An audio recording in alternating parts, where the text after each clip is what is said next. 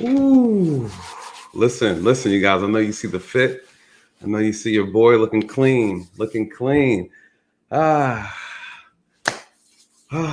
Welcome back, YouTube. This is Nathan Daley. I'm your law enforcement translator, you guys, here to give you insight on all things law enforcement in this, I was about to say crazy country, in this very interesting country that we live in, you guys. You know, there's been so much going on. Thank you for being here with us tonight. You could have been anywhere else, but you decided to be here. So I really appreciate it, you guys. We have a lot to talk about. As you guys know, I have a special guest today. That's why I'm getting all nice and sharp for this special occasion. So what's interesting though, you guys, from now on, I have this whole thing figured out. I'm doing this whole thing, right? So when I have the guests come on, I'm gonna get dressed up. I was gonna do a tie, but I don't know yet. I don't know. I don't want to do that to you guys yet. I don't want to bring the tie out. You're not ready. All right. So what do we have going on? Listen, shout out to everybody in the chat. Thank you guys so much for jumping in. I always say make yourself at home, be comfortable, you guys. You know, we always have difficult conversations over here, and sometimes it gets a little hot. It gets a little hot. We're gonna keep it cool today. As you guys see in the title and the thumbnail, we're talking about the Black community. You guys, it's Black History Month, so we're gonna honor, the great ancestors and have a great conversation tonight. And of course, we're gonna lump in law enforcement. All right, so we're gonna talk about the community. We're gonna talk about law enforcement, but we're gonna get it from a perspective from a generation below me. You guys, I have my guest. Her name is Charrise Lane. She's a wonderful, amazing young lady. She has a lot of insight, a lot of wisdom, and she's doing a lot of great things. And she's aspiring to be a political commentator, you guys. So we want to make sure we support her in her endeavors as well. So of course, I always ask this, you guys. Anytime we have these conversations, just be respectful, be considerate. These are difficult conversations to have, and we're going to get a lot of insight from her, you guys. So I have a list of topics. We're going to be talking about Black Lives Matter, of course. We always got to have a conversation about that. We're going to talk about, President Biden's crack pipe initiative.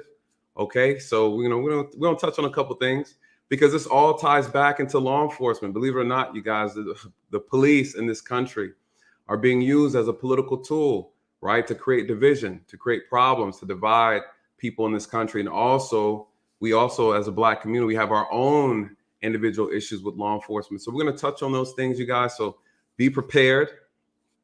I'm excited. Again, shout out to everybody in the chat. I'm going to run through the chat a little bit, then I'm going to bring her up because we can't keep her too long. You know, she's a busy lady. All right. She's out here making moves.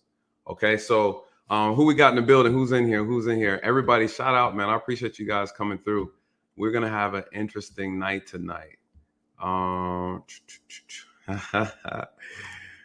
Okay. Hey, Yolanda. Okay. Yolanda, see her boy looking fresh tonight. Yes. Thank you, guys. Thank you for the compliments. Dre, I see you. Court today. I'm trying to stay out of court, man. My case is coming up too, you guys. My case for my accident is coming up. So, I got to prepare for that as well. So let me get the topics out. You guys, I'm not gonna hold y'all too long. I'm gonna invite my guest up. We're gonna go ahead and get it started nice and early. Let me see if I think she's ready. She's ready. Now listen, you guys, fellas in the chat, you guys calm down. Okay, calm down. I don't want you guys getting too crazy when I pull her up. All right, so let's see. Here we go. Thank you guys so much. Thank you so much. Thank you so much for that super chat. I really appreciate that. You guys, we're gonna have a good time tonight. I'm excited. So without further ado, you guys, we're gonna get this thing started. I don't know how TLA sits in a suit like this, you guys. I put on a little COVID weight, so it's a little tight around the edges, just a little tight. I'm not gonna lie. That's why I want to put the tie on, to be completely honest. I don't know how he does it. All right, you guys, without further ado, I'm bringing up my guest. I'm gonna let her introduce herself because she's such an amazing person, you guys. And for the moderators inside the chat as well, thank you guys so much for jumping in. If you could please, throughout the night, drop Charrise Lane's her Instagram and also her YouTube channel in the chat for those, so everybody can follow her. You guys, she has a great following on Instagram. I actually can use some of her followers, right? So, but please, you guys, please check her out and look into her some more. I'm gonna go ahead and bring her up. So without further ado, the lovely, the amazing, the wise, the ever so great Charrise Lane. What's up? Okay, I got you. I got you on mute. You're on mute. Okay, hi. How you doing, Charisse? Welcome to I'm good. Thank you. Thank you. All right, all right. So before we get started, oh look at this, TLO. Yes, you guys, listen. I'm adopting the new name TLO. You guys, the lead officer. I'm gonna practice in the mirror my introductions on it. So I'll be the officer. I'll be the law enforcement translator, aka TLO. Okay, so I'm gonna go ahead and so shout out to Disruptive Minds for this amazing super chat. I appreciate that, brother. I appreciate that. So I've already got my practice. I've been practicing in the mirror. So TLA got to watch out. All right, the lead officer. So Charisse, go ahead and introduce yourself to the people. Let them know who you are. Yes. Hello, everyone. Good evening. My name is Charrise Lane. Like you said, I am an inspiring political commentator. I have a YouTube called Charisse Lane where I discuss all things um, concerning Black conservatism and the Black community from a pro-Black conservative perspective. I have a Twitter as well and Instagram where I also discuss the same things. And I have a TikTok where I do little funny things and videos that pertains to what's going on in today's culture. So if you guys would please first, before we get started, please go subscribe to my YouTube channel, Charisse Mhm. Lane. I've been on and off with being active because I just have had a lot going on in my life. But I have some good content coming out in the next few weeks. So please go subscribe and I'm happy to be here. I'm also an ambassador for a it's kind of a black independent free thinking think tank company called Revolution of One. So I'm an ambassador for them as well. Yeah, I'm just happy to be here. Thank you for having me. Oh no, it's a pleasure. Thank you. You know, you guys, I'm gonna tell you how I found it real quick, and we're gonna jump right into it. So the moderators, I just dropped her YouTube channel, so if you guys can cut and paste that and drop it in every so often. So I was doing some research, you guys, because you know my mission right now is to start doing more collaborations with like-minded people to get the conversation out. I have to be in spaces where people don't want to have the conversation, and I also have to be in spaces where people do want to have it, you guys. So I was doing some research, looking for people I can collaborate with, and I wanted to start reaching out to the youth, right? The generation below me, because they are the ones that are going to be taking over this baton. You know, it's on us, you guys, to groom, to educate, to lead, and even provide some type of assistance to those who are coming after us, right? Because we got to leave them something worth carrying. And so I came across Charisse's information. I was like, oh, she is perfect. You know, I saw her. She had some. She was on the news and she was doing an interview on there. And so I reached out to her, and she was very, very excited to want to just kind of jump on and have this discussion. So, Charisse, thank you so much for Thank that as you. well. So, let's dive into it. Charisse, so you are a pro-Black conservative, all right? And so, can you tell the people what that means, and tell them why you think it's important for us to start looking at multiple options when it comes to political choices as a community? Right. So first, I want to define pro-black. In my opinion, All right, being pro-black to me is putting Black people first, putting your people first in everything, in all walks of life, everything you do, keeping in mind the Black community, right. putting your community first. So I am pro-black. Also, what that means to me is being for Black love, Black family, Black Mm, wealth, Black economics, and I'm for okay, all of that. all right. Marry Black, have Black children, get that Black family together, and Yes, put the money that you're consuming and gathering together with your family back into the Black community. So that's what being pro-Black is to me. And also with when it comes to conservatism, I believe that Black people, especially Black Americans in this country, are historically conservative when it comes to our values, especially. It doesn't really have anything to do with the political party. You can be conservative, have those conservative values, and be a Democrat. You can have those conservative values and be independent. all right. But yeah, it goes back to values surrounding around God, family, hard work, not being dependent on government. That's what I believe. Black people in America, that's what I believe we are historically. We are historically conservative. So for me, I am a pro-black conservative. Combine those things, you get Charisse Lane, and that's basically me. That's what's up. I like that. I like that. That's and see that pitch right there is very it's marketable, you know. And I think we definitely need a new movement, you know, because why do you think a lot of our community or a big portion of our community is very tied to the Democratic side versus not really experimenting on the conservative side? Well, first, a lot of them, they're very in tune with the media. And when Right. you're in tune with the media, especially the media of today, they're going to feed you things that is very believable when it comes to the other side. Right. Also, they have a lot of black people that they welcome into the Democrat Party, and then they use those black people to spew their messages. So if you're seeing somebody black that is down to earth and they're quote unquote welcoming your culture and your heritage, it's gonna be easy to trust them. Right. But if you look deeper into the policies that they're putting out there is not very pro-black. It's not helping the black community, in my opinion. Um, it's like, Right. how Right. can you say that you're for black people, but you're putting out policies for every other people group except for black people? It doesn't really make any sense. The math isn't mathing, in my opinion. Right. Right. But of course, you're gonna have those people that's saying, "Oh well, the other side is racist." Okay, well there are racists on both sides. Okay, and I would say I criticize both sides Mm-hmm. every day, especially on Twitter, but especially Republicans Right. and conservatives because that's the side that I'm on, and I want them to do better. So yeah, Absolutely. basically it. It's funny you say that because I also believe that I don't trust either side, right? I'm the type of guy I don't trust anything. I don't That's take it. understandable. Right. I don't take politics personal, right? I believe it's a business exchange. It should be looked at as a business agreement.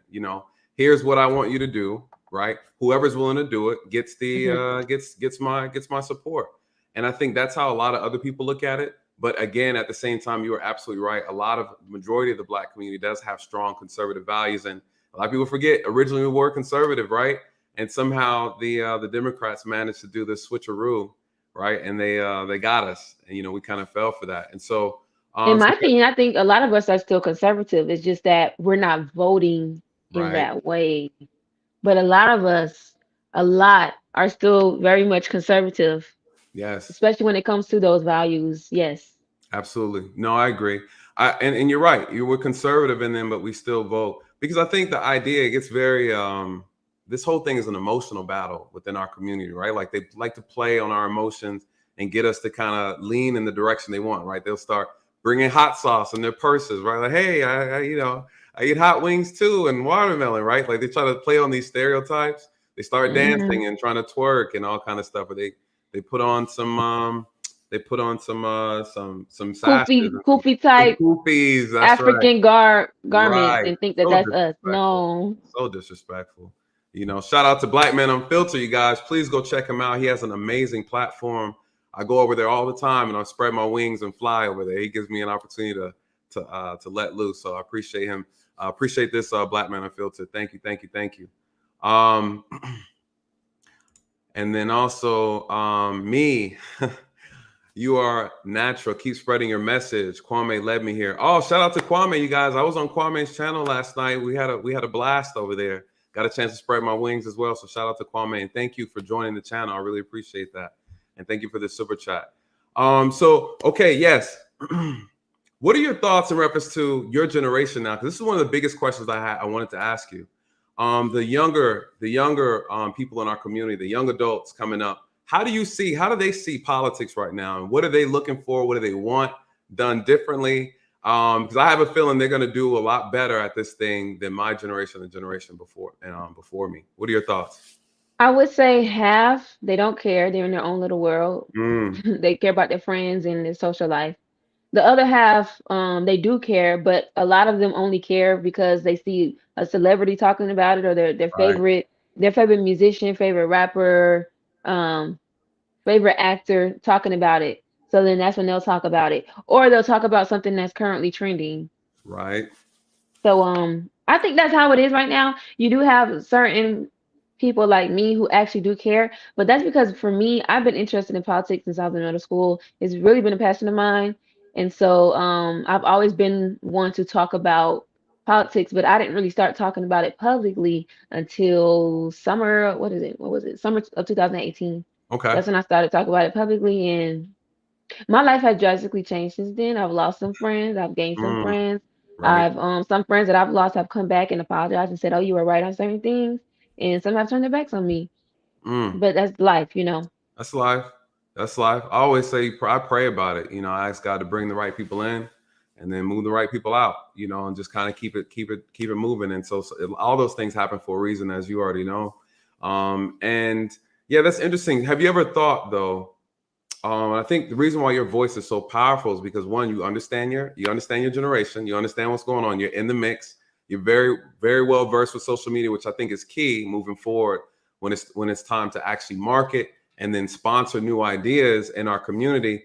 Have you ever thought of like what would be a good way to kind of break that distraction from the youth in our community, get them to be more interested in politics? Because this is how the world rolls, right? The country moves off of politics. So have you ever thought about that and thought what probably a good idea to kind of get them more invested?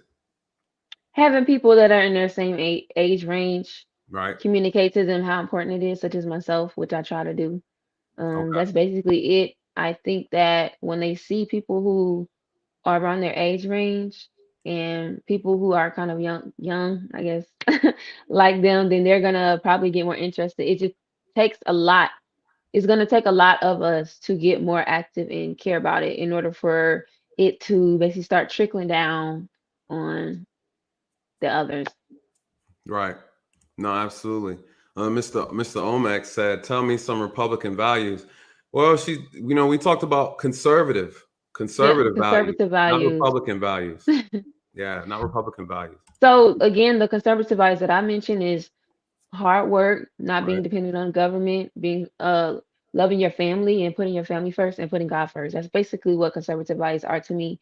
Pretty simple. Really Right. has nothing to do with politics, but people try to, which I kind of understand, they try to associate conservative with Republican and It's liberal with not. Democrat when there are a lot of Republicans who act liberal. And Yes. there are some Democrats, for instance, like people in church who might vote Democrat but have those conservative values. They're evident on both sides. Right. Absolutely. No, I agree 100%. Okay. Interesting. Interesting. So let's dive into some good stuff now. Let's dive into some good stuff. What are your thoughts, right? Recently Joe Biden hit us with and I wasn't going to talk about this because obviously it wasn't a thing since we had started doing this, setting this up, but now it's a thing now, the crack pipe handout. What are your thoughts? And then I want to give my thoughts because, you guys, obviously everybody should know Joe Biden's history in politics, you guys. He ushered in the beginning, or I would say a grave downfall in our community, right? That he purposely did it, and he did it with some tenacity, and he was very disrespectful, And to be honest, the policies and stuff he backed were very racist. The comments that he made were very racist, you guys. And he made it, right? And he told everybody on the world's platform and said, if you don't vote for him, you're not black. You guys, he's so disrespectful. And I've watched some of the old videos again with him, trying to push that bill, and I'm shocked he was able to make the presidency. So, anyways, I'm not shocked about him trying to push this crack pipe initiative. What are your thoughts on that? How did you feel when you first heard it? First of all, I'm not going to listen to anyone or trust Mm, anyone who says that if I don't vote for him, I'm not black. Who are exactly. you as a white man to tell me, as a black woman, what Mm, I am and what I'm not? mm, That's racist, clearly. And the fact that this man even won is just, right. it doesn't really make any sense to me because how they will cancel anybody Yep. quickly. Any politician that says something negative about black people. So it's Right. like, why not him? Second, it's just it's very confusing because you have black men who are in jail for Hmm. selling, Right. drugs Correct. and are in jail for a long time, but then he wants to introduce this. Okay, if you're gonna introduce this, then lay out a plan to have those people be released. Lay out Right. a plan to have those people who have changed their life. They might have sold drugs back in the day, and they might be still in jail, but the ones who changed their lives, lay out a plan to free them. Right. I don't understand how crack pipes equates to racial equality, Equality. Right. equity. Equity. I Yeah. don't I don't know. I don't know who I really don't know who's in charge of this. I don't even know if it's Biden at this point because he's not in his right mind. No, he's not. He's not. I think it's funny you It's say just that. not making any sense. It's not. When I read the article about him making that statement about racial, what did he say? Equity I or think when he said equity, equity. I wonder if this is his way of trying to say, hey, during the crack epidemic, we didn't do anything for you guys. So this time, because even it also stated that we want to make sure the black community gets priority, leaving out the fact that the white community has a very, very large opioid epidemic amongst themselves, you that they know, don't talk about. and they don't talk about that. They like to put us under the bus all the time, you guys. Our image is being hijacked, and it's been hijacked for a very, very long time, ever since blackface, right? They try to control the narrative by using, our image, destroying our image. You could destroy the image of a people. You can make people look at us. They look at us in a way that we're like beyond saving, right? They take our humanity away by destroying our character, destroying our image. So it's one of the most important things that I talk about all the time, is that we have to, as a community, regain our image. And I talk about, even from a law enforcement perspective, is because a lot of these stereotypes come from the media, come from movies, come from music, entertainment. We allow ourselves to play into these stereotypes all the time, and it doesn't work well for us, right, in the long run. Yeah, I was very disappointed with that whole thing, and I plan on doing a video on it, in reference to that, because you I guys, don't even have the energy, honestly. I I don't. know, Like, it's I'm so sick of addressing Biden. It would be pointless for me to keep doing videos on him because I would just have videos for days. Biden, Biden, Biden, Biden, Biden. I don't Biden have all the day energy. This man is just, I'm trying to be respectful because he's still the president of the for the United president. States, but he's acting very much like an airhead. Like he's acting really dumb. And I don't know.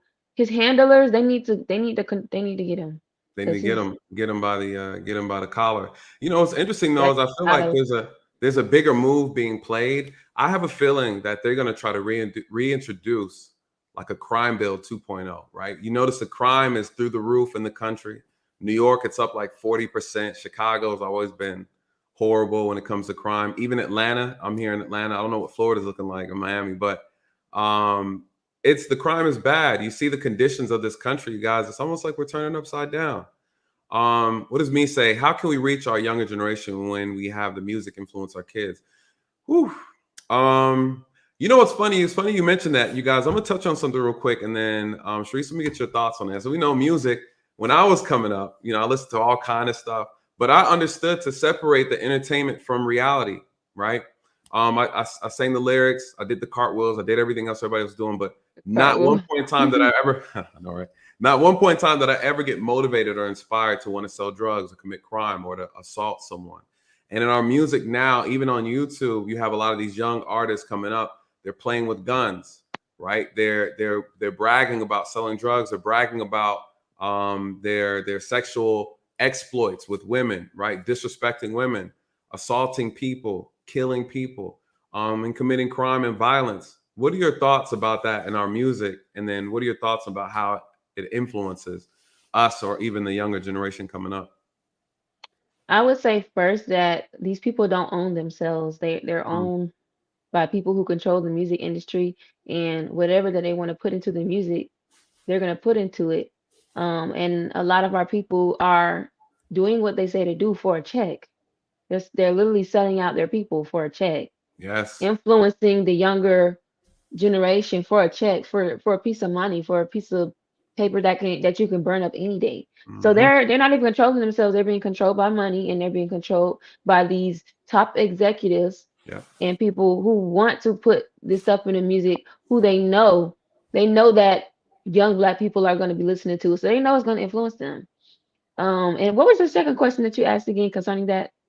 What are your thoughts in reference to how? Well, I mean, you pretty much answered it. I was just thinking Yeah. about how can, in reference to the music, well, I will say this. I'm gonna touch on this real quick.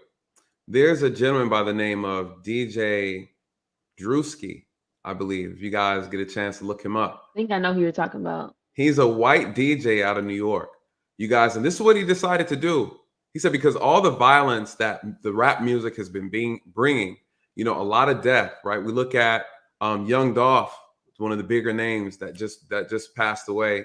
He was gunned down, and they believe some of his killers have been arrested. But what's interesting is this all came from the music. right? The one who shot him was also a rapper, a local rapper as well. There's all this unnecessary foolishness that goes on in our community, guys. These things are part of our culture. Is very toxic. And I guess the question to you, Charisse, is there a way to solve it? Do you see a way where we can actually reverse engineer this thing? Or do you think it's just kind of the love of money is just too great? Half half of me thinks that it's too late. The other Yeah, half thinks there's hope. But you're really gonna have to get into the minds of people who are into music and who want to make music, that your words have power. Anything you put into the atmosphere is gonna happen. So if you're singing about death all day and you're just singing bad about women and bad about killing your brothers and your sisters all day, that's what's gonna happen. right, We have to get into the minds of every person that wants to be in the music industry, which music industry is not even good, it's toxic. Okay, I would just say independent artists, that your words have power. You need to speak life, right, and absolutely. that if you have a big influence already, somebody's looking at you, especially a younger person. They're always looking at you. So you just have to be really wise with the words that you use in your music. Absolutely. No, absolutely. Um, Omek says both parties are ran by the rich. They don't care. All they care about is money. Yeah, I agree. I yeah, agree. I agree too. You guys, this is the name of the game. You know, people talk about white supremacy. I'm not a fan of the word. You guys heard me say it before. I don't like it. Right? I don't believe in it. No white man is supreme over me. Right? God is supreme. So at the end of the day, people can believe what they want to believe. You know, some people said I used to look a little horrible, right? When I was younger.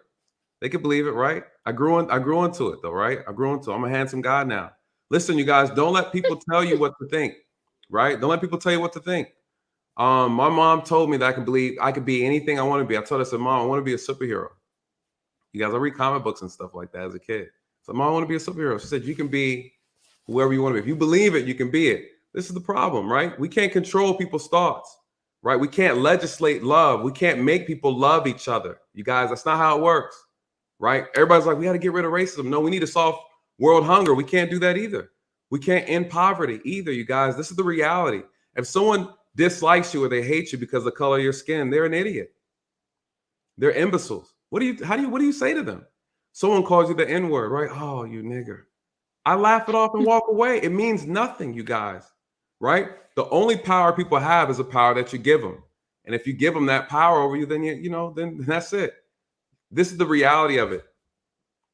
If you can control the head, you can control the body, you guys. That's how it works. And they know that. This is all psychological. So the games of the minds, the mind games that they play. And we keep falling for it every single time. Raymond Tucker. I'm going to tell you about Mr. Tucker. Mr. Tucker, welcome. He's always giving me a lot of pushback on my videos. He's always challenging me, but he's still a good supporter. He stays by. What is key for me is education, conservatism, liberalism, Democrats, Republicans, all words, all labels. Blacks should educate themselves about themselves, know who you are. I agree. And the best way to do that is to have families. We need families, right? Our families are falling apart. Our families have been destroyed. They're under attack. Black men are under attack in this country. So, we got to regain something. We have to get back on the ball because we can't educate what we don't have. I will also say read. Please read, especially read on Black authors who try to educate you on your history. I'm Mm, currently reading a book by Dr. Claude Anderson called yes, Powernomics. You yes. guys, I'm only on chapter 1 and it's really good. It's like it really breaks down why Black Americans are the way that we are because of the history that has gone on in this country and the trickling down effects that has made us the way we are. And you guys, just Dr. Claude Anderson, he talks a lot about Black economics and Yeah. putting money back into the Black community and Black unity and all of that. You guys, please get that book, Powernomics by Dr. Claude Anderson. And he has many other books as well that delves into all that stuff. But yeah, read a book, read. Read a book. And you guys, what was it? What they tell us back in the day when I was a lot younger? They said if you want to hide anything from Black people, you put it in the book. You guys, it's so true. It's so true. When I was coming up, we didn't have all this fancy stuff we got now, you guys. I'm not even that old. I'm 35, right? I'm 35. I grew up with encyclopedias. Like I had the whole Britannica, right? The whole collection where you had everything A and B was in one book, you know. You have to read. You have to, if you want to learn something, you have to actually open up a book. All this information is in front of us, you guys, in our community. There's no excuse at this point. And Dr. Claude Anderson, he's amazing. Also, Thomas Sowell, Dr. Sowell, he's amazing too, you guys. There's so much information that they put out. These are the people we need to be tapping into, not these celebrities. They don't know anything. You know, they don't know anything. So thank you for shouting him out. I have Powernomics. I have what's the other one I have? I have to bring it up here. It's I think I forgot. Black labor, white something. White wealth, black labor, Yes. white wealth. That's Yes. a great book too. I need to read that as well. Yes, so you guys definitely check that out. Again, if you're just getting into the show, you guys please hit the like button, subscribe if you're new to the channel. Would love to have you on this journey. We have Charrise Lane, the wonderful Charrise Lane, about to give us some more wisdom. And also, what was I about to say? Home equity, yeah. I don't know what kind of avatar that is. I got some weird. So you love Trump.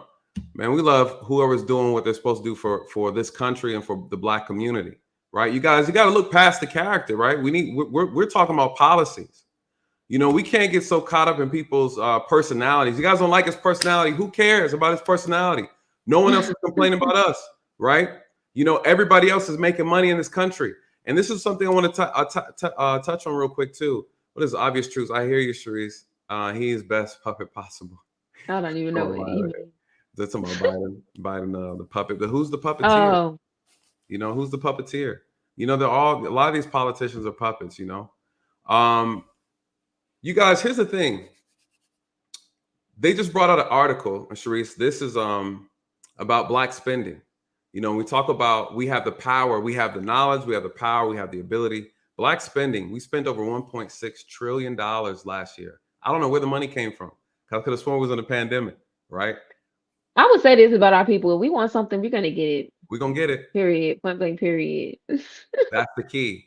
That's the key. You know, Black people, we know what to do, right? If we want something, we're gonna get it. You guys, we know how to. I just feel like we're just not into, right? We're not really into the whole group economics thing. We're just not. I don't see us being into it. It's almost like it's not every man for himself nowadays, and for his family. And his family. Everybody's very independent thinking. And that's the reason why we can't buy politicians like everybody else can, right? You know, we need it. We got to pull our money together and do what everybody else is doing because they're successful at it. We need our own stuff. You know, our wealth, you guys, we only own 1% of the wealth in this country, but we spend $1.6 trillion last year. And so they said that our wealth had decreased, you guys. Here's another thing that's very interesting. $1.6 trillion the Black community spent. We're 13%, approximately 13% of this population. You know what's interesting? The military budget last year was $700 billion, you guys. We spend more money than the military. We spend enough money to build our own military, you guys. Our priorities. We got to get our priorities together. So, Charisse, I know I can't keep you too long. Let me throw a couple more questions at you real quick. Policing. Your thoughts on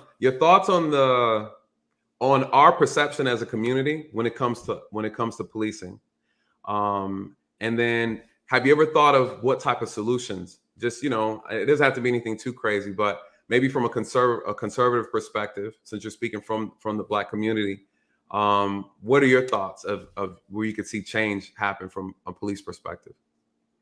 So first, I would say a lot of Black people in the Black community don't like the police.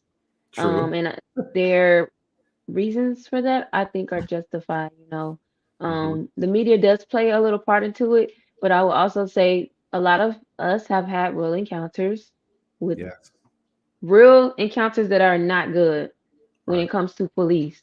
Me personally, I haven't, so I can't say I have, but many of my peers who I've communicated with and people in the community, they have. Now, what I think the solution will be is I think that police officers need to really get into the community, have sit downs, have open forums, do community work. Just show us that you care. That's all I think needs to be done. Show us that you care, and also when it comes to the police brutality matter, and I know I hear some police officers say during those situations that they We're scared. Depending on the situation, I would say yes. I know that police officers, you guys are humans just like us, Right. but you do have a job to do at the end of the day. Correct. Like you, you're expected to do your job. You know, you're expected to do your job with no fear. We're Mhm. not perfect. Everybody makes mistakes, but I don't know. What are your thoughts on what I said? Especially when it comes to you have a job to do, you know, as an officer. And I know you were an officer in the past, so Right. yeah. That's a good question. I would say this is you're absolutely correct. The problem is the fault lies on the. I'll put a lot of the fault on the police department because they are in charge of vetting the people that they bring into their department, right? That's a great point.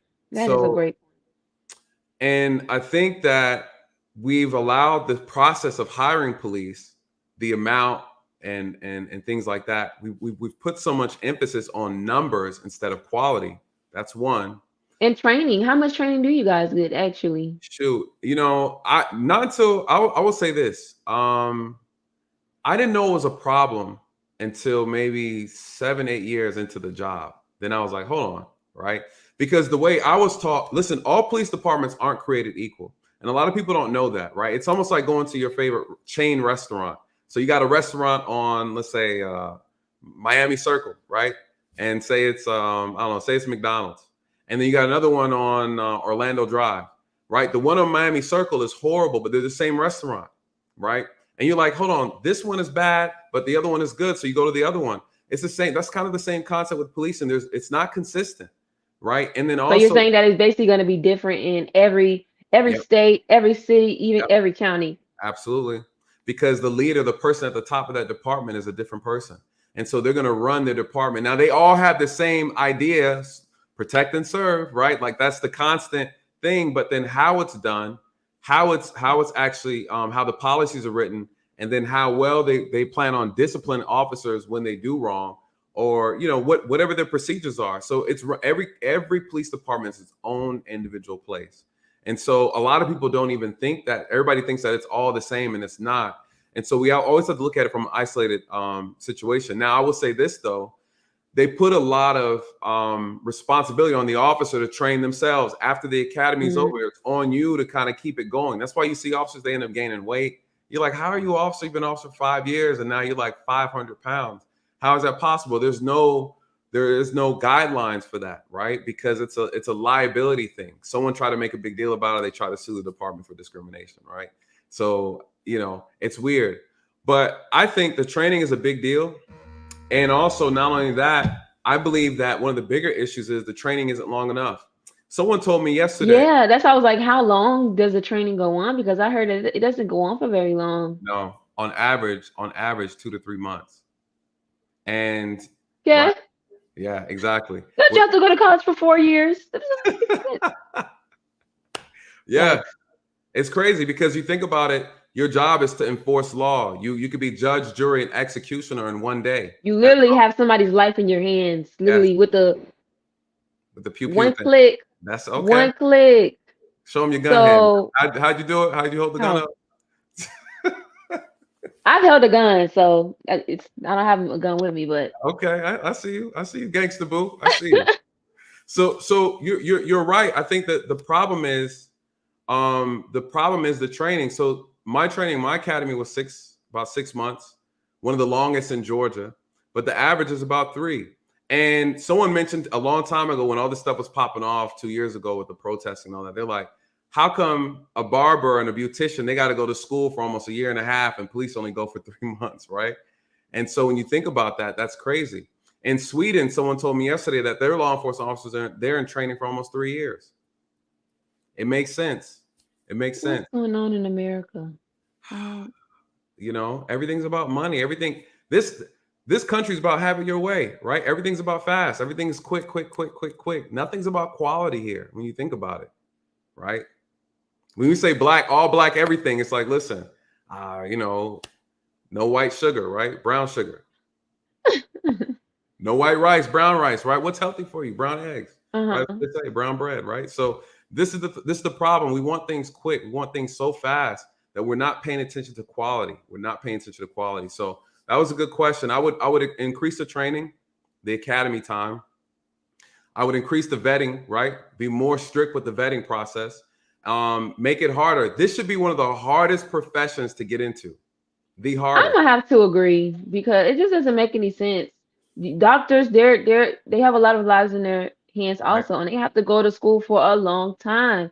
So why not officers that really I knew they didn't get trained for a long period of time, but I didn't know the amount of time that they Right. actually got trained. So 2 to 3 months, that's whack. It is whack. It's whack. And Unacceptable. it is. And if you don't have a good heart, right? That's another thing. How do you examine someone's heart to be a part of the job? You want someone that's loving, compassionate, right? How do you do that? That's the other hard part. You know. What does me say? Thank you again for this super chat. Thank you guys so much for the support. You guys, if you're new coming into the channel, please hit the like button on the way in. You guys says you have to keep videos, keep getting the message out. Don't stop because you don't think no one's listening. If one person gets the message, then it's a win. Keep it going. She's absolutely right. This is motivation for both of us, Charisse. I think we're taking on a big undertaking, challenging the status quo, going against the grain, and pushing and trying to get our people to galvanize our Yeah. people to do something different because we want change. We want a new beginning. We want to usher in something new, right? The revenge of the black community, right? Like a whole movie headline. There's a lot for us to do. There's a lot of work, and we need all hands on deck. All hands on deck.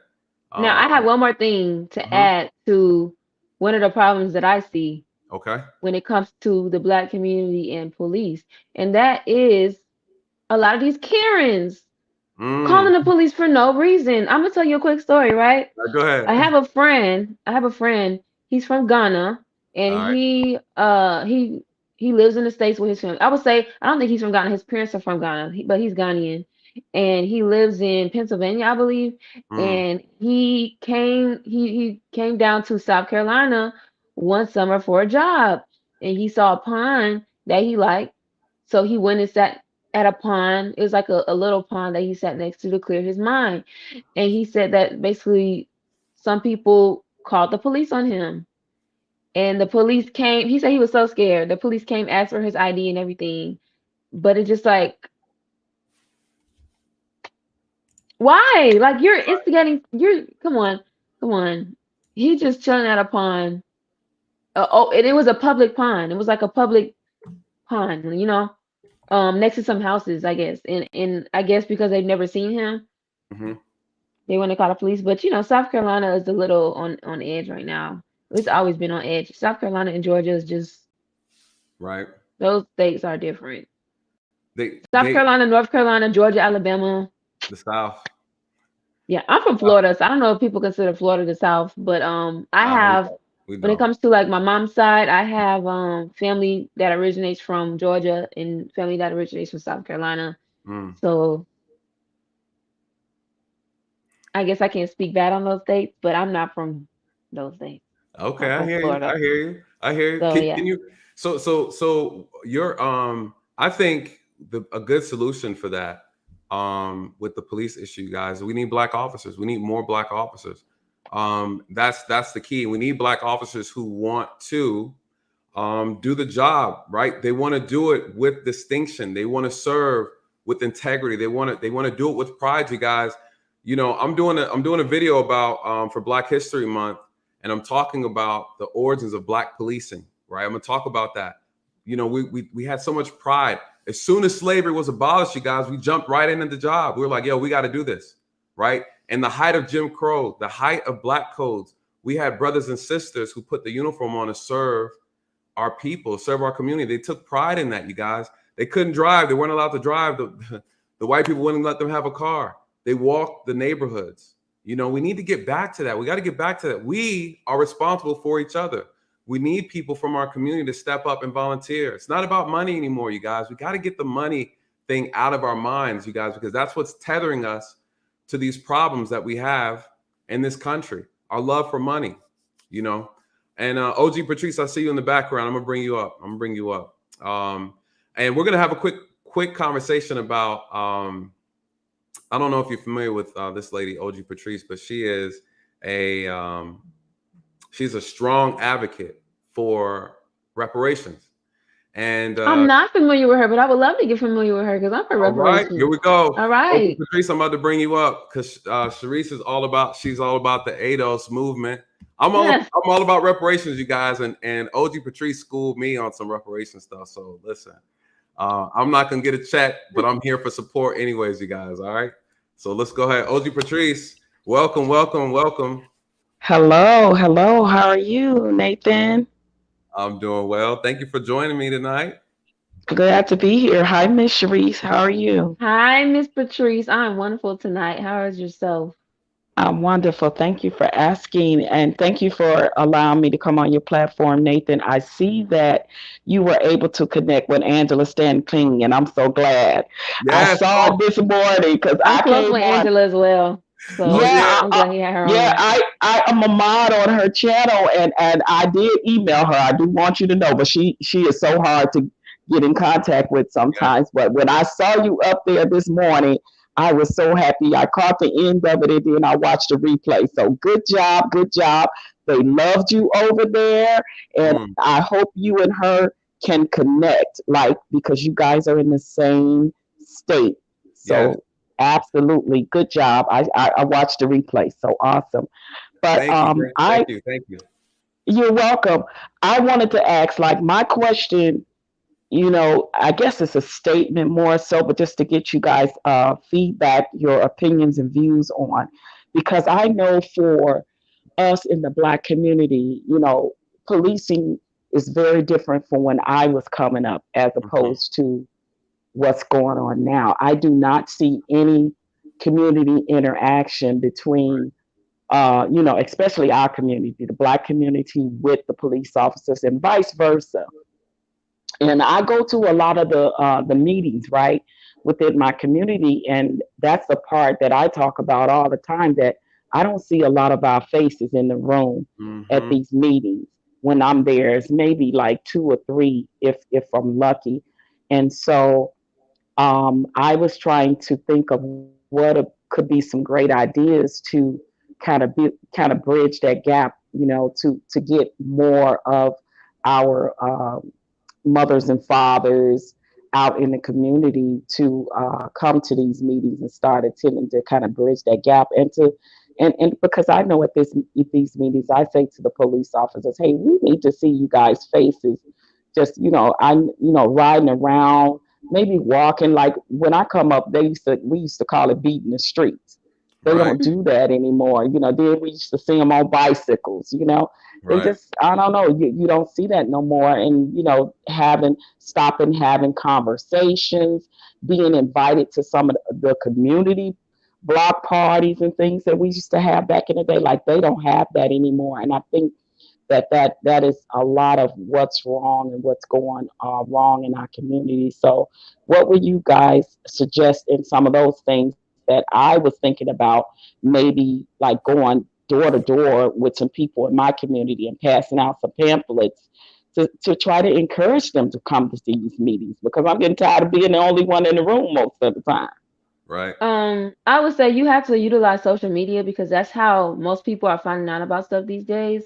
Many people don't know about a lot of the meetings that's going on. It's just not really talked about. So you have to get people who are well known, I would say, in the community to talk about it, advocate for it on social media. Like I would say I've reached a lot of people through social media. It's been a big part of why or how people know about me today.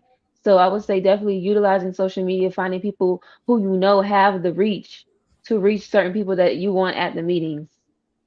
Absolutely, because I know the social media will be more for the younger generation. I'm a baby boomer, so I'm older. It's So like they everyone don't. is on social media now though, like literally, No, especially even a like lot of Facebook. a lot of the ones I know are not. But I would still love to see them though. But Facebook is for, I think, the older generation. So I True. will Yes, definitely Facebook. give that a try, and maybe put a post in the events calendar about up and coming meetings and things like that, You can because I make a would love Facebook to. group as well. Make a Mm, Facebook Okay, group thank you. with the Thank you. community That's a great and suggestion. look, you can be like it'll be like I don't know what you should name it, but you could put upcoming meetings and events that you would like to put out there and then I can even show you how to create like an event, and then I know when people create events on Facebook, people respond that they're either interested, they're going, or they're not going. So you can do stuff like that, but definitely a Facebook group that gives updates on what type of events you're having, what type of meetings you're having, and posting it in the Facebook group and also posting it on your personal page to get out there. Right. Yeah. And because of the pandemic too, a lot you Absolutely. can't do as much, face Mhm. to face contact as you was like. So I was just thinking about like, even old school a little bit with putting some flyers on people cars and things like that too, because sometimes people do like the tangible. They do Yeah. like to converse with people face to face sometimes. So just, to a minimum. But because I've only been in my state for a year, I don't know a lot of people. So Mhm. I'm going to meetings, getting to know politicians. I'm getting to know, my neighborhood and community politicians right now. I don't know a lot of people. And, we live in a world now where you know how our neighbors are. They want you to mind your own business. So so that's why I said put it on the cars, some flyers, because if you go door to door, they ain't gonna want to let you in. Be like, who is this at my True. door? I don't know you. Get away. Like, a lot of people are just afraid. So That's true. without having information on them to be able to do a event on social media right now, because like I said, I'm only getting to know local Right. politicians and things of that nature. So I'm going to have to What state? start like something grassroots, boots on the ground type of organization. I'm in What state are you Arizona. in? I'm in Oh, Arizona. Arizona. Okay. Yeah. You Hmm. know, damn. They don't have a lot of black people there, do they? They have a lot of Hispanics, right? Hispanics, probably Hispanics. Yeah, it's a lot, and a lot of Hispanics, very conservative, though. Yeah. I will say it's a difference. And I'm trying to start my ADOS movement here because they don't have it here. I moved from Nevada and they had ADOS Nevada, so I'm still a part of that chapter. But I'm trying to create my own chapter here in Arizona, and I've been talking to Yvette Carnell and Tone Talks, and they want me to start the ADOS chapter here in Arizona. So Hmm. I'm looking That'd forward be to that good. as well. You Yeah. guys, you guys need to reach out to one another, because I know Charisse is a big advocate for ADOS as well. Yes. I Because Oh, bump that's heads. beautiful. I'm not gonna lie. I have bump heads with some people because in the past, I was on my little I was following some black conservatives who just wasn't they weren't it yeah, wasn't doing it when it comes to the ADOS message. And I will say this, I am half ADOS and I am half Jamaican. So Okay.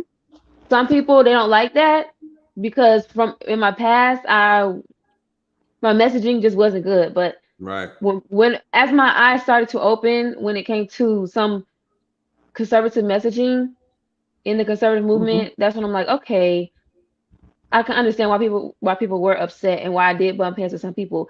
right. I never even used to be for reparations until like 2 years ago, maybe, and I had to do my own research on that.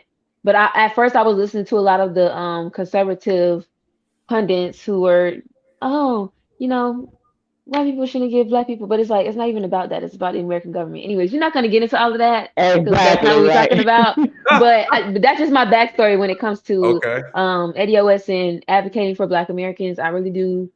That's my passion now, advocating for Black Okay. Americans and our rights and stuff like that. So I will reach out to you or Yes, give me her information. Nathan has my email address. He can just forward me your information and we can go from there if No, that's okay. yeah, absolutely. I'll do that. And OG Patrice she had to school me on some ADO stuff, because I was just like you. My family, we're from Jamaica, so I'm not getting any of the reparations check, but I'm gonna be here having everybody's back, right? I'm here. I'm down for the cause, you guys. So Well, we're allies. We each other's we're allies, all and allies. like I told you, Nathan, it is on the table for our For Jamaican Jamaica, brothers and that's true. sisters. So, That's true. hey, if it happens, listen, that's a beautiful thing, right? Oh, And absolutely. we can keep moving forward and supporting each other. That's what it's all about. Even with this Absolutely. endeavor that we're on now, to try to build the a bridge and the gap between the Black community and policing, because we're suffering. really bad in our communities when it comes to that. I know my family particularly had three bad experiences. I'm originally from Chicago with the Chicago Police Ooh, Department. yeah, My son had one directly with them, and my family had one directly with them, and I had one. And what we got to realize is the police got to realize that when we have a bad experience with them, our trust level goes down. absolutely. You know, like my trust level is like zero point 0.1 maybe if you're Yeah, lucky. yeah, You know what I mean? absolutely. And my black son and my black brothers and my black mothers absolutely do not trust them because of the experience. The And it was experience. to no fault of their own. It was a situation that just happened. It happened years ago, but it was a no knock. They had a warrant Mm. looking for somebody, and my mother stayed on place. You know how you have an address and it's either place or street or Oh, right, avenue. My mother stayed on the place. They were looking for somebody on the avenue, and they came to the wrong house, bust in the middle of the night, gun blazing. Everybody was in the bed and put guns in all of their faces. That's what happened to my family. yeah. So We yeah, something's got to be done about that. I have some good solutions. When we do another show, we're gonna talk about some solutions. I'll bring people up and talk about it and share what my thoughts need to be, you guys. I have some really good ideas that we're gonna try to implement here in Atlanta and then see if we can pilot some things. So I'm in the works talking to some local folks, and so we're gonna get some moving. And to your point, me and Miss King, Angela King are gonna link up as well. So we've been talking a lot about that. So We need to Awesome. talk about Amir Lock because this no not warrant mess has to end. let's talk about it. Exactly. Let's talk about it. Yes, So Miss Patrice, absolutely. let me roll you out. I got some people filling Okay. up in the back, and All right. thank you. Thank you so much. It was nice Absolutely. meeting you, and thank you. I'll talk to you soon. Nice meeting you. All right. Take care. You All right, too. all right. Okay, let me see. I'm gonna bring up this gentleman before Mr. Sadster. Give me 1 second. I'm gonna bring you up in 1 second. Luke Hazley, thank you so much. I want to shout out to Luke Hazley. She's always supporting me over here on the channel. She is so amazing. She said the number one thing we need to do is stop watching and subsidizing the media complex, selling fear and division for a reason. Absolutely, absolutely. Do the research outside of regular media channels and question everything. Question everything, you guys. Question everything. And because our community is so fractured, we don't communicate well, right? They did a good job of breaking us down. You guys, a lot of us don't even know our neighbors, right? And so what OG Patrice is saying is that she's the only one showing up to these meetings that have to do with how we're governed in our own community. We're not present. You guys, our priorities are backwards, right? We got to get on game. So Lucchese, thank you so much for that. You're absolutely right. I'm gonna bring up this gentleman here. We haven't had a talk in a long time. Mr. Sadster, how you doing, sir? Oh, I think I'm alive. You think you're alive? Listen, Yes. What a it's a pleasure. wonderful lady. Is she? Oh, thank you. Isn't she? Yes. That's Welcome. this is Black History, Black Melanin Month. Her melanin is on full display. It's popping. Hair, There we go. Hair. Ah, hair. get him. I Get love him. the hair. What did Uh, Block Bender TV say? Oh, shout out. Matter of fact, hey, thank you so much, Block Bender. We just met on Kwame's channel yesterday. We had a great conversation. He said, never give anyone that power over you or your people. Absolutely, you guys. An admittance of weakness. Your ignorance is someone's victory. Facts, facts, facts. And listen, you guys, we're the top spenders in this country. And again, we have to talk about that. We spend so much money. Again, our expenses is someone else's someone else's income, right? I Someone think a lot else's. of politics is just around greed. Absolutely. And I think greed is one of the biggest problems for all of us.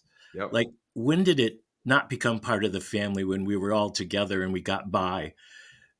I was raised in Chicago, Right. and we were raised pretty poor, but you grew a garden. And my parents put clothes out on the line. We didn't have a dryer, and we didn't have all the wonderful things we have now. And I think we're missing that. That was a community. You could go to your neighbors. I can remember as a child, like mom would say, go next door and borrow a cup of sugar. Right. You could go get a cup of sugar, or a couple eggs. Half the time now, you don't even know your neighbors, Nope. and Nope. they don't want to know you. Nope. And the division between black and white, it's never been a problem for me, but I just don't understand the hatred. Coming from Chicago, it was more open. And I live in Southern Illinois now, and I might as well be in Alabama.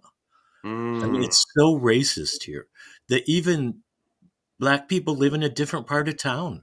right. It's getting different now. I mean, I'm 73 years old. What year were you born? Because I know you were. 1948. Whew. So I, So let me ask you this tonight, because I love when you come on here, because I get a chance to ask you questions that only you can give us perspective on. What 1948? God, dog, what yeah. was My going on? grandma was born in 1947 and my grandfather 1943. Whoa, So I'm this old is enough during, to be your grandpa. yeah, this is during the Jim Crow action time, wasn't it? Jim Crow. Well, I went into the Navy in 1965, Okay, and I was stationed in Charleston, South Carolina. okay. And coming The Civil from, Rights Act was passed 1964.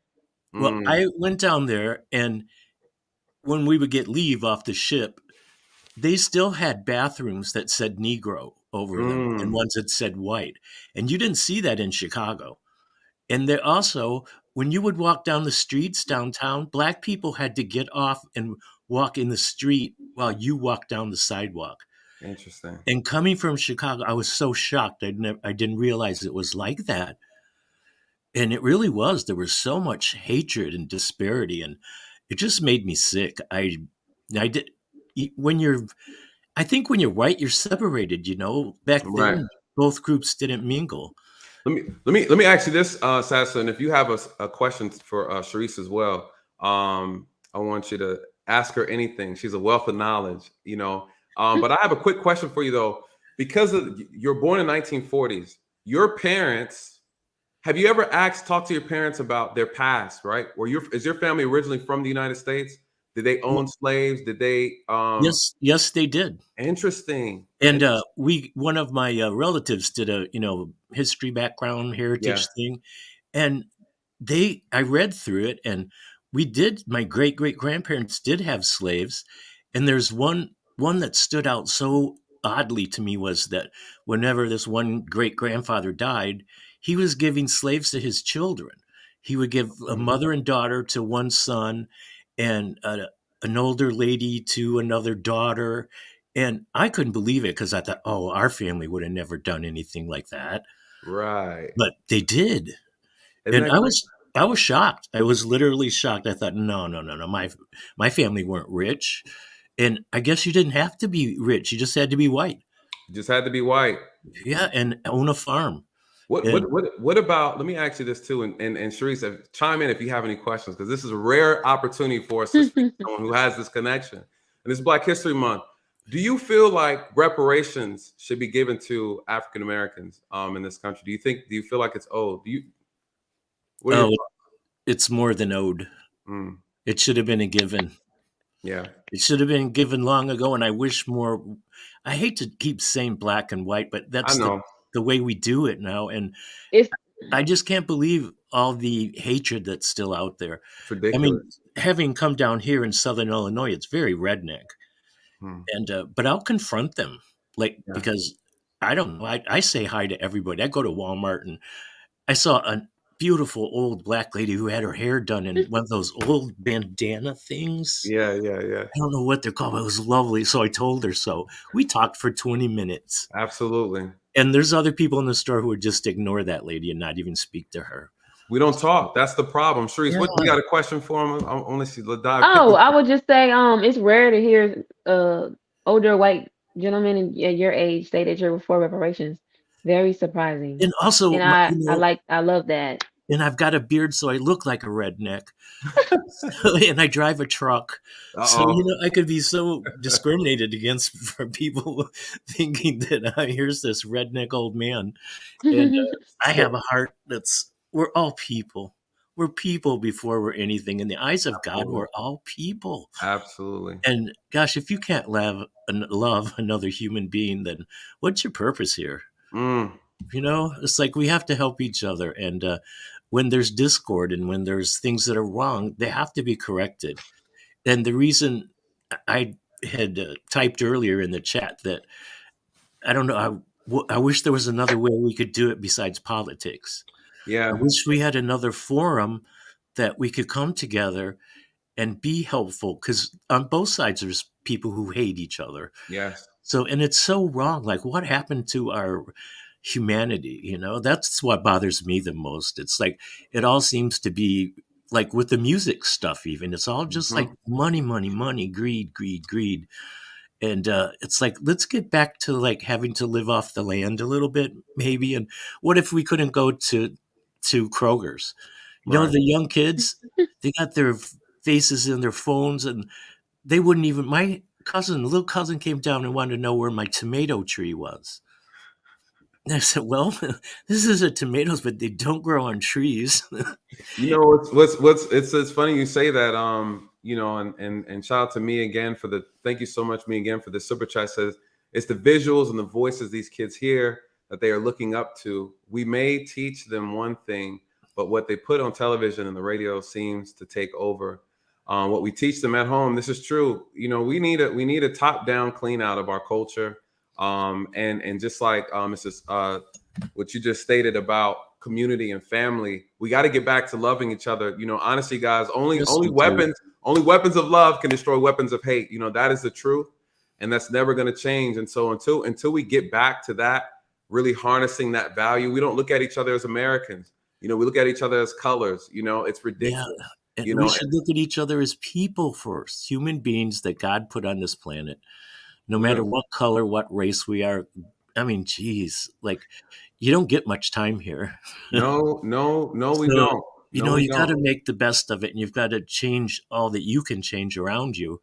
And one more thing I might mention, I was at Friends, and they had this, big 800-foot screen TV, and they had this rapper on, and it was a woman. I don't know her name, but it was absolutely filthy. The language, what she was singing, right? It was like a porno, like a verbal porno. And Yep. it shocked me. And they had their little kids in the room, little, 2 and 4-year-old. And it just shocked me. And it wasn't, I mean, I'm sure that white people do the same thing. It was just, it was this black singer, and I didn't know her. And I was absolutely shocked. I had no idea that stuff was even allowed to come on the, media. Radio. So I guess I'm a little behind times in that area, but I don't think that's good for us. It's not. I don't think that's good for our children, and they're our future. If we can't make the little children feel good and feel happy about life and change these things that are so wrong, I'm an optimist. I don't want to think that we can't change it or that we can't talk to each other. That's why I enjoy this show. I know that I'm welcome. Yes, absolutely. You're not being segregationist I'm here. Not at all. Because But I think people might think that, I think people think, well, it's only for the blacks or it's only for the whites. Well, no, it should all be for us all. Absolutely. So any little thing I can do, I am more than glad to do. And Charisse, I've watched your channel. In fact, I appreciate it. Yes, I'm subscribed, but I don't always get into the chats because I'm not really good at typing and doing all that. No, your support though, you coming here and just having the conversation is what we need. It's what's lacking. I have white friends, I have Hispanics, Asians. I have friends. I have multicultural friends. I have a German friend. I got a friend in Poland.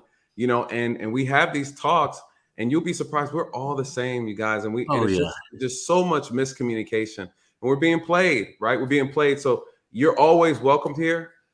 Thank you for being transparent and honest. I always love that. The first conversation we had, I asked him about white privilege, Charisse. I asked him about white privilege and how he felt about it. And I kind of joked with him and said, told him he blew his white privilege, because he went through some hard times, but he bounced back. He's a good guy, so you're always welcome back. I'm gonna circle you out. Thank you again. Right. Anytime I'm on live, please jump on. All right. Thank you. And so nice meeting you, Charisse. Is that how it's pronounced? Same to you. Charisse. Right. Yes, Charisse. All right. You guys have a great night. And thank you. Have a good night for having me. Thank you. Absolutely. I appreciate it. Absolutely. Anytime. All right. Good evening. All right. Listen, everybody's welcome here. How we going on time, Charisse? You good, little? I got two more. I got two more people. You good? Just want to ask you. Listen, you Yes. guys. All right. I can't keep her too much longer, you guys. She's a busy lady. All right, she has some power moves to make. Okay, she's over here making moves. All right, so I got a time is money and money is time. My brother Bernard, I'm gonna bring Bernard up. You got a question for the lovely Charisse. Bernard, Yes, what's going on, brother? how you guys doing? How y'all doing? We're Good. good. You look like the Wizard of Oz back there with the way you got the No, not quite. I have a question for you because my daughter is watching right now, and she was like you, and she's in Lynchburg, so y'all know I was going crazy with her going to school up there. I was just like ready anytime. She was holding rallies up there. How does your father and family and males deal with you being the forefront of what you do in this type of political move? Because it was hard for me. And my daughter's still talking about doing her podcast now, so she's probably watching you. She's probably going to subscribe to you and whatever happens with that. But how does your family deal with that? Because, you know, good question. To my daughter, she was like, Daddy, I feel like you, when you did things, I feel like the outcast because of the city she's from. And they would never think out the box like her. How does that work with you? I would like Yeah, my dad, well, we have differing ideas when it comes to politics. So we bump heads, but my dad, he said he loves me and he supports me. Same with my mom. Well, my mom is like a more of an independent type person, so independent thinker, you know. Okay. They worry sometimes about my safety and yeah, about people like just knowing me, but for the most part, they support me. You know, in the beginning it was hard because they weren't used to it. But I've been publicly speaking on politics and everything like that since 2018. So Okay. you honestly you just have to get used to it and be open to your daughter and what she wants to do. You know. The only problem I had with her is when she had did a rally. And when I heard what she was talking about in the rally, she never called me. But pretty much she was saying, just because I'm black, when you see me walking down the street, this is like 2018, you don't push me aside. It was two white guys that did. She knows. Y'all would have never met Bernard. That's probably. Yeah. You see what I'm saying? So yes. I'm not trying to rat you out to your dad or your family. Nathan know where I'm going, but you know, no, absolutely. It's a father-daughter thing, and then it puts It the cops is. like him in a situation, even if it's a black cop, it's like, hey, bro, you can't come up here and do this, you know. So it's all a learning for all three of us up here, you know. And I just wanted people to know what Charisse does, and people like her, man or woman, people who have partners, even cops or anybody that takes a stand in something. People, it's a sacrifice. Yes. Y'all need to know that it's a sacrifice, and a lot of them feel like lone wolves. I know that because I personally dealt with it with my daughter. She doubted herself a lot, but I'm a great motivator, you know. Right. So I motivate you, Charisse, what you might not Thank get. you. Always just think of me and Nathan. I know I can speak for Nathan because he's a good-hearted dude. And that's something. That's why my show's called Facts and Uncomfortable Truth. This is the other stuff we got to talk about. Oh, it's great that, you know, Nathan is giving the cop side and Charisse is giving the other political side besides Democrat. But y'all alone, y'all know what I'm saying? Y'all. I'm kind of used to it. Even growing up, I didn't fit in. So it's like when it comes to politics, this is nothing. I really grew up being in the out crowd, not being invited anywhere. I was a little church girl, goody two shoes type, who nobody invited to nothing because I wouldn't do nothing, you know. So I'm used to that. Yep. I'm literally used to that. So it hurt at first when it came to politics, but it's just like, girl, this is nothing for you. This is nothing. Right. So yeah. And I would piggyback on that. You're absolutely right, Bernard. What ends up happening is your passion starts to overtake your fear, right? And I said this before. You probably haven't heard me say this, but it takes bravery when we talk about law enforcement. It's brave to put the uniform on, but it takes courage to do the job, right? They're two totally different things. And it's the same thing with Charisse and others like us in this space who try to speak out, want to speak out, and want to see change, right? Martin Luther King, Malcolm X, many others, right? Marcus Garvey, right? We got to shout out our kinfolk. So, Oh, yeah, you know, doubt. the thing is, you know, it's brave to have these conversations. It takes courage to get out here and do something about it. And this is what we're lacking from our community as a whole. Lift up the right leaders, right? You know, we have a lot of false prophets in our community. And so we gotta be able to call them out. We gotta call them out, you know, and again, you have you know, people want to hand out crack pipes in our community, think that we're just out here all smoking crack, right? It's disgusting, you know. And Bernard, you know, also let me tell you this: if she's ever interested in coming on and having a discussion, man, she's more than welcome. Just shoot me an email, and I got to get back to you anyways too, Bernard. I got Oh, you. no problem. Yeah, I've been swamped. No. Look, I so- did. You remember what that show was about? Nobody Yes. was answering questions. They were doing politician stuff. Yes. See, this is another thing nobody talks about in the Black community. I ask you a question, and you go politician on me. Just answer the question. Just answer the question. Just answer the question. you just answer the question. We want to, Charisse. You want to tackle a little bit on that? The no knock thing. What's your you want to? Or we want to save that for another time? Yes, we can talk about Amir Locke. Okay. He's my age. I'm 22. Oh, that's That right. really could have been me. That really Right. could have been me. I can't imagine. They said that he was sitting with a blanket, chilling in his house. I can imagine a police, and I'm in the hood, okay? I'm not in the ghetto, but I'm in the hood. I'm in a black neighborhood, okay? I'm in a black neighborhood in Orlando. I can imagine the police banging on my door and busting in, talking about we have a warrant, which they said they had a warrant, but it wasn't even for him. Correct. I can imagine that. I can imagine dying in the comfort of my home, like just getting, you know, killed for nothing that had nothing to do with me. Right. Something that had nothing to do with me. It's unacceptable. And situations like this have happened time and time again. We need to end no knock warrants. It's not adding up, and it doesn't really make any sense why we still have no knock warrants. Can someone explain that to me? Because Someone I'm I the would only leave one. that to the math Nathan. isn't I mathing. would leave that one to Nathan. Yes, you, because the math's not mathing. I'm looking around at Bernard. Bernard, what's he? Well, What you think, Bernard? it was more because my daughter's only 23, so she, you know, y'all are she's all young the same too. age. Okay. Yes, so it's, man, I'm telling you. So us growing up, we never heard about that. They were just they coming through. Yeah. I mean, you talk to some of the old heads, it's like from New York and VA and the bigger cities like Miami. I mean, we just not hearing about the no knock warrants. I mean, and I'm gonna tell you, some of the most educated people you'll talk to is like that show that 50 Cent did about that real guy in real life who was locked up and became a lawyer inside. Some of the most guys has been locked up. Okay, Nathan, I ain't tell you this, and I'm not gonna hold y'all up. When I worked the prison system, this guy said I got life in that snitching. Back to what Charisse was saying earlier. This guy got life. He said, Bernard, he said, officer, I got life in that snitching. And I met like 30 of them.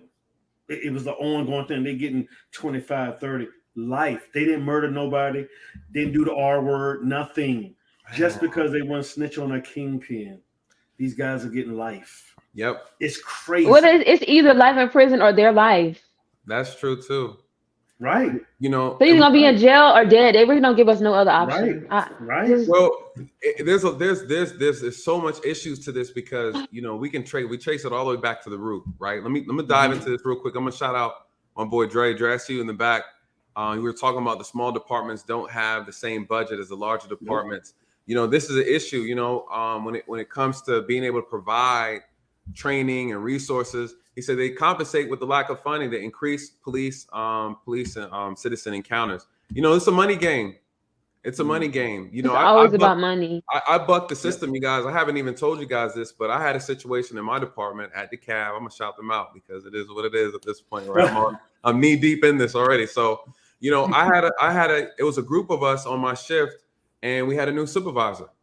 And they brought I was about to say the name. They brought the supervisor down because I'm gonna just say it. She promoted tickets, right? She was a ticket person. And we were like, hey, we don't get down like that here. We don't do that over here on this side. And she started punishing us indirectly, you guys. And so what we did was we started writing a bunch of warning tickets every time we pulled somebody over to kind of get back at her. So you guys, you don't realize it, but the police we'll buck the system on the inside, right? We'll have our own little minor protests on the inside within our own department. You know, these are things that you guys don't see. It's politics all across the board. So there's a lot of mess that goes on, right? It's money. Everything is always about money in this country. And so shout out to Jermaine. This is a great guy right here. We had a conversation yesterday on my stream. He provided some great insight. Prior law enforcement, prior military. Thank you for your service again. He said, just imagine how much empathy the Black community would have for police if more of us could say, my dad is an officer, my brother is a trooper, etc. He's absolutely right. You guys, listen, unfortunately, in this country, we are not placing ourselves and putting ourselves in position of power, right? In law enforcement, we got 700,000 police officers. Only 12% are African-American. You guys, we need to step up. When we talk about the criminal justice system, we talk about law, right? We talk about how these prosecutors are throwing out life sentences like Skittles, right? To Black people. We know the disparages, right? The differences when it comes to whites being prosecuted and Blacks being prosecuted in reference to sentencing, right?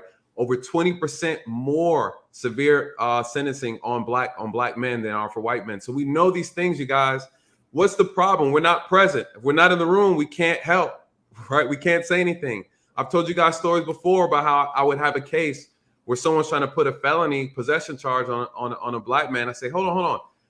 He only got 4 dime bags. You're going to give him selling and distribution for 4 dime bags?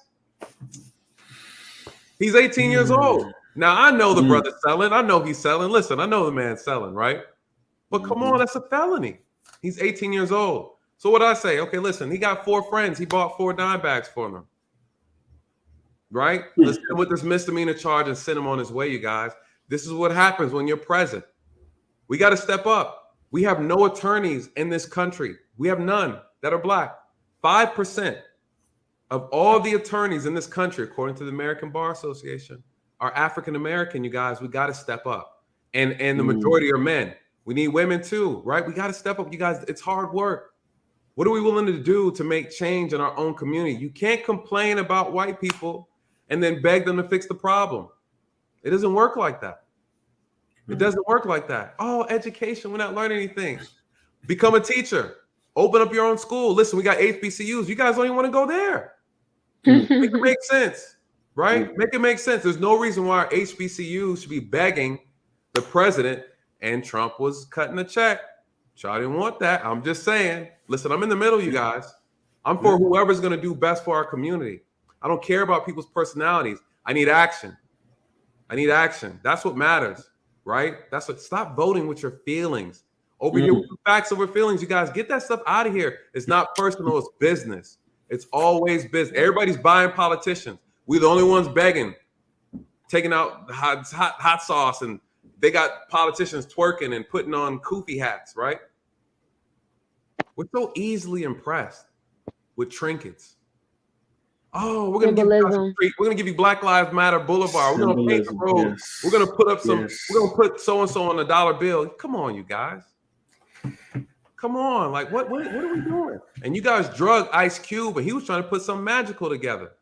Make it make sense.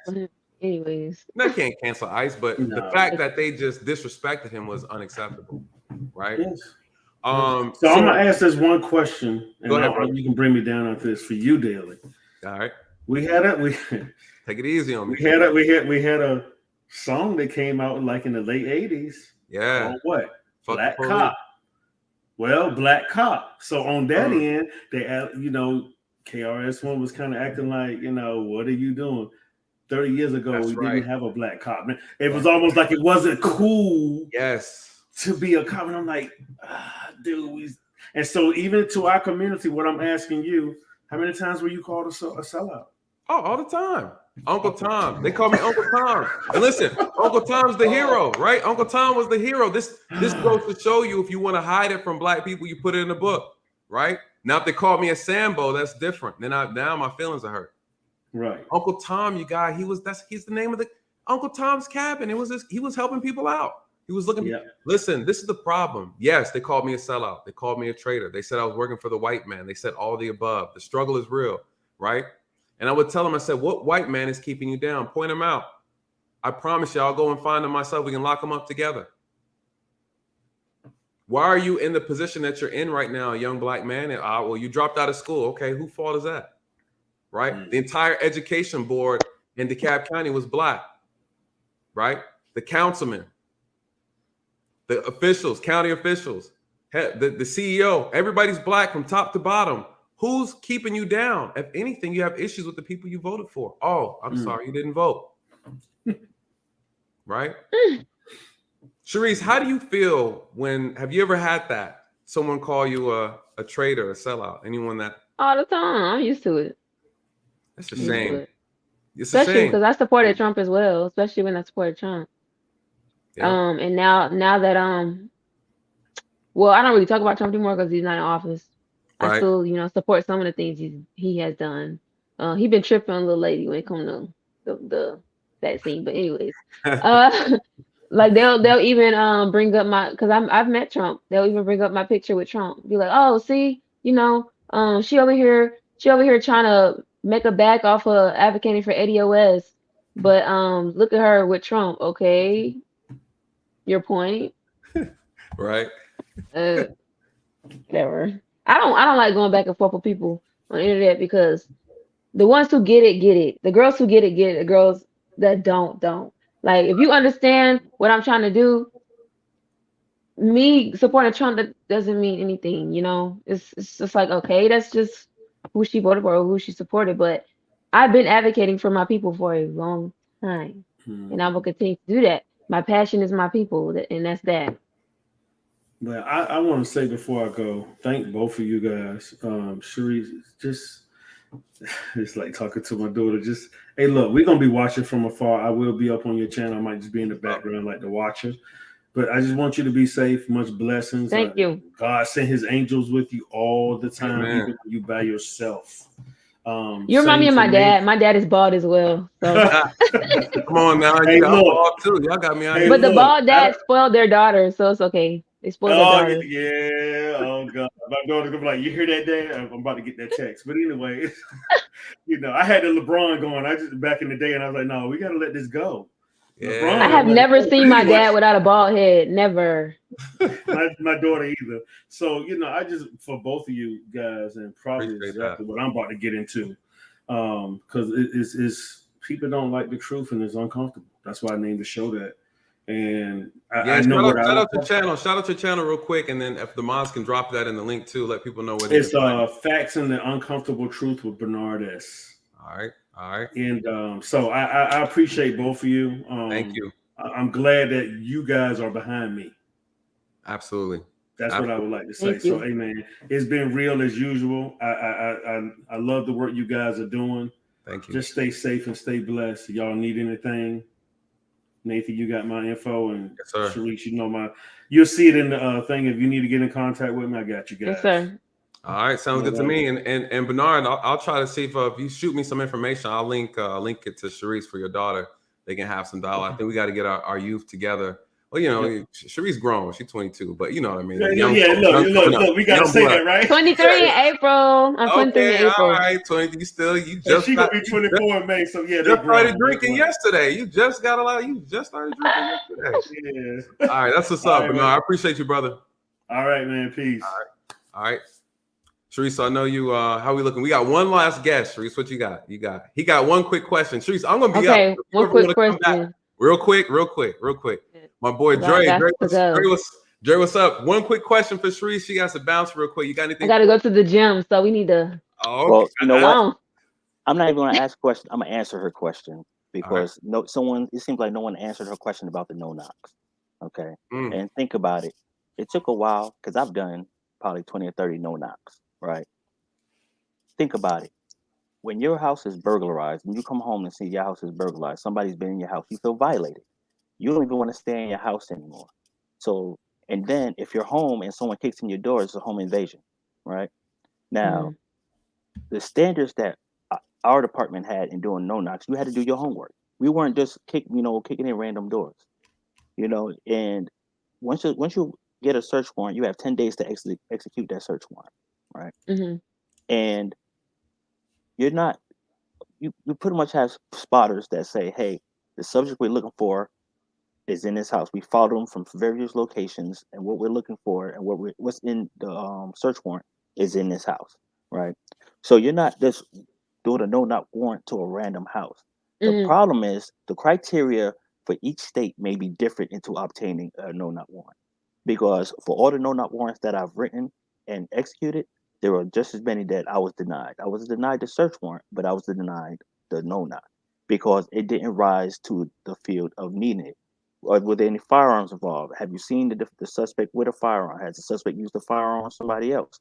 You know, now all my no-knocks were violent offenders, and we followed them. And every no-knock, they were armed and they were ready. Okay. So you're basically saying it is different for every department in every state, every county, every city. Like it's just different. The protocols are different when it comes to no knock. The protocols and the criteria, because at the end of the day, one second, Dre. It's the criteria is the same. The issue is the problem isn't so much the ability to do it. The issue is the actual professionalism, the training, and the quality of the person that's executing. Because you always need evidence. You always have to have probable cause. The elements of the crime and reason for actually carrying it out are always going to be the same no matter where you go. The issue with the no-knock warrants and just warrant executing in general, and Dre will speak to this, is the quality of the person using the tool. It's a tool in our toolbox, and people are abusing it. This goes back to training. You need more training. Everything goes back. Everything goes back to training. Listen, Dre, not to cut you off, but I know Charisse has to bounce. Yeah, she got to go. And, well, you're an officer, Mr. Dre. Me and Nathan was in the police academy together. Yep. Well, I just want to say thank you guys for your service. Thank you. I respect Black police officers who want to make a difference and who are trying. That's it. Like, well, I'm no longer in the police department. I'm an investigator with the DA, with the district attorney's office now. So, thank you for being in it, though. Oh, no problem. You know, my job is to make sure that these cases go to trial and there's fair judgment on both sides. Absolutely. Thank you for that as well. And that's a brother now in that space, so he gets to vet a lot of the BS. Yeah. And this is why it's so important that we need to have more of our people in these positions. He's not cutting anybody no breaks, but what he is doing is making sure we're being treated with equitable treatment, right? The equitable treatment is there on both sides. He's like, hold on. You're doing this, brother, right here, a little shady. I don't like that. You need to fix that, right? If our eyes aren't present, then we can't affect change, you guys. We can't do it from the privacy of our sofa. Dre, I'm gonna drop you down for 1 second. I want Charisse to give her her final closings. I got to give you the floor, Charisse, before you bounce. Give us again. I just want to say thank you for taking the time. I know we went over just a little bit, but I appreciate it. Like 40 minutes, but it's okay. I owe you. I'm gonna come to your channel. We're gonna drop my cash app now, because I need that too, you guys. So Charisse, give us your closing statements. Let them know where they can find you. Again. First, lastly, happy Black History Month, everybody. I am B1, Black First. I'm for my people, will always be for my people to the day I die. And if you're Black, you should do the same. Always even if you're from different communities, always put your people first. Put your community first. My name is Charrise Lane again. You can subscribe to my YouTube at Charrise Lane. My Instagram is Charrise Lane, CharriseLane. My Twitter is Charisse J Lane. I do have a TikTok as well, and that's basically me, you guys. Stay being a free thinker. Don't let people dictate what you believe and how you believe it. You be that leader, and lead the way. And that's it. Excellent. Thank you so much, Charisse. Wonderful words. Very inspirational, you guys. Please check her out. Moderators, if you could drop her link in the chat again. You guys, please go and support her. We have to support the next generation, those who want to take this lead and take this fight to the front. All right. So Charisse, thank you. I'm gonna put my cash up in the comments too, because send it to me. I'll drop. Matter of fact, drop it in there. You guys, if you want to go and support her, you guys, listen. This work that we do is not easy, you guys, and it costs a lot, right? We do this out of our own pocket. So anything you guys can willing to give to help support please go to her channel. Please donate and help her out as well, you guys. This is a lot of work. It's not easy. Check out her work. Very wise. A lot of wisdom. Charisse, thank you so much. I really appreciate it. Really appreciate it. Thank you for having me. Absolutely. Bye, you guys. All right. Peace. Yo, Charisse is the man. She's awesome, you guys.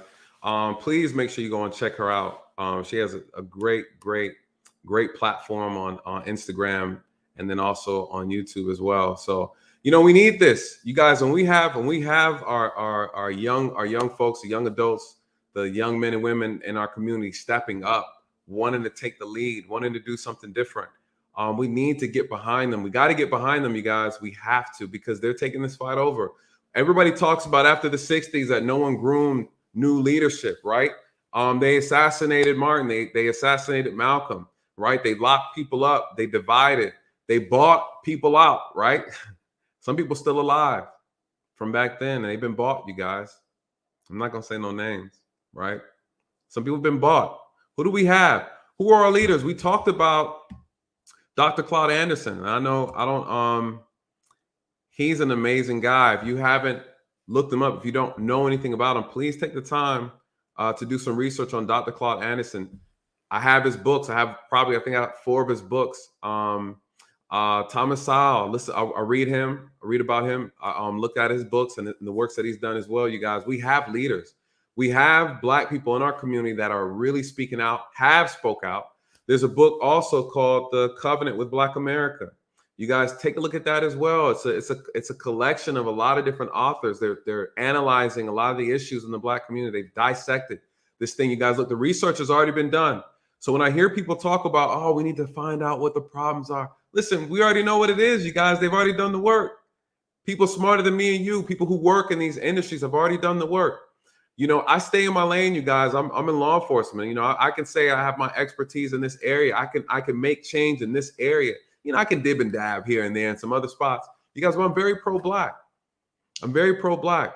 At the same time, pro-law enforcement. We need the police. We just need better officers. Listen, a lot of the officers are really good. Unfortunately, the media advertise all the bad ones, right? So what is the reality, you guys? We have to step up. There's no way around it. There's no way around it. We have to become more invested in the things that we see value in. Listen, first of all, let me pause real quick and give a shout out to this outfit that I have on, you guys. I look very sharp. I just had to say that. I need a tie, though. Shout out to TLA. I got to get one of them colorful ties he's always wearing. Let me see. Let me go through here. Listen, if anybody wants to come up, I'm going to bring Dre back up.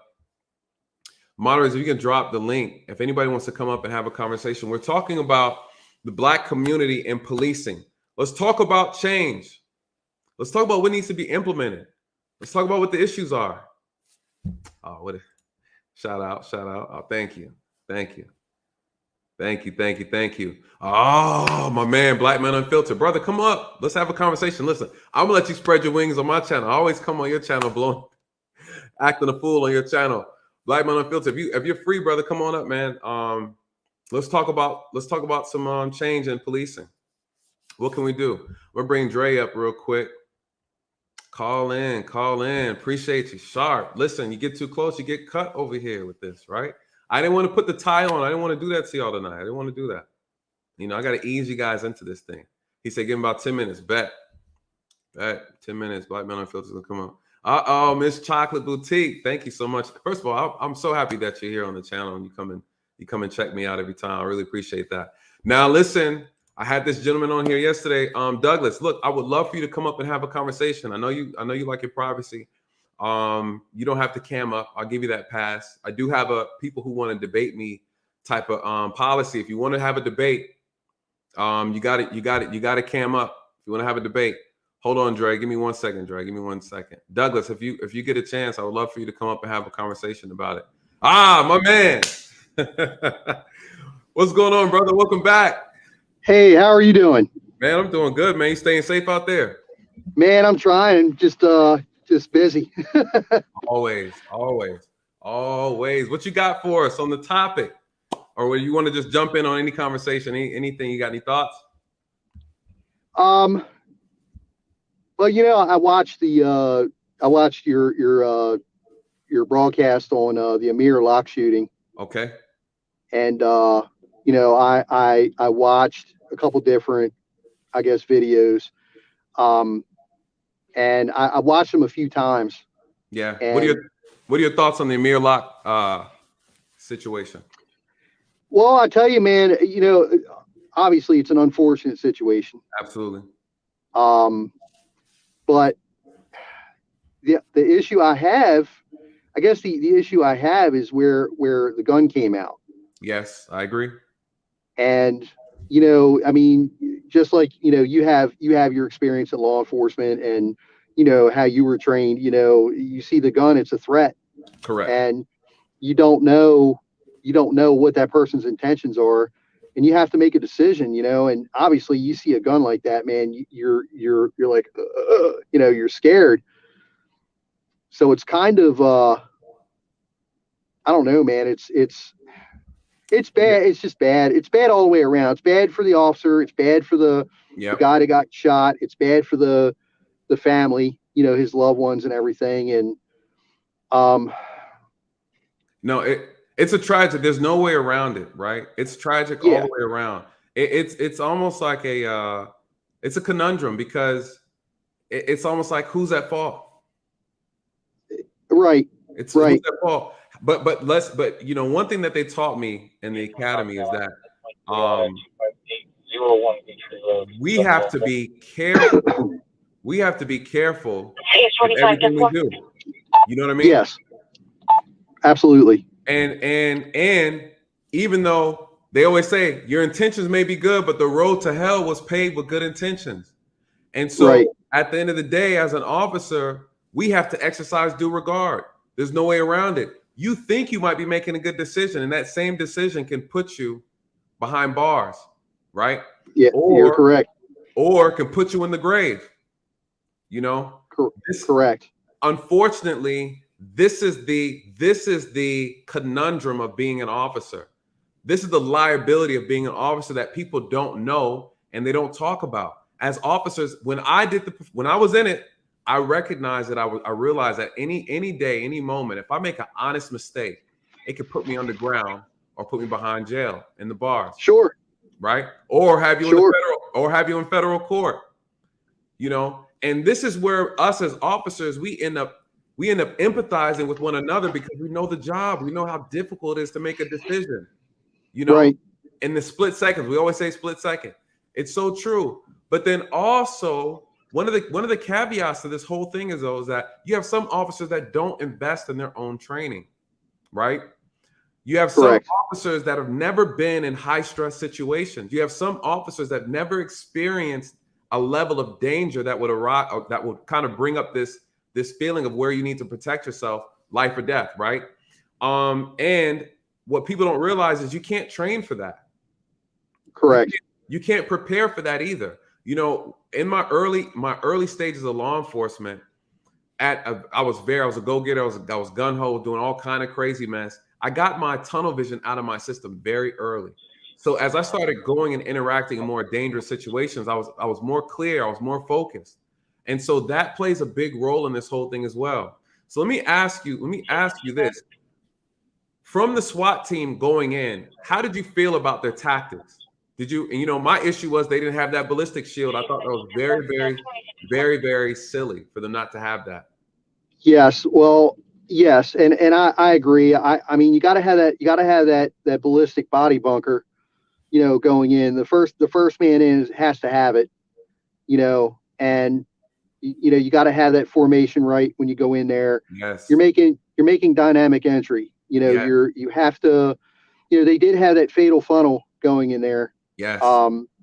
Which is a problem, which, I mean, I if I can remember the video correctly, the way they went in, they went in and they didn't, you know, you go in, one goes left, one goes right, one goes left, one goes right.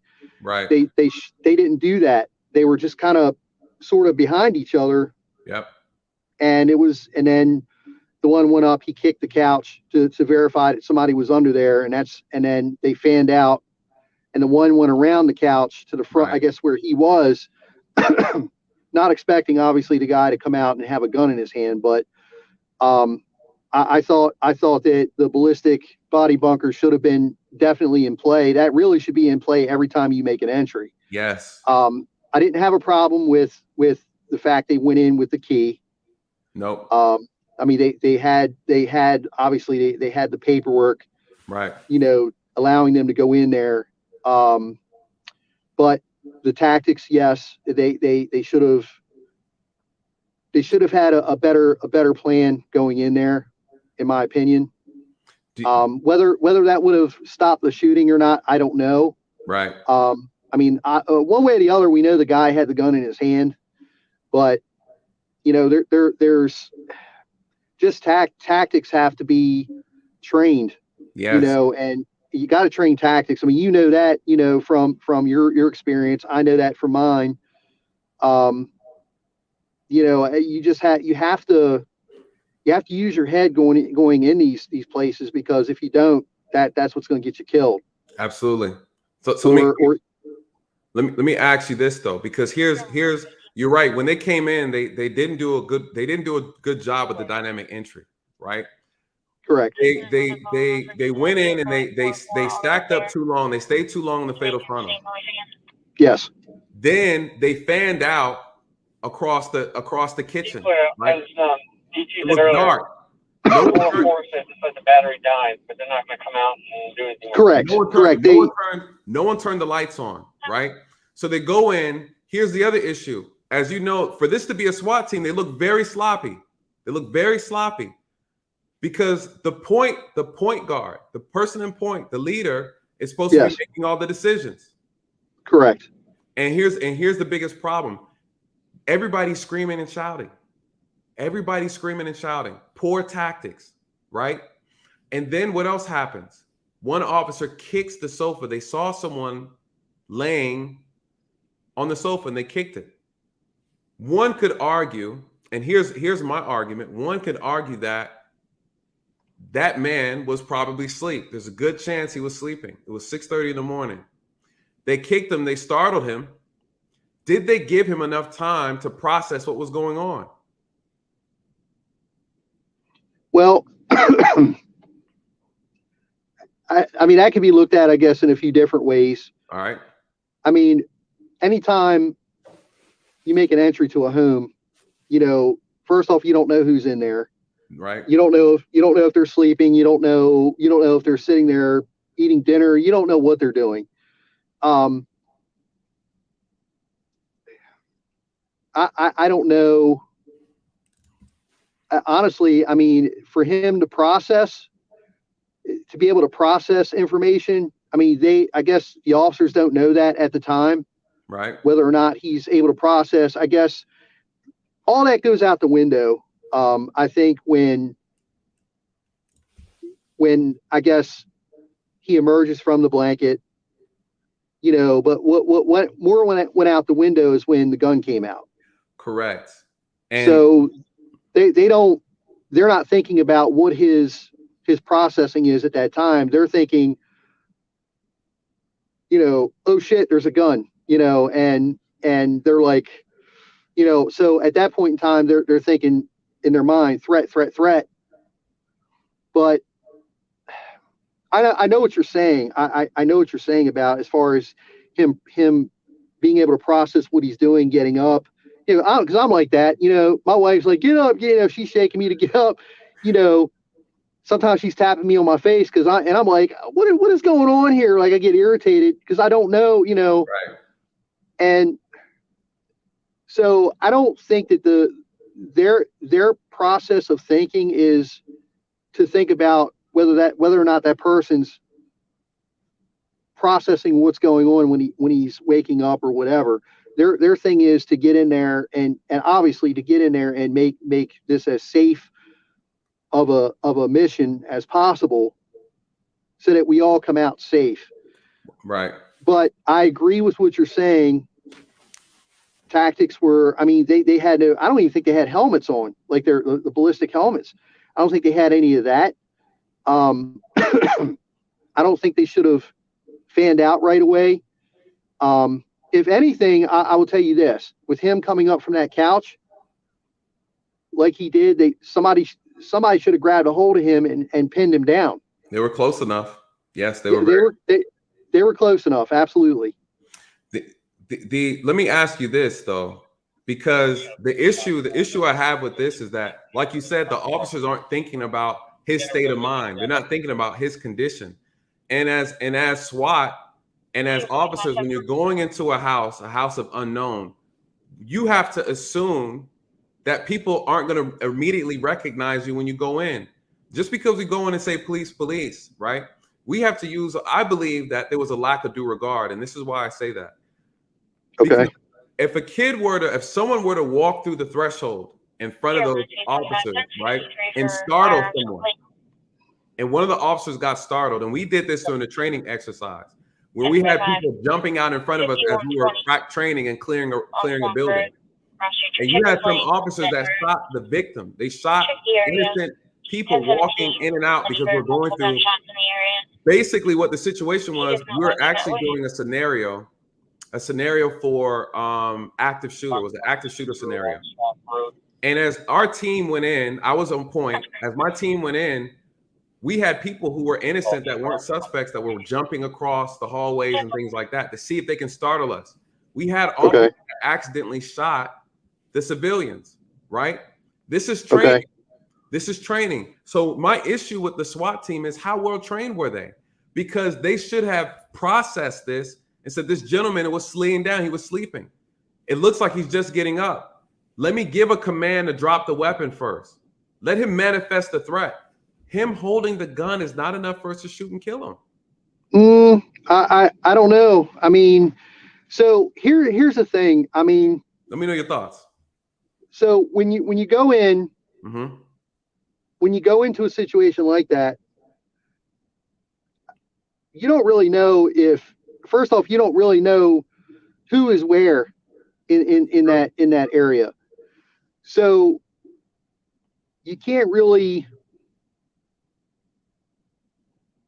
I guess you really can't determine whether they were sleeping or not. I mean, yeah, they may be under a blanket. Doesn't mean he was sleeping. Yeah, it doesn't mean he was sleeping necessarily.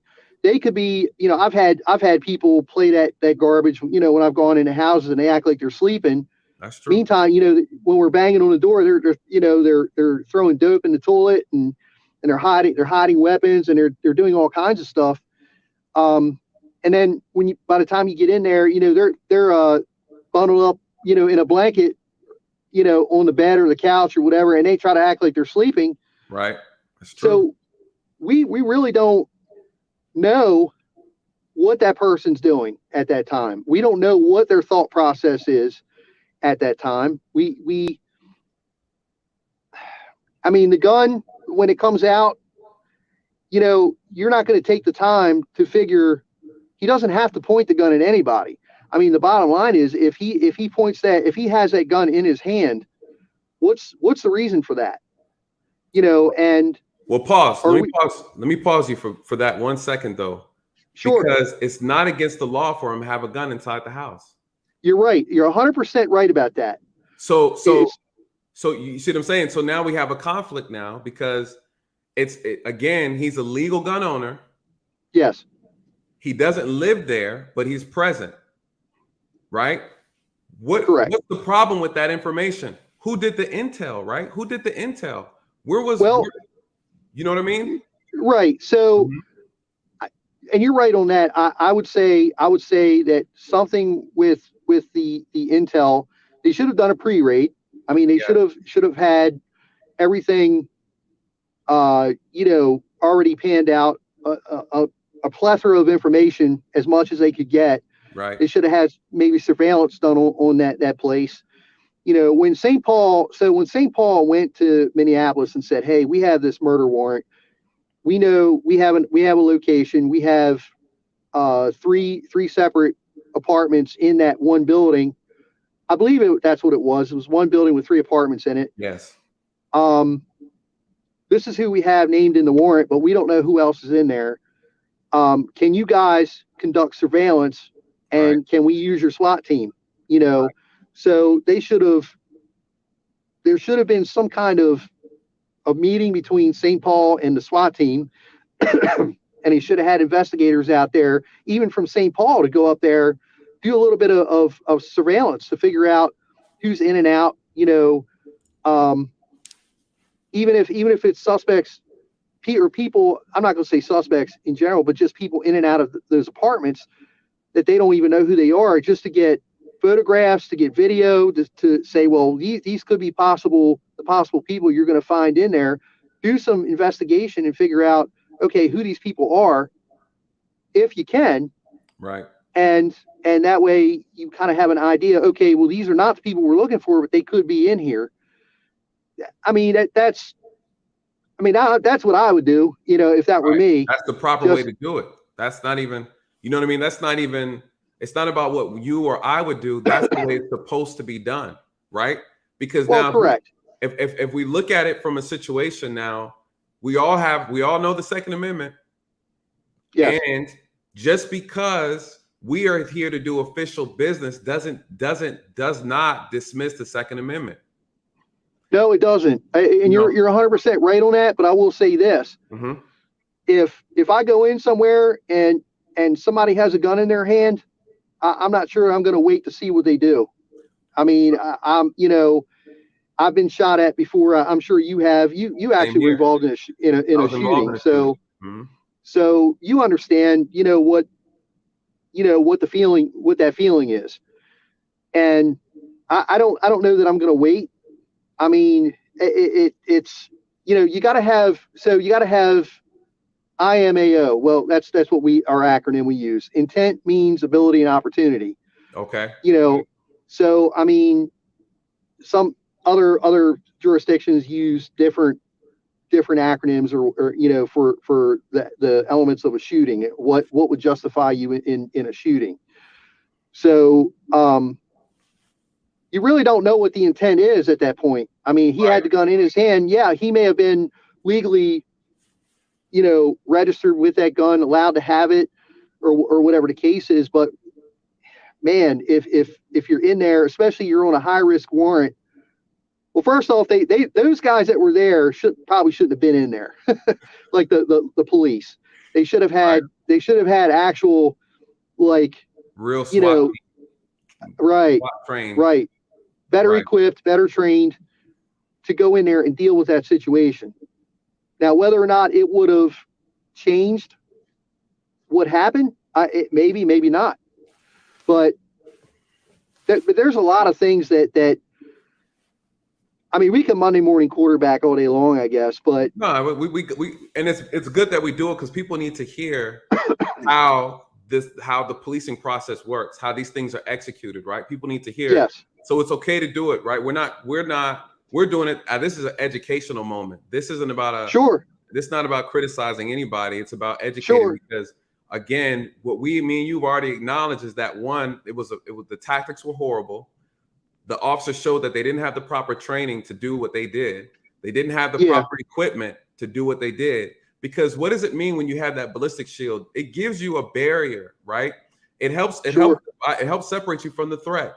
And what does that mean? You give the suspect or you give the victim a little bit more time to process, right?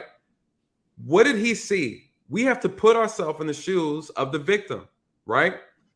Say he was asleep, say he wasn't asleep, it doesn't matter. They opened the door, they went in, and they made an announcement, right? Right. They did announce, yes. They did announce when they did announce before they crossed the threshold.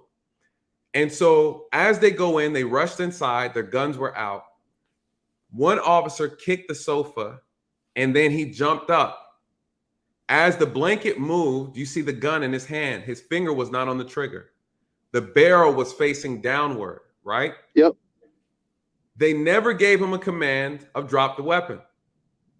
No, right? I didn't hear that at all. I didn't hear that in the video. They didn't do it. They never said it. They never gave him that opportunity.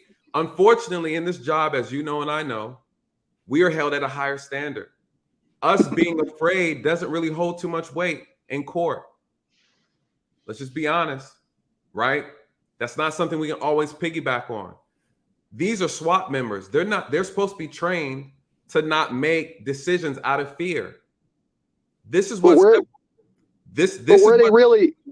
they really SWAT members? I mean, they're supposed. Well, you know, you're right. But here's the thing: what is the expectation that the people have of us in this profession? Right. well, it's a higher expectation. It's a higher expectation, and either we tell the people that we're really not as good as we say we are, so you guys can stop expecting that, right? Or we need to rise to the occasion.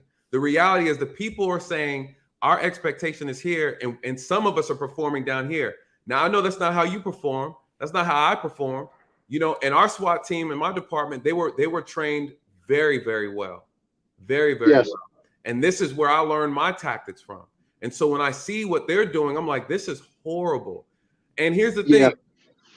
What are people expecting us to do? And I think we have to, as officers, and what we need to start, you know, promoting as a community of officers is that we need to start matching society's expectations, or this chaos, right? This is what we see now. People are saying we expect you guys to be better. Now, listen, we do the job. I know exactly what you're talking about. They don't understand that. They don't understand it because no one ever explained it to them. And unfortunately, you have some officers that are disingenuous. You have some officers that are really amazing. They make an honest mistake, and we still need to be able to examine the honest mistake. You know, Sure. I understand why they shot him. I understand. I also understand how they could have given a little bit more time if they were better trained, if they had better equipment. I believe that scenario could have been different. Even if they still shot him, the people want to see an effort to preserve life, right? How do we know did he actually manifest the threat? And to your point, when we look at, you're right, your department has, you said intent, and then you said a couple other things, and those are also, they also mirror what the Supreme Court states in reference to what constitutes the appropriate time to use deadly force. And they said the ability, the opportunity, and jeopardy, which mirrors what you said for the department as well. Yeah. And we know he had the ability, and we know he had the opportunity. The question is, was the jeopardy, was it the threat manifested? Him holding a gun is a slippery slope to shoot him because he has a legal reason to have it. And the reason why I say it's slippery, this is the reason why. Because he was asleep. This is like the SWAT team coming into your house, waking you up out of your bed, pointing a gun at you, and you have a gun under your pillow. And you, in that split moment, think that someone is intruding your home, and you grab the gun. Correct. Right? And you get shot. People are going to say, now my thing to you though, Tom, is if this was one of your family members, would you dissect this differently? Would you agree with what the law enforcement did in this particular shooting? If this was your brother, if this was your son, right? Would you say, couldn't you have asked him to drop the gun? Now, if I said drop the gun twice and you still got it in your hand, listen. Well, I think, so what I think it boils down to is it's not about asking the question, it's about reaction. This is true. Because now you're looking at, okay, here the officers are, they're up on this guy, and all of a sudden now there's a weapon, So, he sees the weapon. Again, it's that oh shit moment, that we've all had, the pucker factor, and now all of a sudden we're faced with a decision here, right? And so I think all of that stuff goes out the window when that happens. Let's talk about training for a second, because because this does have to do with training. Yes. So, you were talking about officers getting themselves better trained and whatnot. So this is something that I'm in the process of doing, especially with everything that's going on here. I explained a little bit to you about what was going on in our state, and it's a mess. I mean, it's against police, and so for me, I've trained martial arts I told you I trained Krav Maga and stuff like that. And I'm actually in the process of opening a business, by the way. So, a training center. So I'm trying to get my advanced Krav Maga instructor's diploma, and that's all coming out of Israel, by the way. So all that is going to be authentic stuff. I didn't want to get no watered down stuff. So, because there is watered down stuff. Yeah, it's good stuff. So, I'm also going through other channels to get better training. And I'm also getting training in the psychological aspects of violence. Okay. And so, because when a person hears violence, they hear the word violence. Okay. They're like, oh my God, it's not necessary, this, that, and the other. But it's all in how you use violence. If you use it as a tool and you know how to use violence and aggression, one, to your advantage, but you learn how to channel that violence and aggression. So we have to be in a sense, and it's not going to sound good, but we have to be violent sometimes in our career and aggressive, because it's our life on the line out here. Right. So, people say, well, so you're taught how to be aggressive. You're taught how to be violent. No, you're born with natural aggression. If you go in any Walmart at any given time, right? Now Walmart's a great example, because there's all kinds of people in there with kids, and you go in there and it's ridiculous. You go in there and there's a kid that's wanting something, out of the toy section, and mom's like, no, and they're trying to push the cart away, and they're reaching for the thing on the shelf, and that kid is extremely pissed off. They're extremely pissed off, and that's natural aggression. Right. Okay. Or a baby wants something that you have, or they want to be fed, and you're not feeding them right away, or whatever the case is. That baby, all of a sudden, they get pissed off. They start crying. They're real red in the face. They're temperamental. That's natural aggression. So as you get older, you have to learn how to channel that stuff. It's on how you channel it. You need a switch, an on and off switch. So with getting training and things like that, when you learn about using violence as a tool, you learn about how to channel aggression. You learn about the combat stress. You learn about all kinds of different stuff. It educates you as a police officer. It makes you that much more better, so that when you're dealing with a situation out here on the street, you know how to talk to people. You know how to, if they turn the heat up and they want to be aggressive towards you. Okay, now you have to turn the heat up, and address that issue. Right. So when it comes down to SWAT teams and things like that, you got to be properly equipped. You got to have the proper training. You have to, I know I'm going on a rant here, but I'm just trying to get out what I think is necessary for law enforcement. Because if we don't do it, we're going to make mistakes. Correct. And the problem is, what you said is right. We all have this, these different levels of violence and aggression, because we're all human. And if we don't train how to address that, right? Because there's a lot of issues that need to be addressed. The mentality of the officers when they went into that apartment, they're looking for a homicide suspect, right? So they're already on edge. I get that. You get that. Again, yes. The big problem here in law enforcement that I've started to notice, even while I was working and then afterwards, is that we are not matching the expectations that the people who we are actually serving, white, black, whoever, I always tell you, this is an American problem. And then the black community we have our own specific issue, and it's separate than the American issue, but they're all kind of the same, right? Yes. But the reality is we are not matching the expectations that the citizens that we are serving have for us as a profession.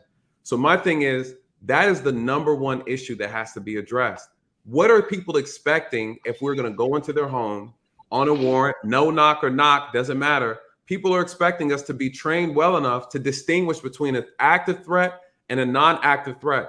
I've made contact with people who held guns, who had guns to their head, who had guns down to the side, and they did not get shot. They did not get shot. We cannot just shoot a person because they're in possession of a gun. Because again, what's going to dictate how this thing turns out? I'm going to tell you how this officer is going to get thrown in jail. I'm going to tell you how he's going to get how this is going to happen.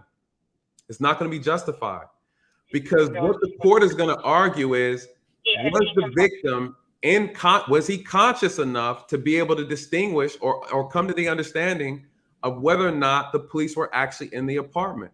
This is the same thing that happened with Breonna Taylor. They could not prove that they knew that they were coming into the door.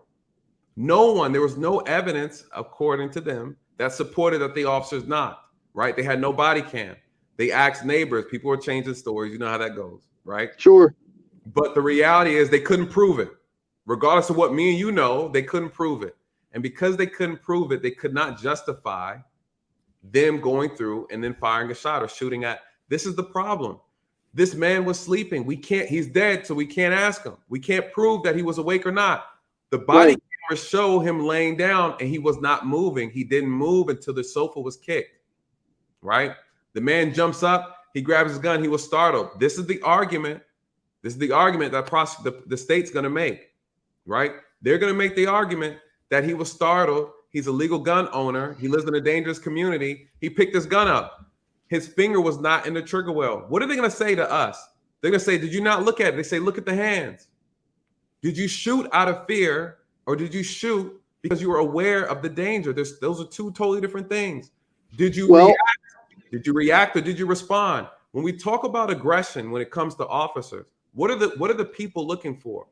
They're looking to see whether or not we have self-control. I think this is the problem with law enforcement. If we react off of emotion, if we react out of fear, because I've been in situations where, as you know, when we have that adrenaline dump, everything is crazy. And the moment the scene is calm, you get the fear hits you, right? Everything crashes. You start to crash off that adrenaline, you know? Well, here's the thing, Nate, and this is something to think about. Fear for a human being is a good thing. Yes. And fear can save your life. But I get what you're saying.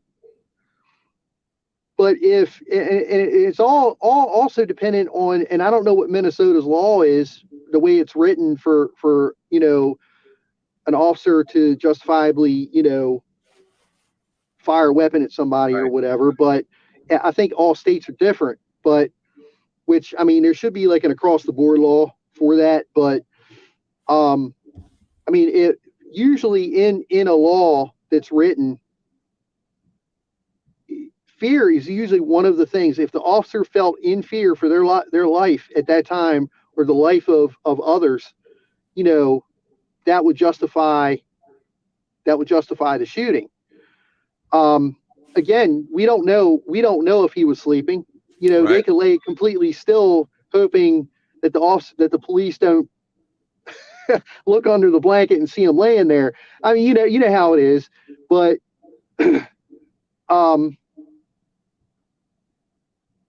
yeah, I mean, I don't know. I mean, I think it could go, honestly. I mean, it could go either way.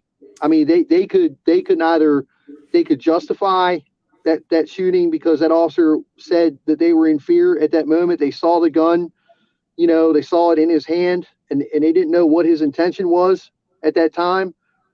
I don't know. It's really hard to say, because I don't know what that guy's thought process was when he was under that blanket.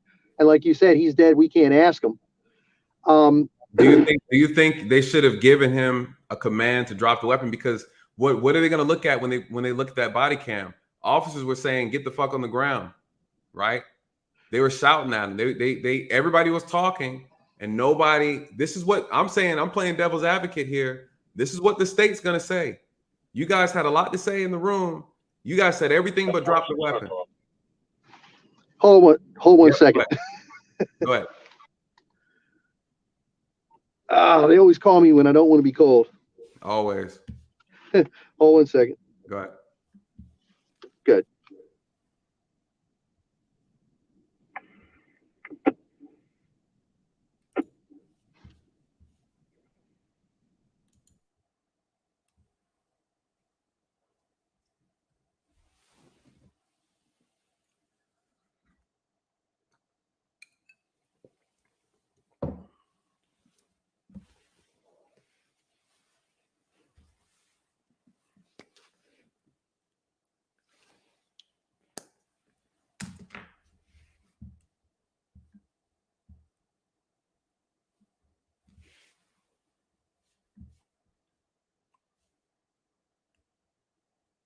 You're good.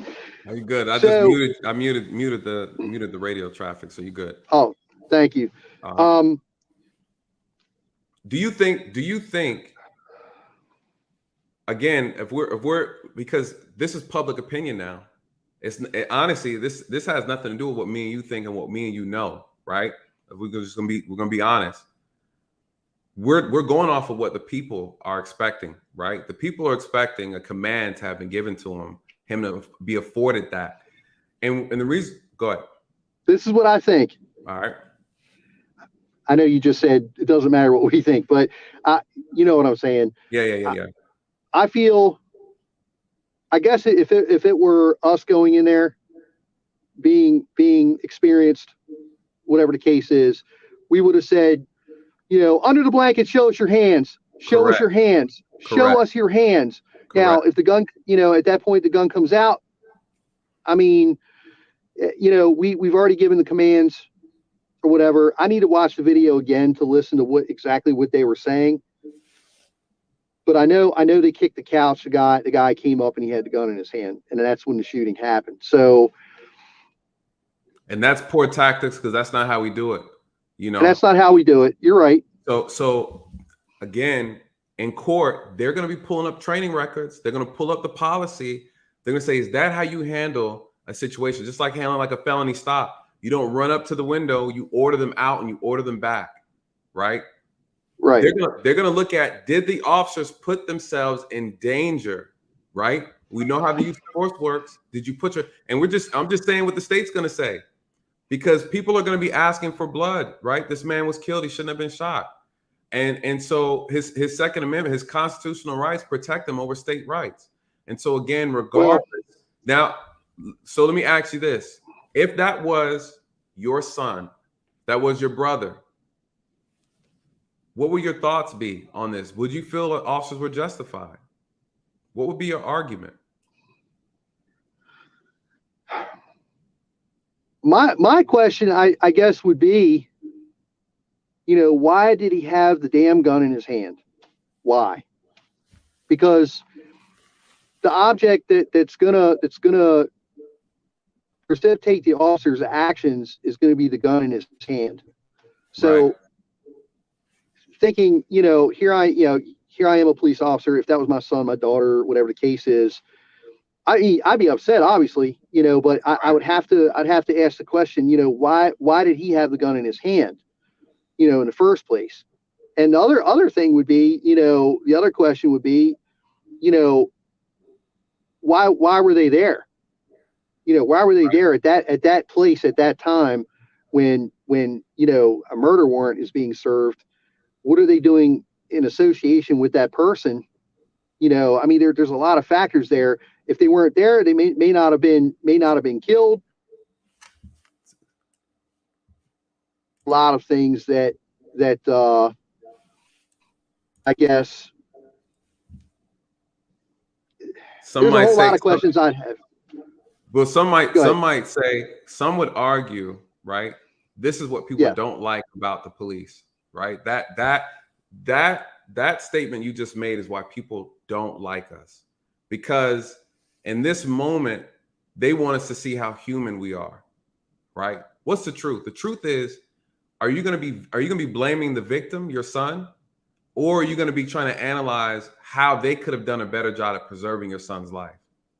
You know what I mean? I'm going to analyze everything. I mean, I want to look at the whole 9 yards. I want to know why my son was there, why he had a gun in his hand. But at the same time, of course, I want to know, did the police have to do what they did? What were their, I guess, what were their intentions there? Were their intentions there to locate the suspect at that time? I mean, what was, obviously I know that they have to go in there. They have to clear the entire, dwelling, whatever the case is. The issue with this situation too, because let me give you a little background. Amir Locke was at his cousin's house. So that was his cousin's house he was at. He was sleeping at his, so there's family's relatives, right? And we know we all got one bad family member in everybody's family. You already know. Yes, we do. Everybody got a person in the family. Yes, we do. So his cousin is the homicide suspect, right? He's actually sleeping on the couch at a family member's house, right? So now let's put this in context. Your son is at, his cousin's house. He's sleeping on the couch, right? Your son is a legal gun owner because, you're the dad. You taught him how to shoot. He has his license. He has everything he needs, right? He's a shooter. He carries his legal right to carry a weapon, right? Yeah. Like I carry mine all the time. When I go visit my mom, I have my gun with me. I take my gun out when I'm laying on her couch and I put it on the coffee table in front of me. If I'm sleeping and someone busts in the door at 6:30 in the morning, my natural reaction is I'm going to be startled and I am going to reach for my gun, right?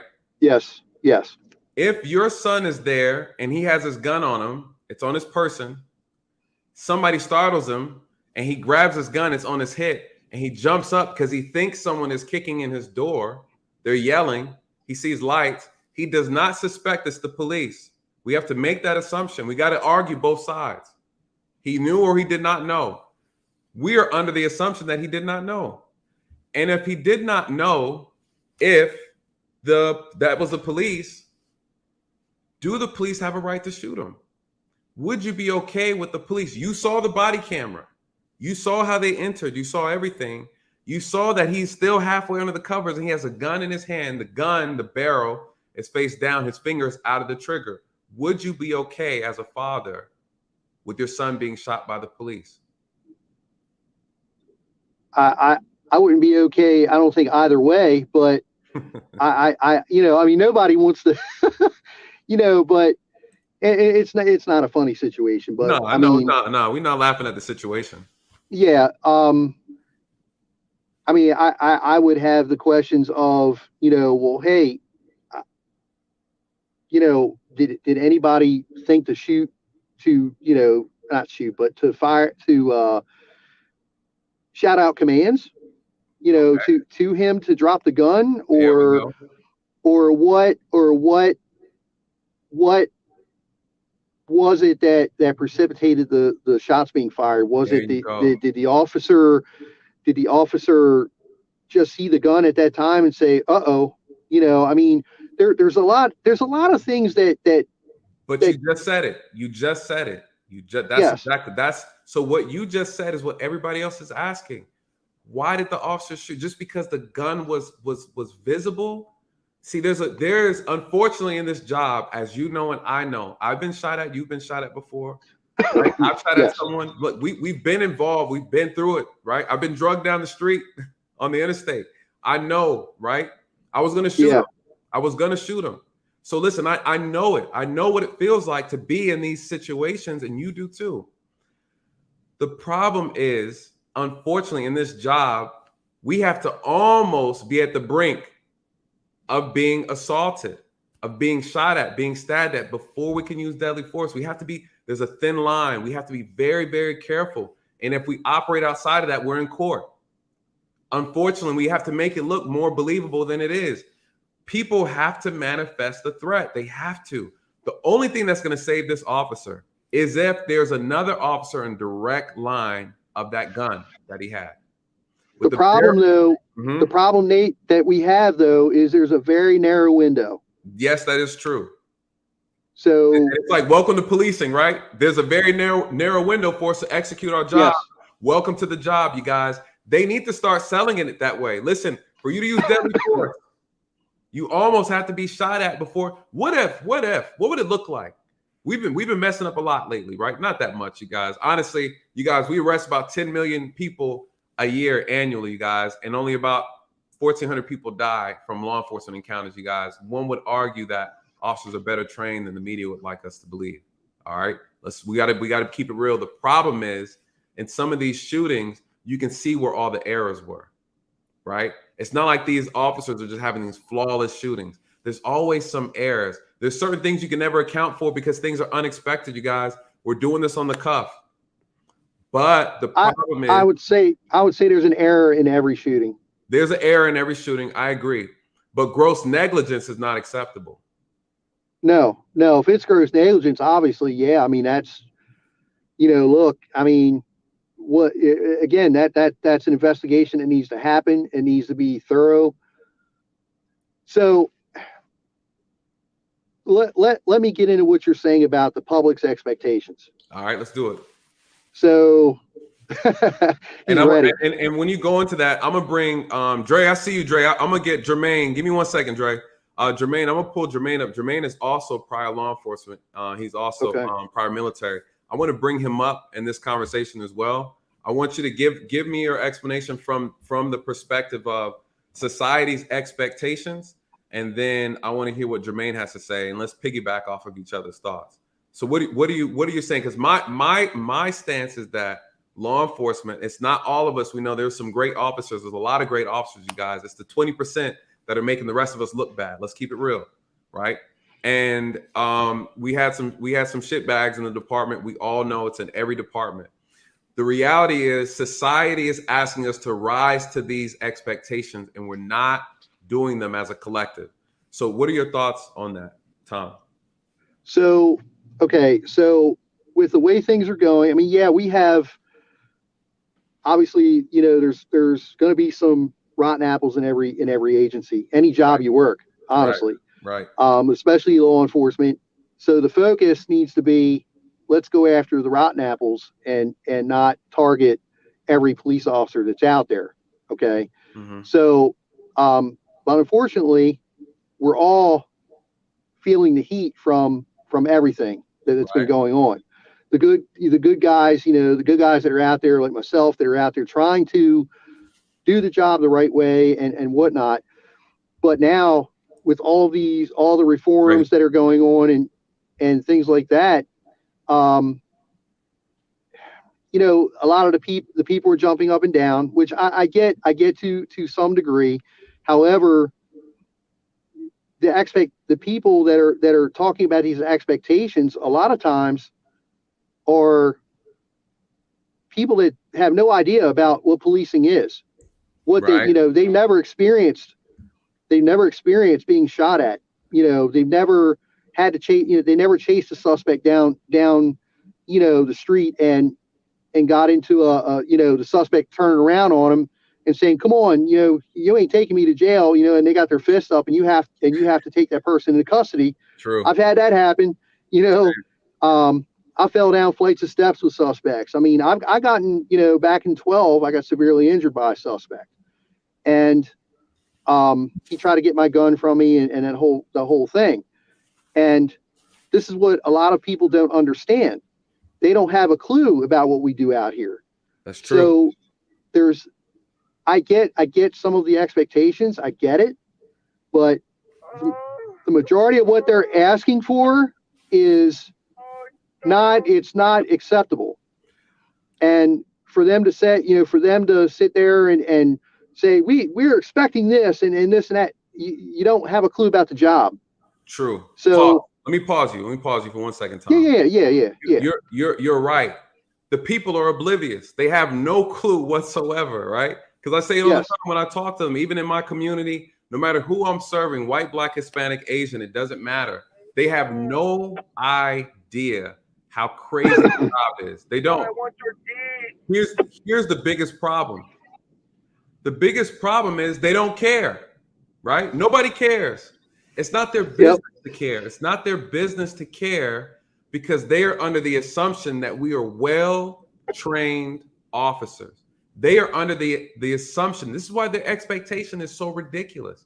Because in their mind, they believe that our training is legit. Because anytime something goes wrong, they're like, hey, aren't you guys trained to do that? Hey, can't you shoot the gun out of his hand? Hey, can't you shoot his big toe? Can't you do something else, right? Yep. Like, you have no idea how guns work, right? If you spin up the gun when you pull the trigger, you're off target. But the reality is the challenge for us as officers is to meet the expectations of the people. No one cares how hard it is. No one cares how unrealistic it is. No one cares. The problem with law enforcement in this country is we have bad PR, right? No one's speaking on our behalf, right? Let's just be honest. This is why I was so excited to do this channel, because I can translate some truths to people and say, listen, you guys, that's not how it works. Listen, it's very difficult out here. Hey, you guys are raising these people we got to deal with. right? Let's be honest. Okay. I'll get that with you in a second. Go ahead, you're good. So the issue is, how do we rise to the occasion? The citizens don't care that it's difficult.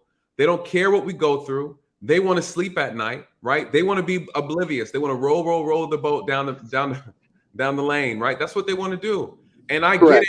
I get it. I understand it.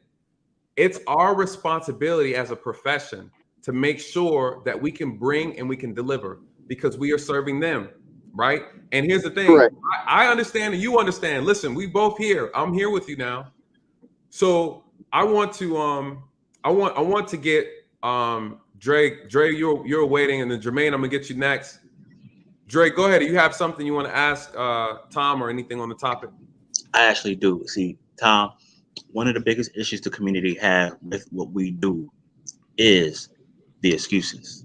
Okay, it's always the, well, maybe it's this and maybe it's that. Just like you, I've been in many situations where I found murder suspects hiding in kitchen cabinets, underneath the bed. Sure. You know, I've had a dude reaching underneath the bed, reaching for a gun. You know, and I told him, sure, anything comes out, when I tell you to pull your hands out, if there's anything in your hands, we're gonna have a problem. Okay. Right. But the thing is, target recognition. There are many things we could have done that could have been done differently in that situation. It's irrelevant or why he had the gun. It's irrelevant to why he was sleeping on the couch. That has absolutely nothing to do with it. It doesn't matter. It doesn't matter why he was on the couch. It doesn't matter why he had a gun. The fact of the matter is, even though the police, the officers had a no-knock search warrant, they're pretty much still intruders in that house. Okay, so everything that happens that's going on is irrelevant. They should have, first of all, before you even go in the house, you got to do your intel. Are there any children in the house? How many people live there? Are there any guests? Sure. Because if there's children there, you have to push it back. You have to make sure that the scene is safe before you make entry. Okay, you want to make sure that there's no collateral damage if things break bad. So you look at the poor tactics, the lackadaisical entry. If you're searching for a murder suspect, where's the heightened sense of alertness that, hey, we'll come, where's the ambush coming from? They were oblivious. They didn't care. Okay. And then, in this job, we have to care, because when we come in stacked, okay, whoever has rear guard, we trust that they're going to handle whoever comes up behind us. And we're going to trust our point is going to be able to see what's coming in front of us. And then depending on how we enter, if we go in dynamic and we split, we're making sure that these corners are clear before we do anything, before we move over to the next room. Okay. And when we clear rooms, we break it up into parts. Before and one person Dre, makes one person is giving commands, right? Correct. Only one person is speaking. One person is speaking. One. There's not a whole bunch of people. It's not a chorus. Get on the ground, stand up, give me that. It's none of that. He said a chorus. It's none. You know what I'm saying? It's none of that. One right. person, and that person is designated before they even make entry. Facts. You know what I'm saying? So you have your breach, and then you have your point. Breach is always the last to go in, because they're the one that actually has the RAM or the halogen to make entry. Yep. Correct. Okay? And he was in the room. He was in the apartment too. Everybody was front facing. The rear guard was right. So, and that's the thing. When you start asking the questions of why this and why that, it doesn't matter. It's irrelevant that he had it. But what was easy to see is that his finger wasn't on the trigger, and you shot. If you're a legal gun owner in your own home, that's not required a death sentence. It's not, because no difference if you just got up for duty, all right, you worked a 12-hour shift, you're laying in, you just decide to fall asleep on your couch. They get the wrong, another agency executes a no-knock warrant on your house, and it's the wrong location. They kick your couch. You come out with your firearm and you get shot. Whose fault is that? How is that your fault? You're at home, sleep. Okay, it's the officers. You had to do your intel. The problem is, when they were asked to make entry, there was no meeting, there was no conference. It's not a one-day thing. Yeah. You just don't say, "Hey, can you execute this murder warrant on this house for me?" And here you go. It doesn't work that way. Man, there was no communication. Yeah. There was no. I believe that. There was no understanding. So you can't make that excuse. That argument is null and void. Now, Nate and I have many friends and many colleagues that have been, arrested and sent to prison, federal prison, for Yes. their actions. Co-workers. Yeah. So Yeah. we are well versed on what the courts are looking for, what the state is looking for, because your training is going to continue. You're going to get pounded on that training, and as an instructor, you're liable. And Yeah. well, Officer Tom, where did you learn the tactics that you use to make entry into this home? Is that part of your normal training? Yes. So now your academy instructor comes up there and has to say, no, we never taught that. No, that's Right. not the tactics. Here is our book to show our tactics. This is what we teach our officers. Okay, that's why in the George Floyd case, Derek Chauvin was Yes. convicted because the training officer said, no, here's our training manual. We do not teach this. Correct. So what you have to understand is Mm-hmm. we mess up, and we can't make excuses for officers that mess up. They messed up. They were wrong. And we fight so hard to protect the ones that mess up instead of holding them accountable. We had an officer that shot a naked dude. How can you explain shooting a naked dude with no weapon? And Tom, what was your response, Tom? And I want to get Jermaine to chime in. So my response, Dre, it's this. I think a lot of what's happening today too boils down to training and lack of. Yeah. I think that we need, obviously, and some departments are trained better than others. Yes. And I think that the quality of training when you get it is also a factor. Like I told you, I am putting myself through some training and giving my, not just for my business, but also for me being out here, still being the police. But I think there's a lot of things that need to be worked on. And it's kind of like you said about the George Floyd thing. I agree. This is my opinion. That's definitely a training issue, a major training issue. The way things happened, it shouldn't have happened that way. And I don't think that his training was up to par. No. Otherwise, I think that Mr. Floyd would be alive today if that were the case. Yep. Tom, hold on one thing before I let Jermaine go. One thing, and this is, and it hit me because of all the training I've done. Do the two departments cross train? Do they train together? Okay, because I know our department trains with Atlanta Police Department, Gwinnett County SWAT, some of the other SWAT teams, the sheriffs, they all train together.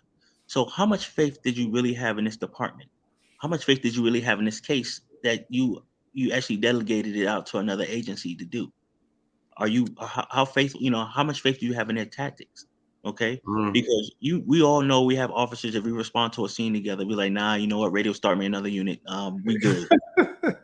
You know what I'm saying? Yeah. Right. So our academy, where I'm at, it's a regional academy. So we cross train. I mean, we're all cross trained together. So whenever there's any kind of in service or anything like that, that's the good thing is they put us all together, and and we're all the neighboring agencies, the sheriff's office, and what we have here. So we're all pretty much on the same page. Thank God. We're on that. Yeah, it's a good thing, but there's a lot of agencies that don't, and that's an issue. I agree. I think cross training is a great tool. Jermaine, let me get your thoughts on this conversation. Welcome back, brother. Welcome back to the channel. Jermaine, I think I muted. Yeah, go ahead. I got you. I'm good. Yeah, thanks for having me back, man. Absolutely. Pleasure to meet you. Thanks for what you guys do. Speak up some. You're far from the mic. Let me do this. Can you hear me now? Yep. Is that better? Yeah, it's better. Okay. All right. So now I've been in everybody's shoes. I've been there 2:00 in the morning. This is before everybody had the TLRs and their guns. So I had my Glock in one hand, my streamlight in the left hand, searching a shed for someone who ran off from me. If I saw a gun in their hand, I might have a tough decision to make. Right. But let me take off my prior law enforcement hat and let me put on my ex-military hat. There's a lot of vets who don't get the rules of engagement that police work off of, because we're trained a different way. When we deploy overseas, not everybody that has a gun is a bad guy. If you go to the sandbox, someone will get up from praying, pull up an AK-47, and start walking off. Mm-hmm. So you're outside the wire, your head's on a swivel, and just because someone has a gun doesn't mean they're going to shoot you. Right. So a lot of veterans don't understand the fact that just because they have a gun in your hand, someone has a gun in their hand, they become, a target. Right. So I saw some interviews with some veterans on TV that would complain about the rules of engagement overseas don't necessarily match the rules of engagement at home. This is true. And it bothers them a lot. And I can understand where they're coming from. What are your thoughts, though? Do you feel like, because we haven't seen, so we're going to speculate, we haven't seen the other body cam footage from the other officers. Do you, based on what you're seeing and just through your law enforcement lens, do you feel that he manifested the threat? We talked about what's required, the ability, the opportunity. We know those were there. He satisfied those two, but then the jeopardy. Do you feel from what you saw, he was still partially covered underneath the sheets? Doesn't mean he was asleep. We don't know if he was asleep or not, but it's safe to assume he was. But the way the gun was positioned, his finger out of the trigger well. Are we as officers, are we responsible to identify those things? We talked about target identification and being able to understand whether or not the threat is or what it isn't, right? Because you feel we are responsible. Do you feel like they responded or they reacted? They reacted. Yeah. They didn't respond. They reacted. They went from 0 to 100 without getting to 50. Yeah. What? Hang tight 1 second, guys.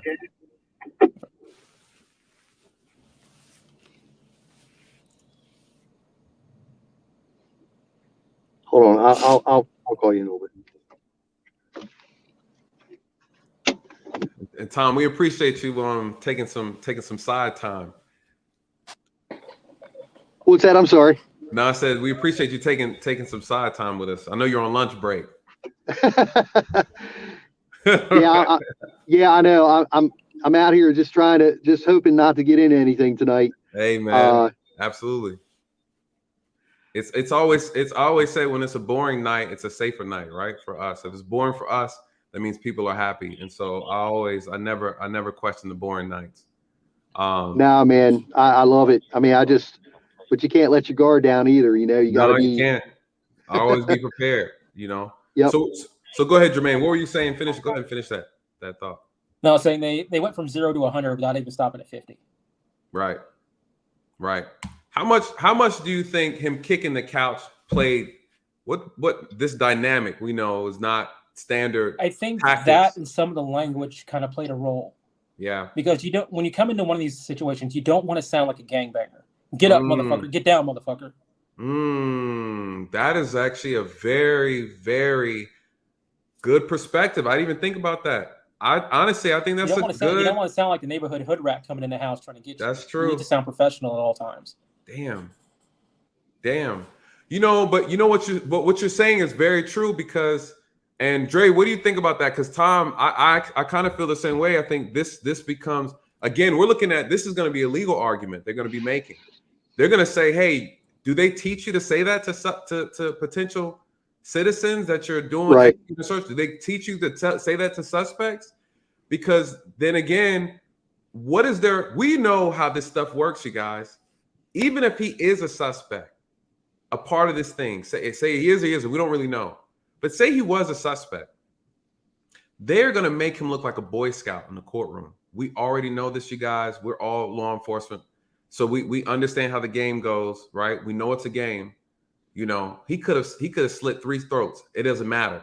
He was a Boy Scout, right?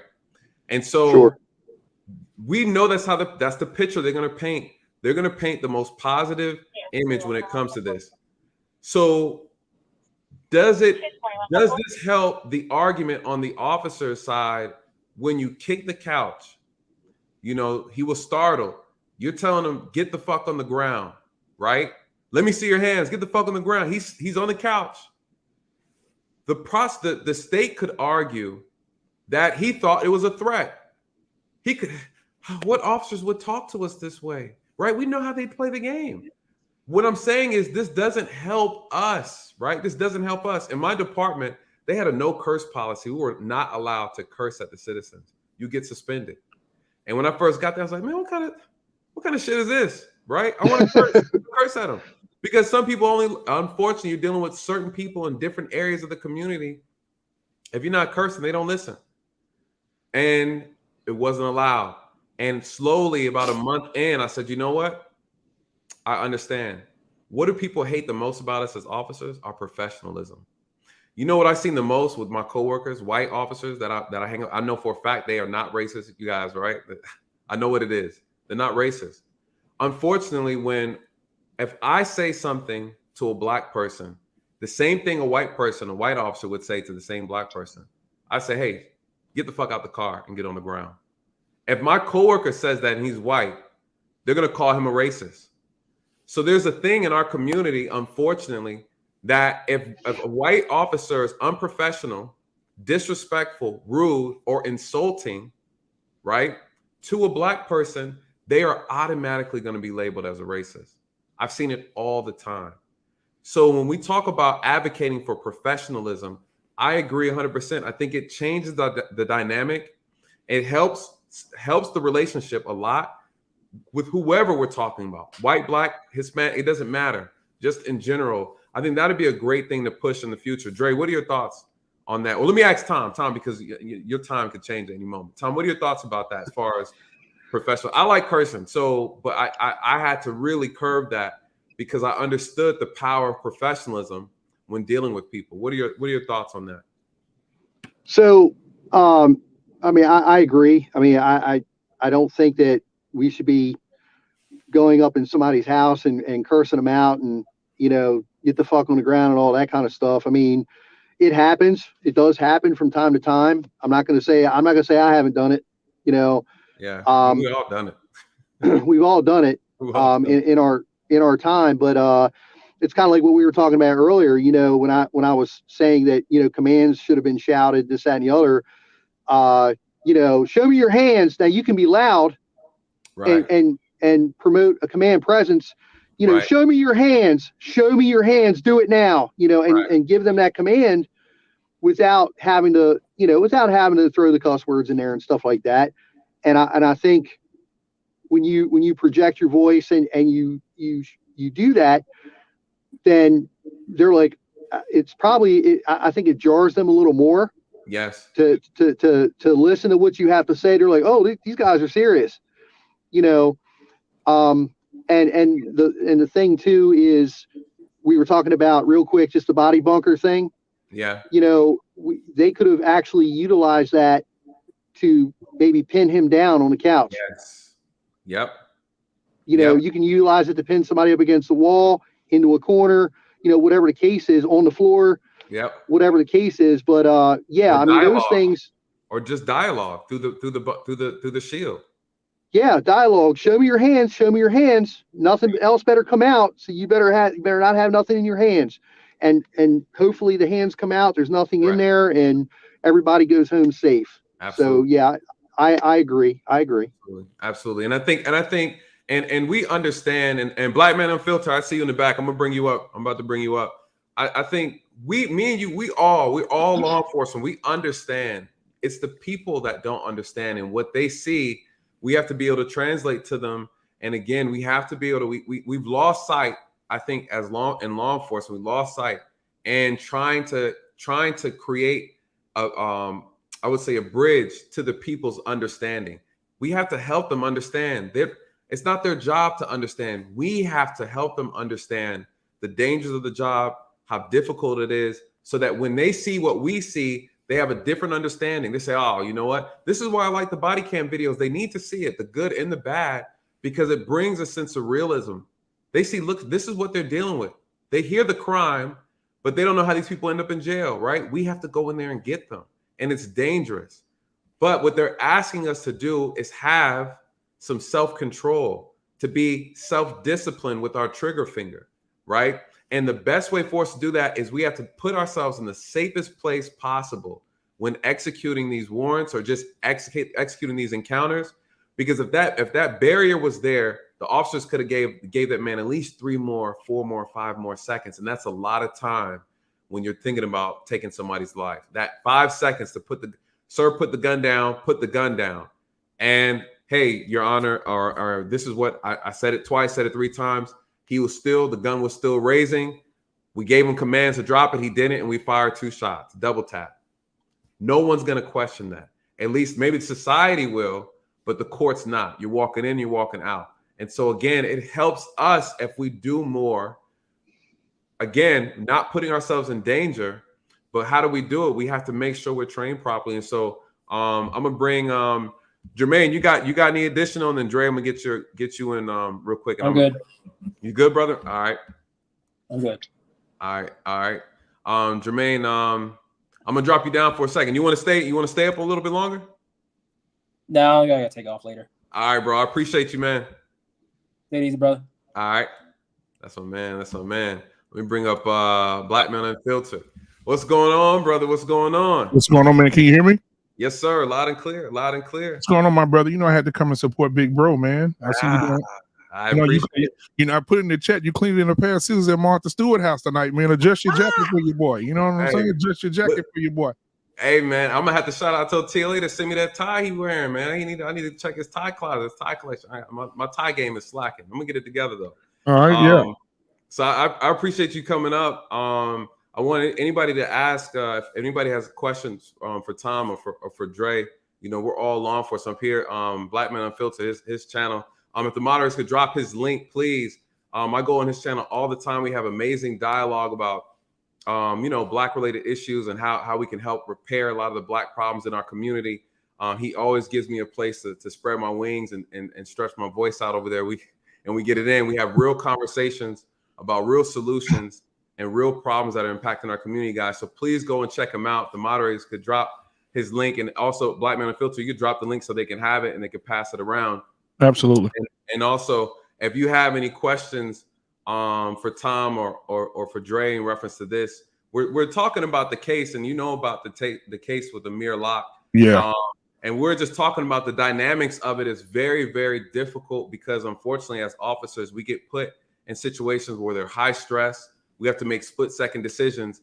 And sometimes we can make decisions because a gun is present. There's a fear that the gun might be used, and therefore we have to act before the other person acts. Right. And so that is a reality in this profession, and I'm not trying to downplay that whatsoever because it's absolutely true.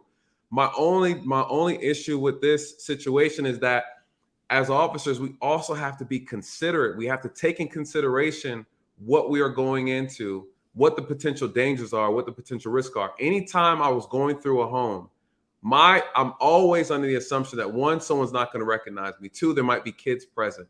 3, depending on the time of the day, if it's early or at night, who's sleeping, who's not sleeping. There's so many factors and variables that we all have to consider. We go and do these raids into homes early in the morning because we expect them to be sleeping. We're trying to catch them off guard. That is the whole purpose for it. If not, we do it at lunchtime, right? When it's convenient for everybody, but we do these things in this time. So we have to take in consideration that 1, there's weapons in the home. 2, people are allowed to have guns. So it means we have to now give them an extra opportunity, right? We have to give them this because this is something we would not afford someone on the street, right? We're talking about inside a home. They have rights. Their rights are protected. We have to give them just a little bit more leeway. And I think that wasn't given in this situation. They weren't able to give it because they didn't have the proper training or the proper tools to execute that search warrant. So Black Men Unfiltered, what are your thoughts? If you have something you want to ask any of us, or if I would say ask Tom first if you have a question, and then Dre, we all have the experience up here. I'm always going to be here. So these brothers have their time is limited. So I want you to get with them. Right. So you were talking about the case, and I mean, I like the way that you proportioned it when you said that, what if it were your family member, how would it be the same way? Will we still, look at it the same. I truly believe that from looking at the case, at first I didn't put any judgment because I wanted to do my own research, see what, wait to see what comes out. However, just sitting there watching the footage and then hearing the officers, for me, I'm not law enforcement, but for me, I just feel like, dude, these dudes, are they trained? Right. Or did they get a bunch of guys together and just went and kicked the door in? You know what I mean? Like what they, right. And I'm a gun owner, right? And I have a license to carry, and I got guns everywhere. And I got them by the door, under the bed, beside the bed, in the cabinet. And so if somebody kicks my door in and comes into my house, it's gonna be the 4th of July. I'm not gonna, it's gonna get real quick. And and I wouldn't want to hurt any officers because, like you said, officers are needed. You don't want to hurt an officer. They have families and loved ones too. But at the same time, if I'm asleep and you kick in the door and you don't announce yourself and I don't know who you are, it's just gonna be it's gonna be a melee in there. It's gonna be a misunderstanding. Right. Yep. And so my thing is, what could officers do better? Or what is the training? Like the specific training is what I'm asking, Tom. What is the specific training that officers have to go through in order to handle situations like that? And how should that situation have been handled if you were leading that team? That's a good question. So, and it is a good question. I appreciate the question, actually. So officers, first off, they need to have the physical, tactical aspect of it. Okay. Being able to, learn how to make the entries. All right. And things like that. Know what equipment you need, first off. But the other thing is also the intelligence part of it. Yes. Is I think officers need training in investigative intelligence. Yep. And this is what I would want if I were to have, let's say I was in command of a TAC team or whatever, I feel that officers need to have, including the TAC guys, they need to have that investigative intelligence training, know what is going on prior to going and serving that warrant, especially if it's an outside agency coming in and saying, hey, we need help. We need your help. Okay, well, we need you to come down here with us and we need to have meetings and we need to arrange surveillance and we need to do this and do that. But, we also need to think about common sense. You shouldn't have to have training in common sense, but when it comes to going into a residence, one of the things you definitely should look out for is kids. Are there kids in there? Because a lot of times when we go into a place we don't know if there's kids, how many, whatever the case is. But like tactical training, intelligence training, also, psychological training for cases like this, to where officers need to be able to calm themselves down. Yes. Learn how to breathe, because our adrenaline and our hearts are pumping at 200 miles an hour, right. And we're like, okay, what's going to happen? What's going to happen when we go through that door? We need to be able to learn how to breathe. We need to learn to be in physical shape. And look for and also look for certain mannerisms, but the problem that I see with a lot of officers is the fight or flight sets in right away. Right. And you get that tunnel vision. I know the three of us have had it in our careers. I know I've had it many a times. And, the tunnel vision comes in, audiovisual exclusion kicks in. You're only seeing one thing. You're not seeing the broad spectrum. But there's a way to control that. And officers need to be trained on how to do that. And that is with breathing, with breathing exercises, and things like that, just to be able to, and some officers might think I'm crazy when I say that. Well, what's that going to do for us when we're in a high stress situation? But it's worked for me. It's worked for other officers that I've talked to. Yep. But there's a lot of things that go into tactical training, and including the shooting at the range and all the other stuff. But you got to be able to use your senses. And sometimes, like we were talking about the finger being on the trigger guard or on the side of the slide or whatever. Right. A lot of times when officers are looking, they're looking at the person, but they're not seeing that particular area. They're seeing the gun, but they're not seeing what's on the gun, except the gun is in the hand. And that might be a little, I don't know, it might be a little off maybe to say that they should have seen that, because with that being such a small thing. But as far as, we were talking about dynamic entry before, and I don't know if, I'm not sure if what dynamic entry is, but when you have the officers, one behind the other, and then they split, they go left, right, and there's a thing called the fatal funnel. So if you're watching the video, these guys are all together walking down that short hallway towards the living room. Dre, you know what I'm talking about. When you're in that fatal funnel, you have to split off to the sides. You don't stay in the middle because you get killed.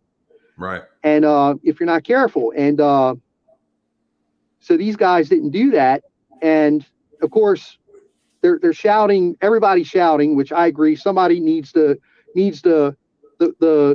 point man needs to be the one, because he's in the front. He's going to project his voice a lot more than the guys in the back. So there's a lot of things that go into that, but those things have to be trained, just like Krav Maga, what we were talking about. Okay. Right. You have to martial arts, Krav Maga, all that stuff. You got to train all this stuff constantly in order to perfect it, to be better. And this is one of the things too, Black Men Unfiltered, that a lot of people don't realize, that the academy only trains you that one time, and then after that you get recertified on things. But just like Tom is saying, he took it a step above. Dre also did it. I did it. I was doing martial arts before I became an officer. Dre as well. And one of the things that a lot of people don't realize is that after the academy's done, it's all on you, right? It's all on you. You have officers that let themselves go. Like, they don't practice. I would practice all the time. I'd practice drawing my gun in the car, on my back, on my side, with the seatbelt on, seatbelt off. These are things that I purposely, intentionally did, because I knew that I didn't want to be put in a situation where I could not operate properly or would not respond properly. And when it comes to tunnel vision, here's the biggest problem with law enforcement as officers, is that every officer is different, right? And we all experience different things within our career. You have some people who can ride out 20 years and never have done anything significant their entire career. You have officers who are very proactive, where they're always going after drug dealers, they're going after robbers and different homicide suspects. And you have some that are just writing tickets all day for 20 years straight. They have no real experience. And then one lucky day, something happens and they're tossed in the fire. They couldn't avoid it this time. And they don't know how to act. They don't know how to respond, because they have no real experience. And this is the problem. Experience is not equal amongst officers, and time does not equal experience. Time in this profession does not equal quality. And this is a misunderstanding that the citizens have, because they just don't know. This is what we're talking about earlier, Tom. The citizens don't have a clue about this job. Correct. Now, this is why we need someone to come in here and talk. Go ahead, Dre. I see you. Let me tell you something. There's one word that is killer for law enforcement: complacency. When you get complacent, okay? So, Black man, let me tell you like this. All right. Hey man, his name's Black Man Unfiltered. You got to say it all together. No, my bad. Oh, like a pimp named Slipback. My bad. Yeah. Like a pimp named Slickback. Black Man Unfiltered. I'm just gonna be honest. You're good, man. To answer your question, you have to train at it. When Nate and I was in the academy, we did, we practiced. We sim rounds. We'd go clear a building, and it was fun. Then one day the department decided to do a change, and I'm not going to name the group because I'm not getting any money for endorsing them, but we were arrogant. We go to the range and we go there and shoot. And then this one day, we had to go to a school, and so we stacked up the floors. You have your recovery team, and then you have your entry team. Recovery team, what entry team is, you enter and you address the threat. The recovery team is anybody that the entry team passes who are injured. The recovery team is responsible for bringing them out to safety. All right. Right.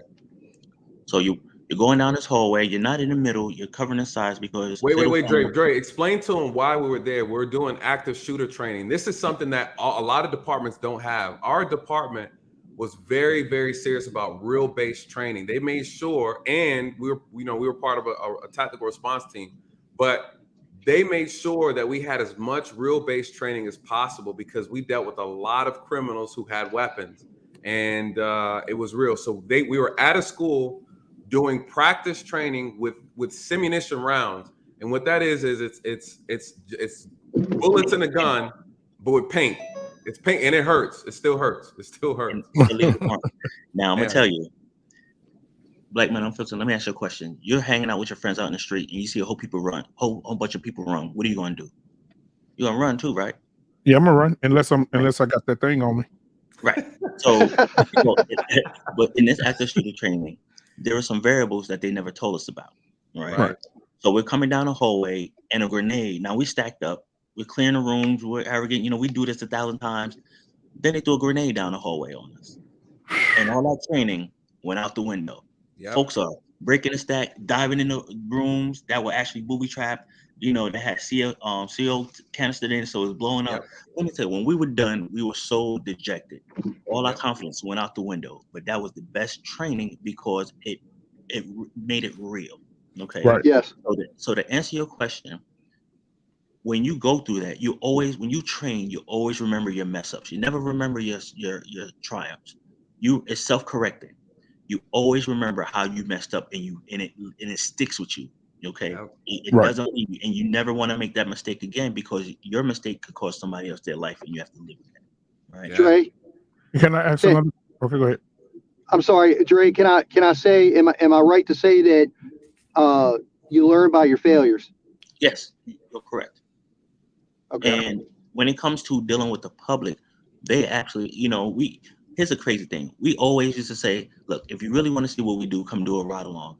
But you really don't get a taste of what's really going on because we're really not going to put the public in any danger.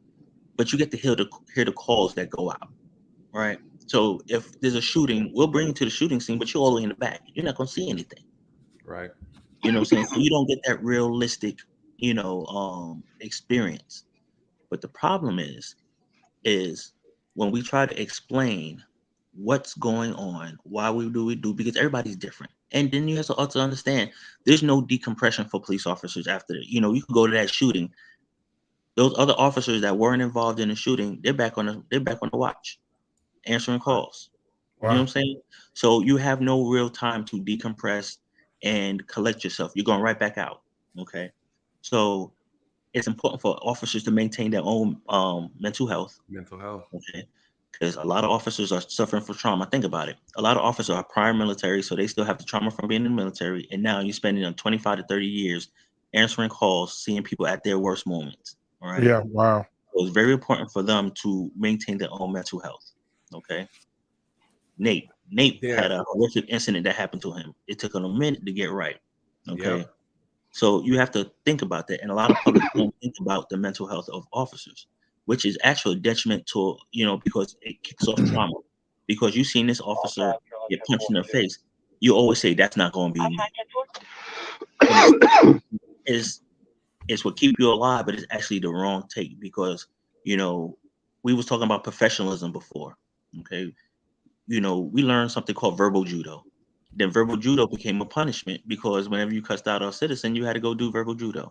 And it teaches you how to talk to and how to engage and how to recognize when you're being baited into a confrontation and how to de-escalate. And that's the thing that a lot of citizens are asking, like, how come we can't de-escalate? Well, you have to understand, you have to want to de-escalate. Okay. It's adrenaline. A lot of people get a rise off it. And what kills officers most is that adrenaline dump. You could be sitting down eating, like Tom is sitting down there engaging with us. He could get a call of a priority 1 call, which is like a violent crime, a crime against person. and his heart starts beating. He jumps up. Hey, I gotta go. He's driving, high rate of speed, and then they call it off. So now, so there's a lot of things that the human body is exposed to us. That's why the training is important. You have to. It is a craft. Policing is a science. It is. And I was go ahead, Black Man Filter. Go ahead. So I was going to ask, at what point? Two things. What when you're stopping someone on the like for a ticket or something, why do officers touch the back of the car first? That's the first question. I don't know the answer to that. Let me let Tom answer that. Go ahead, Tom. So I do this all the time. I'm big on officer safety and survival. So I do this all the time. What that purpose is, there's a couple things. One, I want to make sure that the trunk wasn't popped open. Okay, so that somebody could jump out, throw the trunk up and fire a shot at you. Okay. And because that's happened. Yep. But the main thing is to leave fingerprints on the car. So what happens is, if, let's say, you touch the back of the car, and as you're walking up, somebody jumps out and they fire a shot at you, you get hit, you go down, and then they take off. So later, if they find that car, that will tie, you to that car, if in the event that there is an incident like that. Right. So there's safety, and you're checking the trunk, make sure nobody is going to pop up out of there, but at the same time, you're also leaving your fingerprints. Yeah, that's actually a really good question. Let me ask you this, Tom, because it's Black History Month. I'm going to ask you a challenging question. What are your thoughts being a white officer? And have you ever dealt with a Black citizen, an African American citizen, and they were uncomfortable because you're white, or they may have thought, or may have been like, they didn't like what you did, or like the way that you arrested them, or the fact you had to take them to jail? Did you ever get confronted with someone accusing you of being a racist? And I know you're not a racist. I'm just saying, how they make those accusations. Yes, a few times. And how does that make you feel? And then express to me, because I want everyone to know, because I'm big on this issue right here. And right. So, I mean, I'm just like, every time they say it, I'm just like, damn it. It's like you don't know who I am. You haven't gotten a chance to hear me out. Let me talk to you first. Right. And explain. Try to explain things a little bit. Hey, this is why I have you in custody. It's nothing personal. It's just my job. Here's the deal. Whatever. It after a while, it becomes frustrating. Right. But I think part of it, and I'll tell you this, you can see that I have that I'm bald. Right? Yeah. So, you look like part of the Aryan, huh? The Aryan. There you go. There's a trend going on, man. I feel left out here. So, I don't always have this goatee, by the way, but I grew it out because it's cold. So, no, I grew it out because I don't know, I just wanted it. But for the ladies. I can't say all that, man. You're getting me in trouble. So, oh man, you got me all jacked up here. It's frustrating, but a lot of people that look at me with the bald head, they'll see me walk up. Now I'm 6'4", 215 pounds. Oh damn! So I'm a pretty sizable guy. I mean, for a white guy, I guess. Right. There's big white guys, bigger people than me, but I walk up, and a lot of times I think they feel, here I am dressed in this, I'm dressed in a tactical police uniform. Right. And I'm a bald-headed white guy, and I walk up, and they feel intimidated. Now they're thinking, oh, he's a racist cop. He's gonna, he's a racist cop. He's gonna, he's locking me up because I'm black, or he's gonna beat my ass, or he's gonna do this. And I've even had him say that. Oh, I guess you're gonna beat my ass now.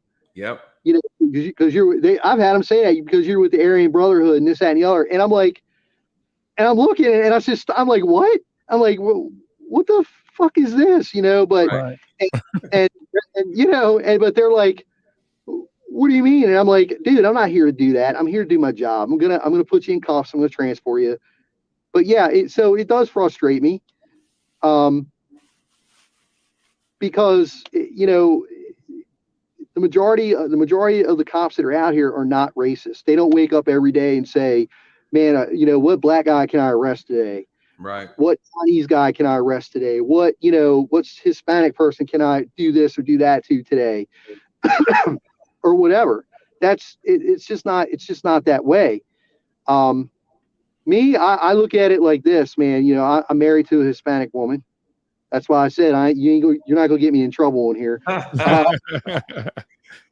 But let me ask you this: how do you in those encounters? Because you know, just like in Black Men Unfiltered, we're gonna be completely transparent over here. You know, and me and Dre worked the Black community. They call us a sellout, right? They call us Uncle Tom. They call us Uncle Toms. They call us Uncle Toms and traitors. They'll say it right in front of a white officer. Right? I'll be with my partner. They'd be like, "Oh, you're a sellout and you're working for the white man." So this is something that. So even though he gets it, I get it too. It's just in a different form. Yeah. So let me ask you, Tom, what methods do you use in that moment to help dismantle that? Because you understand where that reaction comes from, regardless if it's, you know, where it comes from. So let me ask you, what methods or tools do you use just personally to help dismantle that, or kind of build some type of trust in that moment? So I'm like, so I stop them in their tracks. I'm like, nope. I'm like, nope. And I don't give them a chance. Right. I tell them, nope, that's not how this is. This is not how it's going to work. Okay. You know, my man here is here to do a job. It doesn't matter. Because of the color of his skin. I said, he puts the uniform on the same way I do every day. Right. I said, he doesn't work. He doesn't work for me. I don't work for him. We work together, man. We're here doing a job. He's here. He's got a family. I said, so let's start over here, you know, and you know, come on, man, you know. And I'm like, you know, I tell him, wise up, you know, be more mature about the situation here. You're already in enough trouble, you know, be a little more mature about things, you know. And sometimes, man, you know, I get the reaction later on. They're like, man, I was just pissed off, you know, because I'm being locked up, you know, the situation, man. I don't mean to come off like that. And I'm like, look, I don't take it personal. It is what it is. I said, but I just come off at you like that because I don't want things to escalate. I don't want things I don't want us to come off on the wrong foot. And the verbal judo thing, you know, I've had, you know, black guys that I work with, great cops, man, you know, they look at, you know, they'll look at the suspect and be like, what? Uncle Tom? And I'll be like, so I'll turn around, you know, and I'll be smart ass because I am by nature. I'll turn around and I say, hey, Uncle Tom, can you go ahead and transport this gentleman to the station for me? You know, and of course, then they're like, oh, no, he did. He just called you Uncle Tom. He goes, that's right. That's who I am. He goes, by the way, his name is Tom, like that. And of course, wow. Everybody gets, you know, it's verbal judo. Everybody gets laughing. And at the end of the day, the suspect is like, all right. You know, a lot of times that's how they are. They're just like, whatever. Some still don't like the police, and they say, oh, you're full of jokes, whatever. But, well, I am. So it's like, it is what it is. But I just try to eliminate a lot of problems. I don't label me as a racist. You know, I'm not like that. I'm out here to do a job, and I care. If I wouldn't care, I'll help you equally. I'll help a black guy equally as a white person, equally as a Hispanic person. You know, if they're in trouble, I'm going to help them. You know, that's just my job. It's who I am. No, that's good. I'm gonna be asking you a couple of questions, Black Man. So if you have a question, you can jump on in. Yeah. Go ahead. So one more. I got one more. Yeah, question. yeah. Go ahead. Yeah, ask away. So, what is the procedure when an officer suspects something of you? Like, say for instance, you saw a guy and they were coming out of a store and somebody just accused this guy, hey, that guy right there took something out the store or something to that nature. Right. What is the procedure on when you pull your gun out? Like what is the procedure? What has to happen for you to pull it out? Does he have to be what constitutes the reason for an officer pulling a gun? I'll let Dre answer that, and then Tom, if you want to piggyback on that, you can. Go ahead, Dre. Sure. Well, first of all, like, just because a person is being accused of, I'm not pulling my gun out. If he opposes, like, if he takes a defensive stance and he wants to, squabble, but the thing is, I have the Batman belt. I don't have to, I got other things I can pull without, pulling out my firearm. You know what I'm saying? And if the first thing I'm going to is my firearm, then you know what? I haven't trained, hard enough on the other stuff in my belt. I got my hands, you know what I'm saying? I got a wicked knuckle game, you know what I'm saying? Yeah. Yep. I got an aspartame, I take Kali. So I'm wicked on that, you know what I'm saying, with that baton. Wow. So but what would constitute you taking your gun out if you're confronting a suspect on the street or a person of interest? What would have to happen for you to draw your weapon on that individual? He makes an advanced move, like he starts to reach behind his back, like he has something. Like if your hands these are the only things that can hurt me. What's coming out the mouth can hurt me with them hands, and when I can no longer see them hands, then I'm pulling my weapon. So if you catch your hands in your pocket or underneath your sweatshirt or whatever, and you have one hand out, and I'm telling you, like, look, if you have something, whatever you got under there, let it go. Let me see your hands. If you pull anything out of there, we're gonna have a problem. Then I'll draw my firearm.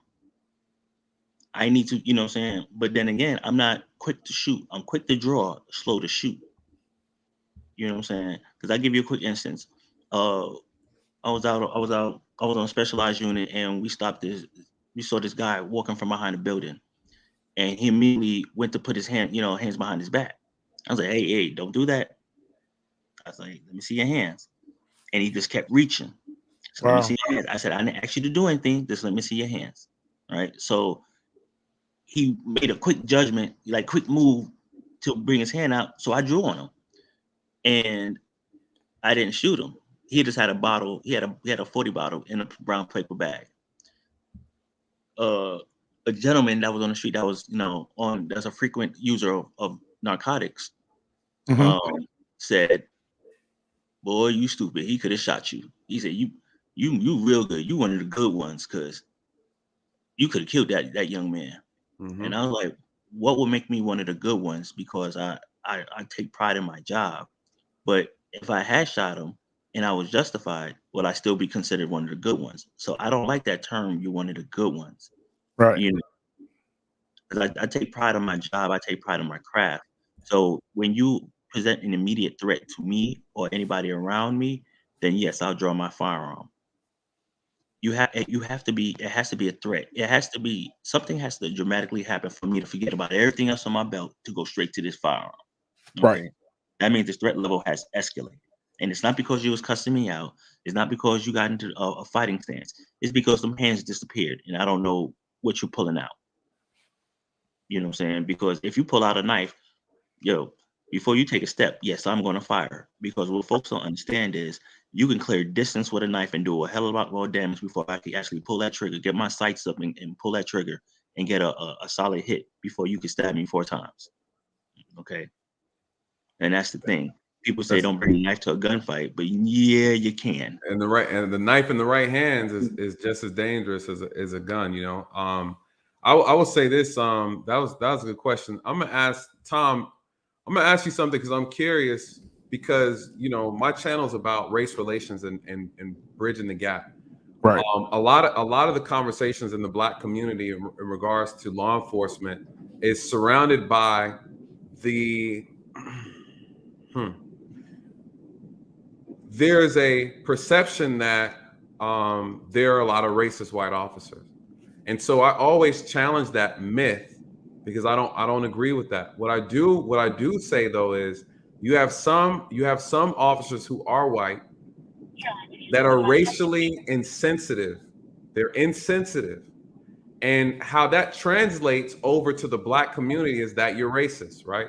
That a white officer who is insensitive to what the Black community is going through, or that particular person, it looks at it, it comes off as being as racist. What are your, if you had control to try to repair the race relations within this country as it is with Black community and then white officers and just officers in general, what things would you suggest that you think would help with the relationship in your opinion? So obviously, you know, we don't really have enough officers, honestly, walking a foot beat anymore. Mm-hmm. I think the officers, you know, there should be officers out there, you know, walking a foot beat, you know, and actually getting to know who the people are in their cities, their towns, you know, whatever. You know, even like county police or county sheriffs, you know, go into some of the towns, you know, where they patrol and get out and get to, you know, I don't care what area it's in. I don't care, you know, if it's a predominantly Black community or what it is. Get out and get to know the people, right? You know, and actually, you know, show the community that, you know, hey, these officers are not this way. They're, you know, they're out here for you. You know, they're approachable. You know, be approachable, and I think that's one of the biggest things. You know, and I mean that's what's helped me. I think throughout the years of my career, I worked a lot of the you know Black communities. I'm from Baltimore, and okay. So okay, shoot. You have Black. So yeah. Yeah, I'm from Baltimore. So when I first started law enforcement in Baltimore County, I was a auxiliary police officer for 11 years.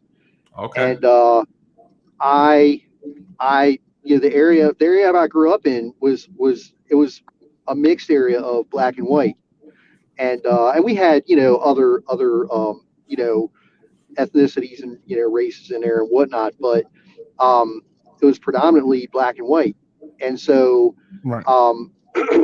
You know, I was able to you know, intermingle with everybody. I didn't care because it just to me it just doesn't matter. But to be able to when I was auxiliary police, I mean, I would actually get out through, like, in apartment complexes, and I would walk through the apartment complexes, and some of them, you know, were honestly, they were predominantly Black residential areas. Right. And I would walk through there, you know, and it surprised them to see, you know, law enforcement walking through, yes, you know, through the area, and they're like, oh shit, and I'm like, look, I'm not here to bother nobody, you know. A couple of them took off running, and I'm like, okay, right, well, right. Something going on with that guy, but you know, have fun, I'll catch you later, you know. And right. But the rest of them, they're, you know, I stood there and talked to them. Some of them didn't want to talk, or they were sucking their teeth or whatever, and they didn't want to hear what I had to say. But I'm like, look, man, I'm not here to bother nobody. I'm just here to, you know, see what's up. You know, let's talk. Right. You know, what's going on around here. Some wanted to talk, some didn't. But I think if we had more officers that were out and a little more personable in the community, Mm-hmm. I think that's what's gonna honestly build trust and build that relationship between law enforcement and the public. I agree 100% with that. I think that's a very, very, very strong start, because one of the things that I used to do is when I had a little downtime, I would actually, you know, I made contact with stores and like the ice cream truck. I would get their numbers. I would get their numbers and say, hey, on this day I'm working, I'm going to be in this community. I would buy out the ice cream truck, you guys. And I would have them, Wow. I would ride behind the ice cream truck and I'd get on my PA, on my mic, and I would say free ice cream for the kids, right? I would do this in the Black community. I would do this in the Hispanic community. Right. And I would get out and I would help hand out the ice cream to them, you know, and this is where it starts, right? Because listen, I'm wearing the uniform building relationships. Yeah. Building relationships. I'm in the uniform. They don't like me either, right? Right. They don't like me, but they don't like you twice as much, Tom, because you're white, right? So I only have one barrier. I have one barrier to overcome, the fact that I'm a cop. You have two, three, because you got the you're white, you got the uniform, and your head is bald, right? So you got three to overcome obstacles. And so I would do things like this. To really get the kids. It's the kids. Because when you talk to the kids see what the kids learn what the parents tell them, right? And we're talking about, especially some parts of our community, whether good, bad, or indifferent, people have a perception of the police. I would get out if I see the kids playing basketball. I'll get out and say, hey, whoever can hit the shot from here, $10. Right? This is what I'll do. You guys can Google me and go online. You'll see videos of me running and chasing, having races. I'll say, I'll race you. Whoever wins gets $20. If you can beat me in a race, I'll give you $20, right? Because you think because I got all this equipment on, I'm slow. No, I can beat anybody here in a foot race, right? And what we do is in this process, we start to humanize ourselves to the people. People start seeing us, like you said, Tom, we become more approachable. We've gotten so distant from the people that we're serving. Right. I agree. You know, and that's nobody really no one understands us. They don't know what we go through. They don't know what our life is like. We've alienated ourselves. We become our own group, right?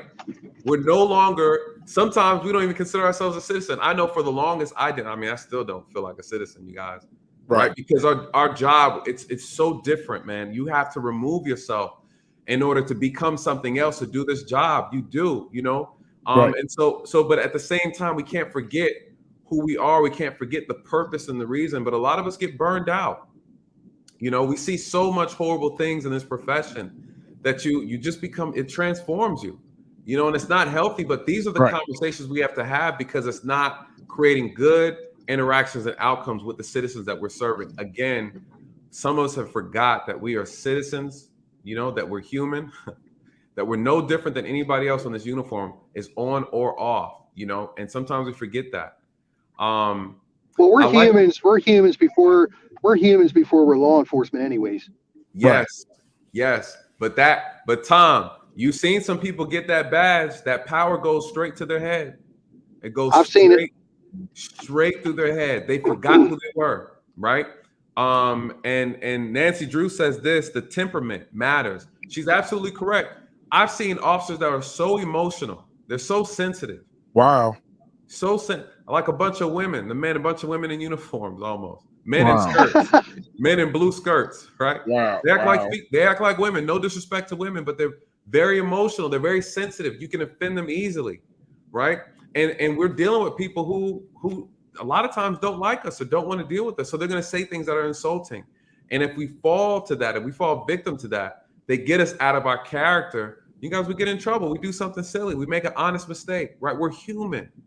You know, I had a coworker who got fired. A good friend of mine, you guys, I was part of the burglary task force when I was working. And we had locked up these guys. We arrested them for breaking in the house. And this kid was talking trash from start to finish. And my partner, I could just see him getting to him. And I thought it was funny. I didn't think nothing of it. Well, the suspect, he spat in his face. Ooh. And my partner, he hauled off and dropped him on the ground. He hit him one time and dropped him. You guys, they fired him for that. He was in handcuffs. The suspect was in handcuffs. What did they say to my coworker? They said, you know better. You are held at a higher standard. You're an officer. You let words get to you. This is how they talk to us. You guys, we are not allowed. We're not, yes, we're human. Yes, we make mistakes, but mistakes are not allowed, right? Keep your human feelings to yourself when you're in uniform. That's the reality of the job, you guys. Am I not? And Tom, am I lying? No, you're 100% correct on that. You know, no one cares that your feelings were hurt. No one cares that the suspect called you a racist. Right. No one cares that the suspect called you a nigger. No one cares. We're supposed to take it on the chin. And guess what the citizens believe? The citizens believe we're trained to do it, you guys, and we're not. They don't train us. They don't train us how to take insults. Right.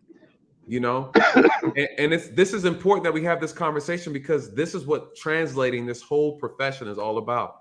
You guys, Correct. you have to be someone better than that uniform. Yep. When you Correct. put it on, shit is being thrown at you, and you better take it. Yeah, a lot of shit. You got to take a lot of shit. You got to take a lot. And guess what? You better take it and shut your mouth. Yep. And suck it up, Buttercup. Yep. Suck it up, Buttercups. Yeah. Because what's the reality, Tom? You know, the reality is the expectation is that we're supposed to be built for it. And the reality is you have some people who are not built for this job. Oh, yeah. Yeah, I can tell you, I got to get ready to jump off here, but I can tell you many things about that. In fact, I started to tell you about something from an agency I used to work where I used to work at about similar things, and about how they push ComStat on us, and about a whole bunch of stuff. And I want to come on here at another time and have a discussion about that. And I think that'd be great. I think you would be interested. I think Dre would be interested in it too. Let's do it. Yeah, definitely. Well, you know, you got my email already, so just I'll email you back my number, and then we can coordinate something. And real quick before you bounce, D. Nicole said, "Question, Officer Tom, have you ever been pulled over or had a bad interaction with a cop while off duty?" Huh, that's a good question. Yes, it is a good question. Yes, I did. Was the officer white or black? He was no, he was a white guy actually. It was out of this was years ago, but this was out of Withville, Virginia. Mm-hmm. And I was cruising on the interstate, and I looked up and there's a motorcycle behind me, and he's got lights, and I said, "Oh, this is the first time I've ever been pulled over by a motorcycle, police." It was a sheriff's deputy, and he walked up to the car, and I was auxiliary police at that time. Okay. And we were required to carry our ID and everything on us. He came up. He said, he told me who he was. He said, you were doing 76 in a 55. I said, "Okay, sir." I said, no problem. He said, "License registration." So I opened my badge wallet. And of course, when you open it, your badge and your ID is right there. Right.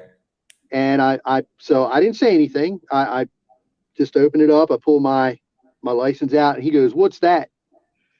And I said, "It's my license, sir." And he goes, "No, that you're holding in your hand." And I said, "It's my wallet." And he goes, I still didn't say anything about being auxiliary police or anything like that. And he was like, "So let me see that." So I give it to him, and he goes, "So you give this to me because you feel that I'm inclined not to give you a ticket."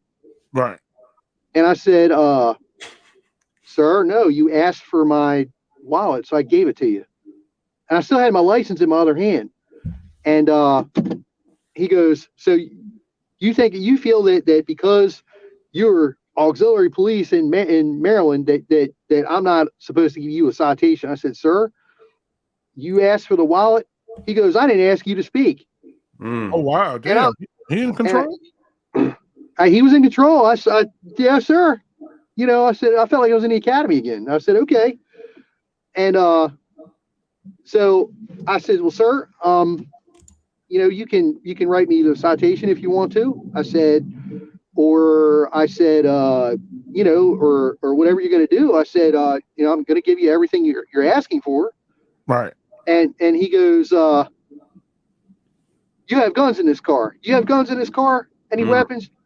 I said, "Sir, I don't have." I said, "Sir, I'm auxiliary police. I don't carry any weapons." So I said, "We have everything but a gun, and I don't carry that when I'm off duty." He goes, "So you feel the need to carry the badge on you?" I said, "Sir, we're required for officer safety reasons." And you asked for it, I gave it to you. And he kept on and on. So finally I said, "Sir, either write me the citation," I said, or get me somebody here that I can talk to, because this is, I feel this is a little crazy. Yeah. Right. He goes, He goes, I'll be right back. And he took my wallet with him, right? And then he came back and said, I need your license. I said, here it is, sir. You know, and I gave it to him. And it was like one thing after the other. But he came back and he threw my license and the wallet in my lap. And he goes, I want you to get out of here right now. And he goes, I better not see you back out in these parts again. And I went, okay. I mean, I didn't care because I didn't live there, but I'm like, you know, like, where was the professionalism at? You know, I wasn't even asking for professional courtesy. I didn't ask for anything. Right. Just give me what you need to give me, and I'll roll up the road if we got to go to court. And I was so pissed off when I left there. And I'm looking at my badge, and I'm like, this is not how I act when I'm out on the street. Why is this knucklehead acting like this? Yeah. Is he having a bad day? I don't know, but I was tempted to go turn around and go to his sheriff's office and report his ass. Yeah. But then I said no, because I know what'll happen. My ass will end up getting locked up here in this little hick town or county. Town. Yep. Oh, dude, man, and I would have been like up Schitt's Creek without a boat, you know. And so I just I let it go. But that was my bad experience with law enforcement. Wow. And I never forgot it, but I learned from it. I learned not to be that way. Exactly. Yo, Tom, I appreciate you, man. I appreciate you taking the time and to spend with us and give us your insight, brother. I really, really appreciate it. And you know, you're always welcome. Black man, you got any last words for him before you head out? Yeah, man. I just want to say, you know, I appreciate you, man. And you know, I mean, a lot of officers in the Black community, they get a bad rep, man. And it's just like some officers walk into it on their first day, you know, that people don't even know them. But and so, you know, and I think the persona has been, like Nathan said earlier, is that we're not building relationships. Yeah. We're not training, because if you're policing a neighborhood, if I'm policing a neighborhood, I'm going to know these parents. I want to know their kids. If I see one out, hey, this is your son, right? What you doing at this time of night, bro? Get in the car, let's go. You know, just like, you know, Nathan said, you know, getting money and saying, if you can hit this shot or whatever, I'll give you $10. You got to have a relationship. So, man, if you're out there doing the work, man, I want to say I appreciate you, man, for doing the right thing, brother. Absolutely. Well, I appreciate that, man. I think I'm losing signal here. But no, you good. We hear you. You guys hear me? Yeah, we can hear you. And the last thing I want to say, make sure that goatee stays like that, man, because you might want to cut it off because the ladies coming, bro. They coming.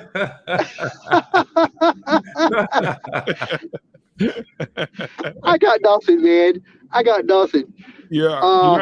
You're not gonna be pulling no gun. You're gonna be running. You're gonna be running. They coming to get you. They coming.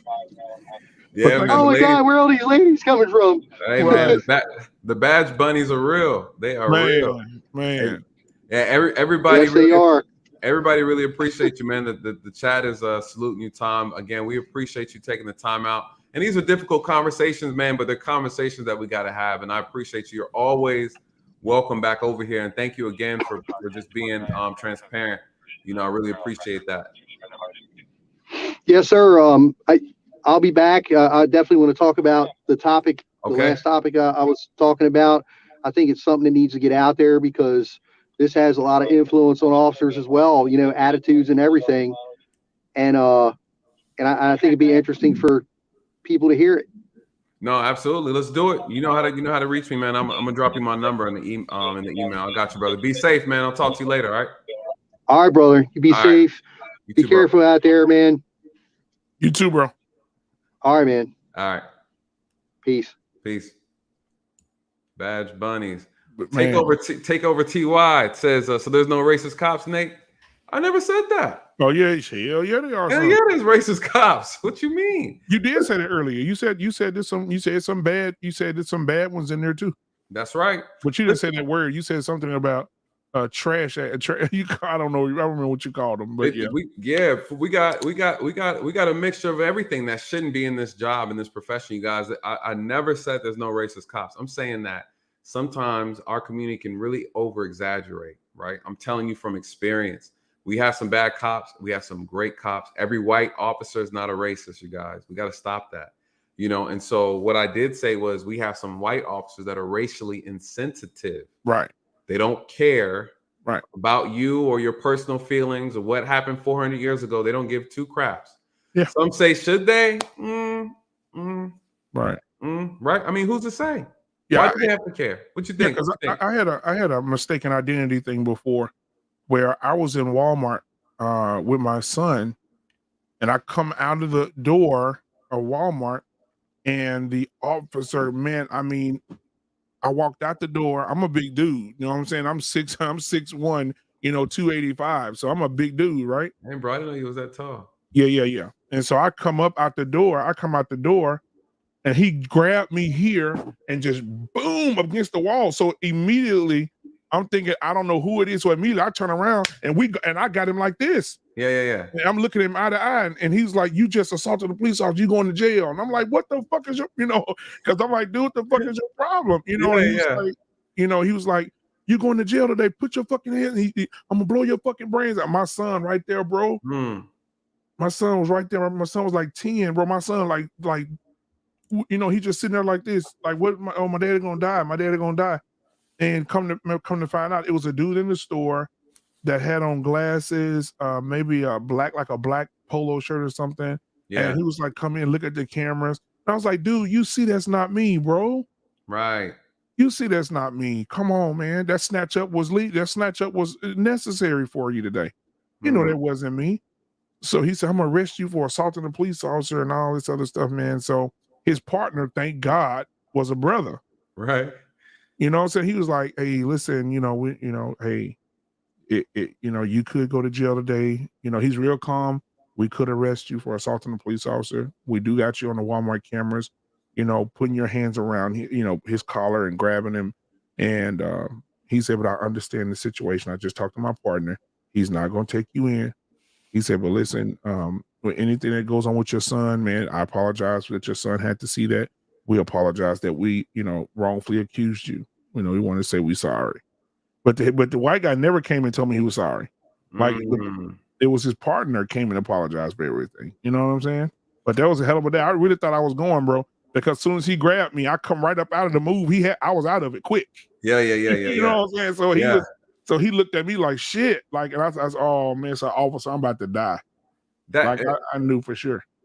It's interesting you say that because there's situations like that. I've been in situations where I've pulled over the wrong car, stopped the wrong person, arrested the wrong person, put handcuffs on the wrong person, and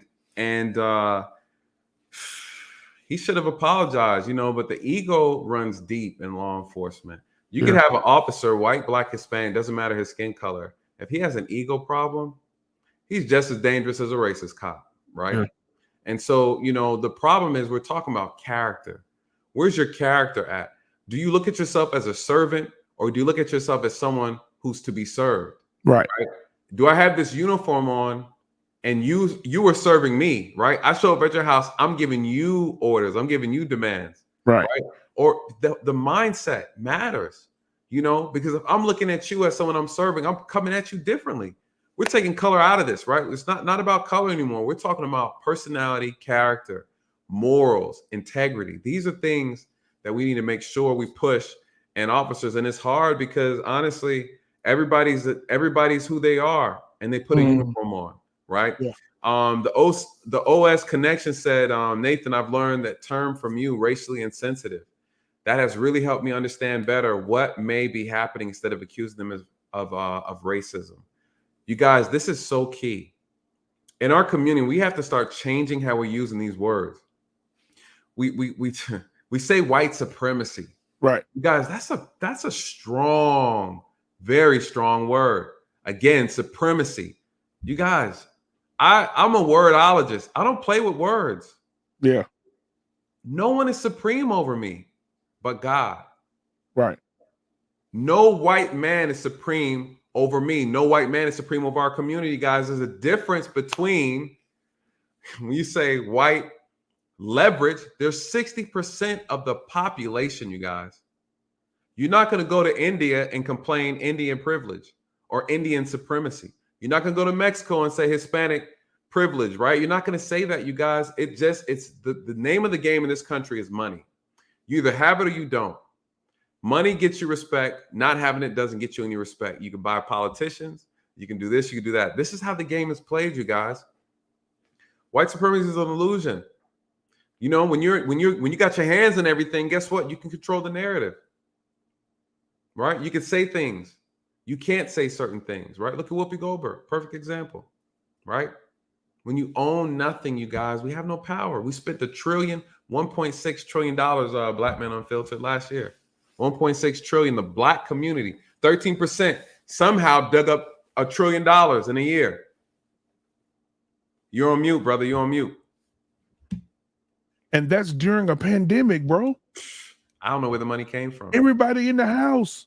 You spending that's crazy, bro. Can you imagine if we all got together and put that money toward our kids, the better education, bro, programming for the man, bro. God, $1 trillion, 1.6. We spent more than we spent last year. Listen, you guys aren't paying attention to the game that's being played. That PPP loan, that was all beta testing. They beta test to see what you're gonna do. Let's test them out real quick before we give them reparations. Let's see what they're gonna do with it. Let's see what they're gonna do with it.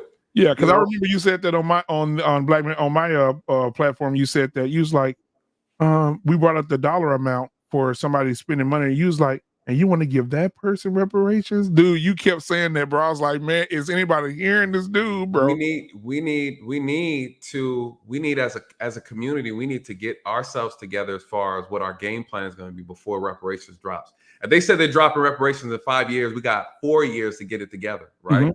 Mm-hmm. Or we'll blow the opportunity. That's just real, right? We have to have a whole mental shift change in our community. You guys, this is Black History Month. It should be Black History Year. Let's keep it real. Right, exactly. Right? And you can't put everything in a month, bro. We can't. And at the same time, there's so much that needs to be taught and discussed. We have people before us who've already figured it out. They know the game plan. And so my problem with this $1.6 trillion, though, Black Men Unfiltered, is that guess how much the government spent last year on the military? 700 billion. I was just about to say that. So we spent more as a community of Black, as a culture of people. We spent more than the military spent, dude. That's crazy. Ooh. Make it make sense. Listen, you guys, we put out enough money buying foolishness. Let me not say that. I can't be a target. It's too early in the game. It's too early in the game. Man, and listen. We need to, if we invested in everything that we spent money on, so the Jordans, if we took that $1 trillion and opened up our own restaurants, man, what? Our own hospitals. We don't have our own hospitals, right? We got banks, but we don't have enough of them. We don't even put our money in our own banks, right? We got HBCUs. We refuse to go there, right? Every able melanated person should be investing in our own stuff, you guys. Listen. If you believe in white supremacy, that's fine. I'll give you that. But white supremacy, white privilege, all those things fall at the feet of Black unity, you guys. This is the reality. This is the reality. If you believe it, that's fine. I'll leave you to your own devices. If you believe that, that's cool. Everybody's free to believe what you want. It's crazy. All of those things fail at the feet of Black unity, Black family. Yep. Black economics, group economics, you guys. Those things don't mean anything. White supremacy doesn't mean anything to the Asian community. Exactly. The Hispanic community. It means nothing, you guys. It means nothing. It means nothing. What a pretty ugly truth say, LaMonica. Shout out to you. Thank you so much, my dear, for this super chat. You guys, and thank you guys in the chat. You guys, I kind of forget to shout you guys out again. Thank you so much for sticking with me, you guys. We're at a 4-hour mark. I really, really appreciate you guys holding tough in there. Anybody wants to come up before we shut down, probably give it about 30 more minutes. You guys, listen, I'm not TLA, I'm TLO. I'm the lead officer, the lead officer. I hope you guys are doing well. Listen, my name is Nathan Daley. I am the law enforcement translator, aka TLO, you guys, the lead officer. Listen, what does that mean, you guys? I'm here to break things down and give you insight. We are asking that our men and our women rise to the occasion, you guys. There's no time like now. We need people to step up. The conversations need to be had. There's too many of us just lackadaisical. We're just sitting around waiting for someone else to clean our mess up. Right. You guys, listen, 400 years ago was 400 years ago. Black history now needs to become Black future. What are we doing? Ooh, you said it. What are we doing, you guys? Black history needs to become Black future. She said, doing big things with the suit, TLO. Yes. I'm going to holler at TLA, man. I got to get his tie. His tie game is strong, man. Yeah. One time I saw him, he was on the stream. It looked like he had like one of those Oriental fishes on him. You know, the ones that got all the multiple colors. I said, no, that's fine. I don't got TLA money, though. So you've done it again with another informative conversation and panel. Salute to you. Thank you so much. Thank you so much. I really appreciate that. You guys have been super supportive. Listen, you guys, I did I was fortunate enough to jump on stream with Kwame, and that conversation was amazing, you know, and I plan on reaching back out to him to have some more concrete discussions about a multitude of things, about how we can really have positive impact within our community. What can we do? What can we do with these platforms, you guys? We have a voice, right? There's some people on YouTube that like to push a lot of toxic information. Right. They like to talk about things that have nothing to do with the growth and the success of our community. They're wasting their voice. They're wasting their platform. Exactly. Some people have a platform and have a channel, and it looks like, it sounds like, it seems like reality housewives, right? Right. Basketball club or Girls Gone Wild, right? Like there's so much wasted junk, you guys, that we're putting out and our people are consuming. You guys, if we're ready for a change and we're ready to actually make an impact, please stop with the foolish conversation. Listen, I know the money's good, but this is the problem. This is how they get us in the trick bag every single time, behind the dollars, you guys. It's always about the money. You guys, the only color in this country that matters is green. Green. You want to talk about supremacy, we'll say green supremacy. That's what it is. It's not white supremacy, it's green supremacy, right? So, you know, this is the problem. What are y'all talking about in the chat? What you got from you Black Men Unfiltered? Let's talk Black. Man. Because I got a movement coming up.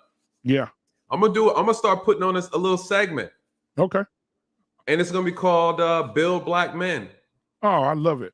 Build Black Men. I love it, all right? bro. And it's a double entendre. All right. Because we're not just building Black men, we're asking Black men to build. You know, this is the new movement, man. Kill the stereotypes, man. Gotta kill it. Gotta kill it. Too much myth, propaganda, and foolishness spreading around our community. And unfortunately, the loudest in our community are the smallest group in our community. Right? Man, we're smart, we're wise, we're educated, we're family members, we're fathers, you know, we're daughters, we're mothers, you know, we're doing a great thing, we're married. We got a little here problem, got a little there problem, you guys. But overall, our community is doing great. We're just not unified. Right.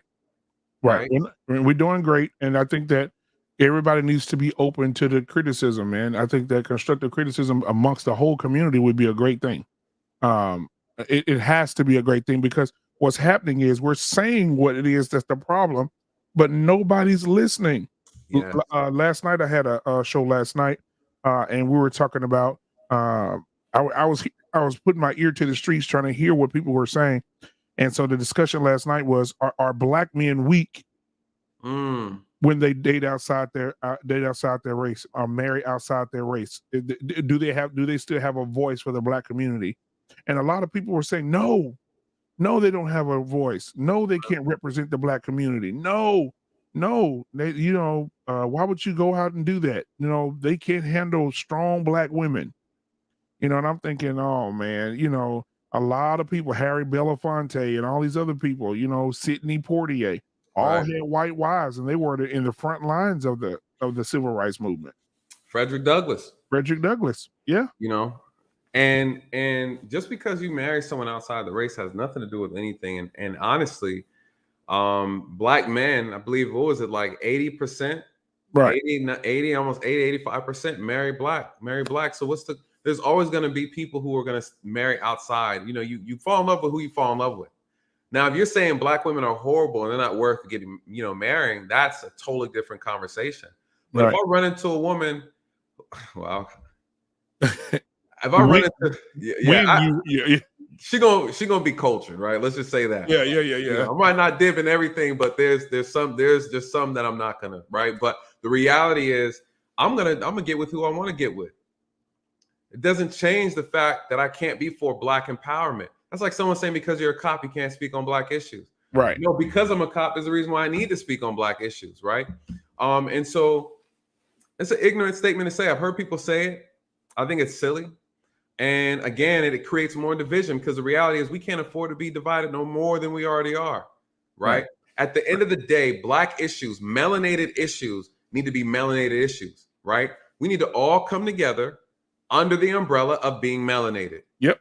Right? What's the reality? What does it look like, Black Men Unfiltered? We all come together and say, here are our priority. Here are our goals. This is what we want out of this country. This is what our expectations are. This is how we're going to do it. This is how we're going to work together to achieve it. We got to execute. After those things are answered and we get the things that we're asking for and the things that we earned, then by all means, everybody go and break out into your respective groups, right? Your swirlos, if you want to swirl, go swirl over there. Swirl to your heart's content. If you want to go and be Christian, atheist, agnostic, Muslim, Jewish, whatever, cool, fine. Be who you want to be over there. LGBT, fine. Go over there in the corner over there. You go over in the corner over there. Everybody, whoever you want to be, you can be that after we satisfy the melanated, the collective things that we need, the priorities that we need. Because at the end of the day, no one cares who you are on the inside. They're looking at who you are on the outside. This country looks at color before they look at character, unfortunately. And so that's how we're all judged. So with that being said, we need to come together collectively. Exactly. And then we can respectfully go about our business. This is why when these individuals create all these little subgroups, you got, what's his name? Umar Johnson. Oh, you know, he had a strong start and he had a hard crash, right? And what was he saying? He would say things like, if you're not dating one of our sisters, and you can't be a part of the group. Like who? What? And you know what? And you know what pisses me off about that, bro? He'll say that, but then we'll sit there on live TV and say, I'm a descendant of Frederick Douglass. Well, if you're a descendant of Frederick Douglass, he had a white wife. Exactly. Well, he checked them because I think he was on Roland Martin's show, and Roland Martin was like, Roland Martin dug into him. And what's funny is what Dr. Umar Johnson talks about is legit. The problem with some of these self-made, gurus that we have in our community is that there's no follow-through. Right. People are still looking for the school, brother. It's what's going on with the school? Yeah. You had a brother named, I think his name was something X, I think. He opened up a school and got buses and everything. Like he's a young brother. I think he's part of the Nation of Islam. And I said, and folks are like, yo, hold up. Come on. We're investing our money into the wrong things, the wrong people, unfortunately. It's sad. It's sad. It is. It's sad. It's sad, bro. It's sad, man. But man, listen, bro. I just want to say, man, I'm proud of you, man. I thank God, man, that you're in position to do what you're doing, bro. I sat and watched the whole thing, man. And I was just listening in, man. And so I support you, bro. I'm here, man. You ever need me to be up in this place, I'm coming, bro. That's what's up. Yeah, you got my word, man. And so, yeah, man. I see Suzette's in the comments. So is she still rocking out on the 12th for the other show? No, we actually, me and Suzette had to make an adjustment on the dates, but we are still going. Let me see. I didn't see. I'm all behind on the chats. Yo, shout out to Suzette. Big up Suzette. What's up, Suzette? Yeah. Real Nathan Daley in the chat. Black Men Unfiltered passing through. I appreciate that. Yes. Suzette is awesome. She is. Yeah, we're fine tuning our topics and discussions for the show. It's going to be interesting. I did a show this morning with the amazing Angela Stanton King. Oh, that was interesting. We talked about the Biden. Listen, Biden giving out crack pipes, right? Crime Bill 2.0, you guys, is on its way. Remember, I told you so, right? It's the perfect storm to bring up a crime bill. Wow. The crime is through the roof in all these cities. You guys, they set this thing up. Yep. I believe you. Man, you guys got to pay attention to how these pieces are moved. These guys are playing chess, man. They are playing big time chess, and they're 5 moves ahead. You know, what are your thoughts on Black Man Unfiltered? What are your thoughts on the president dropping that? Hold on, someone mentioned something about the police takeover. TY, what are your comments, you guys? Ask me anything about the police. Put your questions in there. So we're the problem, Nate. Man, listen, on takeover. You know, you've been with me for a long time. I never said we're the problem. I never said we're the problem. You know, the FBI, people love to hang on this data right here. The FBI said the white supremacists entered the police force. Yes, they did. Yes, they did. The white supremacists, KKK, along with pedophiles, along with murderers, robbers, along with gang members. We got gang members. You guys, I've talked about this before. You guys, this is a job. This is a job. It's a regular job. It's just a dangerous one, and it's the one that affords you a lot of power. This is a job, just like any other job. You guys, wake up. Yep. Stop acting like you don't know what's going on. It's a regular job, you guys. There's nothing special about it. Yep. But the power that we have. Anybody named Mama can walk into this profession. We have criminals in this profession. No one is denying that, you guys. This is a regular job. You think we're special? You think they have a magic tool that can identify whether or not a person is a psychopath or not before they put the uniform on? They don't. Wow. What did I tell you guys in the very beginning? What's the reality about this profession? What do we have in common? We're regular people who wear a uniform. I know atheists in this profession. I know Satanists in this profession. Damn. I know people who used to be white supremacists in the profession, right? Can they not be delivered? Right? Do people not change? You guys, I know gang members who are in this profession. Damn. I know pedophiles who are in this profession. I know rapists who have been in this profession, you guys. Come on. And who you are today is not who you are tomorrow. Wake up, takeover. People change. People change. Yeah. Yep. You know, we got to be adults, man, when we have these conversations. What are we going to do about it? If anybody invents a tool that can examine the heart of a person, because according to the Bible, right, who has the power to see someone's heart? Who has the ability? If you figure it out, takeover, please, you'd be a billionaire overnight. Every company, every job, every profession will be calling and knocking on your door. Hey, can you use them little scanners to determine what type of person I'm about to hire? Come on, you guys. They just had a real estate agent out here who was killing homeless people. You guys, you don't hear the stuff that goes on. Everything doesn't make the news. There's some sick people out here. Yep. Some sick. I urge everyone, if you're not familiar with the white underbelly, soft white underbelly, that YouTube channel, go on that channel and get educated on you guys don't have a clue what's out here. You don't have a clue. Listen, I got a little taste of the dark web, the black market, you guys. Wow. And it spooked me. It spooked me. You guys don't know how much a body costs on the street, how much a body's worth. Let me tell you about being black. Let me tell you how profitable it is, because you guys don't have a clue, right? You don't know how much a black body is worth on the black market. You don't have a clue. Every time we lay one of our people down in the street, someone gets paid, you guys. Those organs cost, those eyes cost. Ooh, man, you walking down the dark path here, brother. Listen, man, you don't want to have this conversation with me. You guys don't have a clue what's going on out here. You're oblivious. You're so focused on what a white cop did to a black person, you missed the whole thing. You missed the whole thing. You're so caught up in your emotions. Man. You don't know what's going on right in front of you, right next to your neighbor, what your neighbor's doing. Bro. The trafficking that they're doing with bodies. You don't know it. You don't? Man, please. You know, like the guy, I'll say this here, then I'll be out. Like the guy that said that went in, I don't know if you saw the case. So the guy, I guess his wife cheated on him. Mm-hmm. He went home, found out his wife cheated on him, went and asked her some questions. And he proved that she was cheating on him. And so he did. He broke her jaw, like shattered her jaw and then dislocated her shoulder.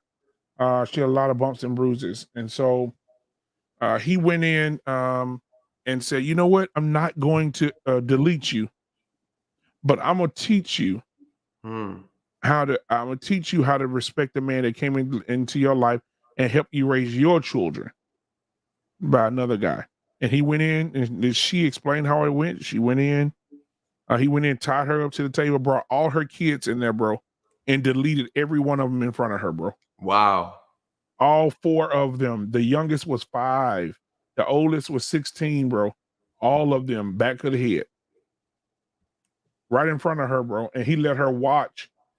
And then after she watched for a long time, he called the police, bro, and he waited in a chair, bro. What kind of evil is that, bro? He did it and waited for the police to get there, bro. Yep.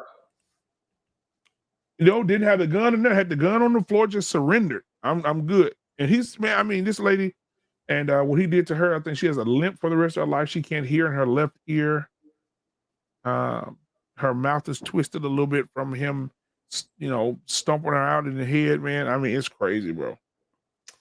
You guys, you know, you don't understand how sick these people are out here. You don't, man. You have no clue. These things don't make the news. Some of these things come through our desk and go straight to the feds, you guys. They go straight past us so that we don't even handle those cases. You don't hear about them. The things that these people do, you guys, these prisons are being filled up with some some sick people. And they don't even want to pay them. Nope. Unless the prisons are full. Yep. It better not be an empty bed in here, or we're not paying you. Listen, they don't even know how that part works. What's funny is we were talking about rap music earlier, and you guys, we don't even the game. We're being finessed so hard in this country. If we got to wake up, man. That's why I said, you know, God forbid if they give reparations, right? We need it. Ooh. We need it, but God forbid if they do it, right? You guys, if they need to give reparations. They need to give it. It's owed. It's a debt. Shout out to OG Patrice. She spanked me on the channel by Filter, you know. Right. And she's right. But you guys, once they give that, that's it, man. You know, we can't, there's no excuse they say, fine, give them the $7 trillion. We don't, you do it what you will. Here's $7 trillion. Who's the leader first? Right. Who's leading this? Here's $7 trillion. You guys figure it out. You guys, after that's it. It's all on us. Yep. You won't be able to speak a complaint. No one's going to care. Nobody's going to care. We better be prepared to receive it. We better be in the best position possible to receive it. Our mind, spirit, and body need to be ready to receive it, because after that, that's it. That's it. They need to cut the check, but we better be mentally ready to receive it. Or and we're don't blow it. Yep, and don't blow the money on dumb shit, bro. We spent $1.6 trillion last year in the pandemic. Girl. Oh my God. That's boy. And we're losing wealth. We have 1%. We own 1% of the wealth in this country. 1% of the wealth. Now look that number up for the Asians. It's gonna be completely different, bro. Yep. In that community, like they keep their money in house, brother. Yep. It's sad, man. There's a lot of work to be done. I think it's up to us to start setting the environment, creating the environment to bring in these reparations. It's up to us. You know, no one else is going to do it. No one else is responsible for it. You know, we got to correct our culture. We got to correct the music. We got to correct the entertainment, the way we portray ourselves on television, the way we portray ourselves amongst each other, right? Exactly. The gang culture, the violence. We got to stop killing each other, right? Like this is the thing. We got to step up and put ourselves in position of power and position of leadership. We need police. We need teachers. We need doctors. We need lawyers. We need all these things. There's not enough of us anywhere. Right. Essentially, there's 14% of the population. We should be 14% in every single profession, at least, right? We need balance, you guys. There's not enough balance. Well, we're not going to be able to outnumber white people. They're 60%. Their hands are going to be already in everything. But if we have our own, build our own, create our own, we can hire our own. Yep. Right. You won't have to go and ask for someone else for a job under their company. Yeah, we're all consumers, man. All consumers. We just consume. Yep. You know, so ain't building nothing. But man, again, I appreciate you, man, for having me on, brother. Anytime, bro. Anytime you need me, man, just hit me up. You got my information, bro. Anytime, bro. I want to support you, what you're doing, man. Hey, I appreciate it. I appreciate. He said just a tiny 12%. We're dropping, man. Listen, by the time we get done, damaging ourselves, man, we can't grow. Abortions, our eating, our spending, the homicide rate, now COVID, HIV. You guys, they hitting us left, right, up, down. Up and yeah. We need land. We're land going. Shout out to Fawn Watts. We need land. We sure do need land. And guess what they're gonna do? They're gonna send you out there in East Oklahoma somewhere in Nebraska and give you all the land you want. Guess who's responsible for developing it? Do we have anybody in agriculture? Do we have enough farmers? Some of you guys can't even keep your plants alive in the house. Right, dead. You guys, we gotta put a plan together. We got to put a plan together. We don't have the people. If Thanos showed up tomorrow and snapped all the white people away and moved them to another country, you guys. Oh my God. We were stuck here, all our 13%. If Thanos came in, boom, right? And it's just us 13% on this land. Sad, man. What are we gonna do, you guys? What are we gonna do? Some of us don't even know how to operate 80% of the stuff in this country. We're not even present. The majority of us aren't even present. We want to know how to operate. Right? Yep. We don't have no judges, lawyers, not enough police. Right? Who's going to operate these power plants, these oil rigs? Where are we at? Yeah. Is there enough of us there? You guys, this is survival game, you guys. This is a race between races. And we're the only ones not playing on the team. Yep. Damn. Boy, you broke that shit down to the point, man. You make a person be like, damn. You got to think about it, right? If the white people gave up and was like, listen, what if things got so bad? They're like, hey, you know what? You guys keep saying we're the problem. We're just going to leave. All 60% of us, we're just going to leave. Y'all can have everything here. A lot of black folks will be like, jeez, I'm right there. Yeah, let's go. But leave a couple Beckys. A lot of, yeah. Man. They say leave a couple. Y'all can go, leave a few Beckys behind. Absolutely. But what's gonna happen? If we were in charge of just running everything on our own, you guys, we don't have enough pilots. We don't have enough people who operate shipping, transporting, importing, exporting. We figure it out, but the reality is this, we're absent in a lot of these areas and a lot of these professions, you guys. We're absent. Exactly. All jokes aside, we're absent. I know there's a little sprinkle of pepper around salt, but the reality is we're absent.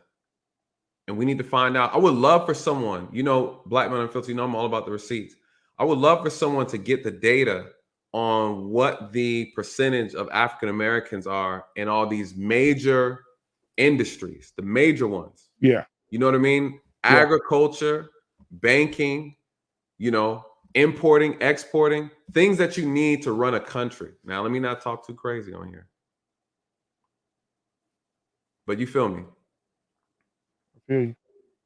So that'd be pretty interesting. That'd be pretty interesting. Hey man, you listen, man. Can't nobody say you don't have the receipts, brother. I have them. I call you, the Nathan, man, the cam up guy. The cam up, yes. I had to do it the other night, man. I was on the Lapeef network, man. I had to check somebody the other night, bro. What happened? He came on there, man, was hiding behind the avatar, talking a whole bunch of shit, bro. and I said something. It was a typo or something I put in the comment, and I was on the panel, but we comment when we're on the panel. Right. And he was like, man, and he said he strategically, this is what he did. He went to college and he strategically, him and his friends had a plan, and they all married white girls. Right. And so they didn't want to be a part of the Black community. And I was like, oh, okay, well, and he just talking about it. And I said, what is your point of coming on here? You said you came over here to stand 10 toes down with the black women. He said, yeah, but black women don't understand it. I would, they weren't prepared for me when I graduated college. So I married the best thing. And then he was like, somebody in the chat disrespected me. And they were like, who disrespected you? And he was like, it was Black Men Unfiltered. If you got something you need to say to me, say it to my face. Well, okay. I said, well, you know what? Cam up. There you go. See, a lot of people hide behind these avatars, man. Yep. And then, but you don't put a face to what you're doing, bro. Exactly. Put a face to what you have to say. Don't be over there hiding behind the avatar saying all that, and then nobody knows what you look like. This and this is the problem too. When I'm scrolling through YouTube now, and I got to be a lot more active on there. Take over. You're more than welcome to come jump and cam up. Come up and have the conversation. I want to hear your thoughts in reference to the Black community. What does Takeover say? Takeover says, so it's our fault. Black folks getting killed is because of us. Get out of here. Listen, I'll pull the receipts if you want to see the numbers. Right? What's the leading cause of death in the African-American community? It's not the police. Right. Takeover. You got to do your research, sir. Listen, there's no enemies over here. We're all on the same side. I'm giving you the truth. If you don't like it, that's okay. But don't eat the lies, though. Right? Stop eating the lies because you're not helping. Whose fault is it that Black people are getting killed? Yep. Well, I mean, everybody got their hand in the pot. Let's be real. Yep. But if we start from the top to bottom, what's the top leading cause of death in the African-American community? It's not the police, you guys. Just last year and the 2 years before that, right? We're looking at approximately maybe 400.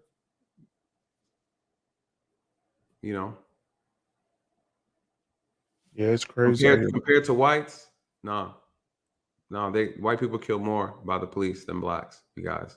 And here's another thing: 60 million people make contact with the law enforcement approximately every year. 60 million. Yeah. Right?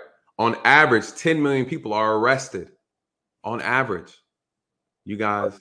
Crazy. 10 million.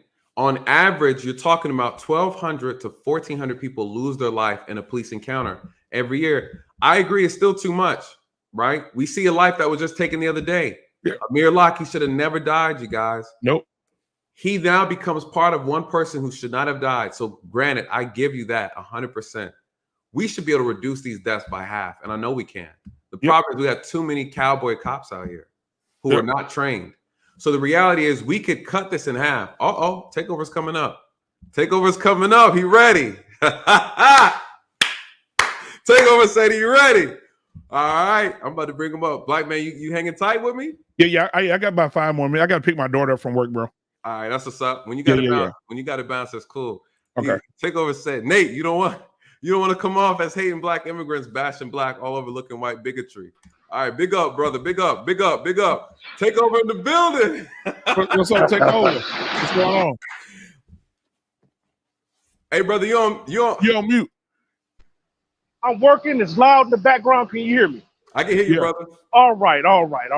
Break it down. First of all, man, it's a history of white cops abusing Black people. Is it not? Yes. The 60s, the 70s. So back then, what was it then? Was it bad policing? Was it race? What was it back then? It was racist. It was what? Racism. Okay. Now, 2022, Black folks are still complaining. What is the problem now? Okay, so they're still complaining. The question is, what can we do about it? That's the real question. We all know the problems. We don't. We don't know the problem because y'all have it. It's still going on. Okay, so how would the 60s? Okay, so what would you recommend as a solution then? A pimp named Black Men Unfiltered. But you know what I would do? It's a couple of things. If you're a police officer and you lie on your report, that's jail time. Hey, I'm with it. If you in a Nazi group and you get found out you're in a Nazi group and then you're a police officer, that's a year in jail. I like it. Stuff like that. I like it. Man, you getting cops that's been fired for spewing racist hate against people. I agree. You had a lot of us that. What is the white cop that just left? What's his thoughts on that? You know, what is his thoughts on? Okay, a guy is on the job. He's saying, "Oh, I love to shoot them animals." This is what they're saying. Right. What's his thoughts on? And do he speak out against them? Hey, you white guys that are doing that, y'all making it bad for us. Do they do that? No. No. And one more thing. Do you know every victim that got killed by the cops had a father in their life? Mike Brown had a father in his life. Trayvon Martin had a father in his life. So you keep hearing this, oh, no fathers, no fathers. Go back to what's his name, Dante Wright. Every one of them had a father in their life. But I thought it wasn't no fathers. No, I think what people are saying is that when these situations happen, the ones who are speaking and standing in front of the camera all the time, the ones that you always see are always the moms. So people start saying, why wouldn't the fathers be just as vocal, right? And so I get that part. Of course, you can't make a son, you can't make any children without a father. So we know they all have fathers. They're saying, how active are the fathers, right? But look at no. I mean, I've seen Trayvon's father. I've seen Mike Brown's father. I've seen Ahmaud Arbery's father. I've seen their fathers. So I mean, the guy that got shot by the good lady that pulled the taser, he had a father. This guy just now, he had a father. So where all this? Oh, there's no fathers in the home is crap. No, and that right there is not accurate either. People make that statement in the black community. The fathers are very active. Whether there's a difference between if we're talking about do you have an active father or do you have a responsible father? Those are two definitely different topics, right? And I think when we have these conversations, we have to be able to distinguish between the two. I've seen fathers in the hood. I've worked and talked to fathers in the hood, and they love their kids. Even though they might be doing a lot of foolishness on the side, those are two separate conversations. Right. And the thing is, Nate, to sum it up, you know, it's a problem. Whatever it is, it's something. It's a problem in the serious. And we need to sit down and find out exactly what's going on, so we can put an end to this. Agreed. So we can live safely, and then they can do their work. Agreed. You know, we don't want no us against them type thing. You know, it's a problem out here, and we need to solve it. It's serious. Yes, it is. People are crying for real out here. It's serious. And that's all I had to say. I got to go and get back to work. I finally seen my boy Nate. What's up? What's my man? Black man. I'm gonna holler at you too. Please check him out. Please check him out. Yeah, I'm check you out too, bro. Yeah, check me out, brother. Check me out, man. All right. Hey, I would love. Hey, you know what, bro? Yeah. I love the way you talking, brothers. You come over to my channel. Man, hey, let's do that, man. Let's do it. Hey, let's do that, man. Nate, keep doing your thing, bro. Keep doing your thing, man. I appreciate it, brother. Peace, y'all. Peace. Peace to you, brother. All right, man. Man. Hey, that man, he getting his bag though. I gotta give him some props for that. He getting the bag. Brother that he sound like he in there welding and stuff. Yeah, he getting the bag. You know, I like that because I mean he's right. You know, and this is what I want you guys. I want people to come up here and challenge me, right? I'm not your enemy. You know, I'm not your enemy, you guys. Yeah, it's just for understanding, bro. Yeah, I understand the frustration, but Takeover, he be dragging me in some of my videos though. I'm not he be challenging me, but I think it helps. It's easier when people come up and just have the dialogue, right? Because you know, hold on. What they say, Takeover. Are you at Amazon? You working in the back? Hey, put some respect on that man's job. It sounded like he was welding metal and stuff. He's probably out there making good money. But I'm glad he came up. It's good to put faces to the names in the chat. I'm familiar with him. He stay on top of me, Black Man Unfiltered. He'll get on me. He'll get on me. But you know, we need that challenge though, because at the end of the day, the passion is real, the frustration is real. And honestly, you guys, the fastest solution to this problem right now is putting black bodies in uniforms. Yep. That's the fastest. And then we can work out all the politics afterwards, you guys. We need people to do this. You guys can't find somebody who want to do this job. Boss said, he said, boss said, get back to work. Now, if I'm not even going to say that. Handle your business, brother. Handle your business. Handle your business. You know, boss said, get back to work. I'm glad he was able to come up real quick, though. You guys, the fastest way to this problem is we need more black people in this profession. Yep. That's the quickest way to get things moving in the right direction. Exactly. It'll make the Black community feel more comfortable. It'll take the stress off of white officers, you guys. And that's just the reality, right? We want to see more people in professions that we want to see a reflection of ourselves in these, especially in these situations. Now, if you get a whole crew of Black officers and people are still getting shot, we got to have a conversation. We got to have a conversation. If we're going to reform the police, we got to reform society, you guys. Where are these people coming from? They're coming from society. Yep. Listen, we're pulling. Have a conversation. We're pulling from our own people. We're pulling from the same pool. If we complain about Black officers, we got to look at Black homes. Yep. Okay. So again, if we're going to have the conversation, we got to see it all the way through. Some of y'all like to play in shallow water.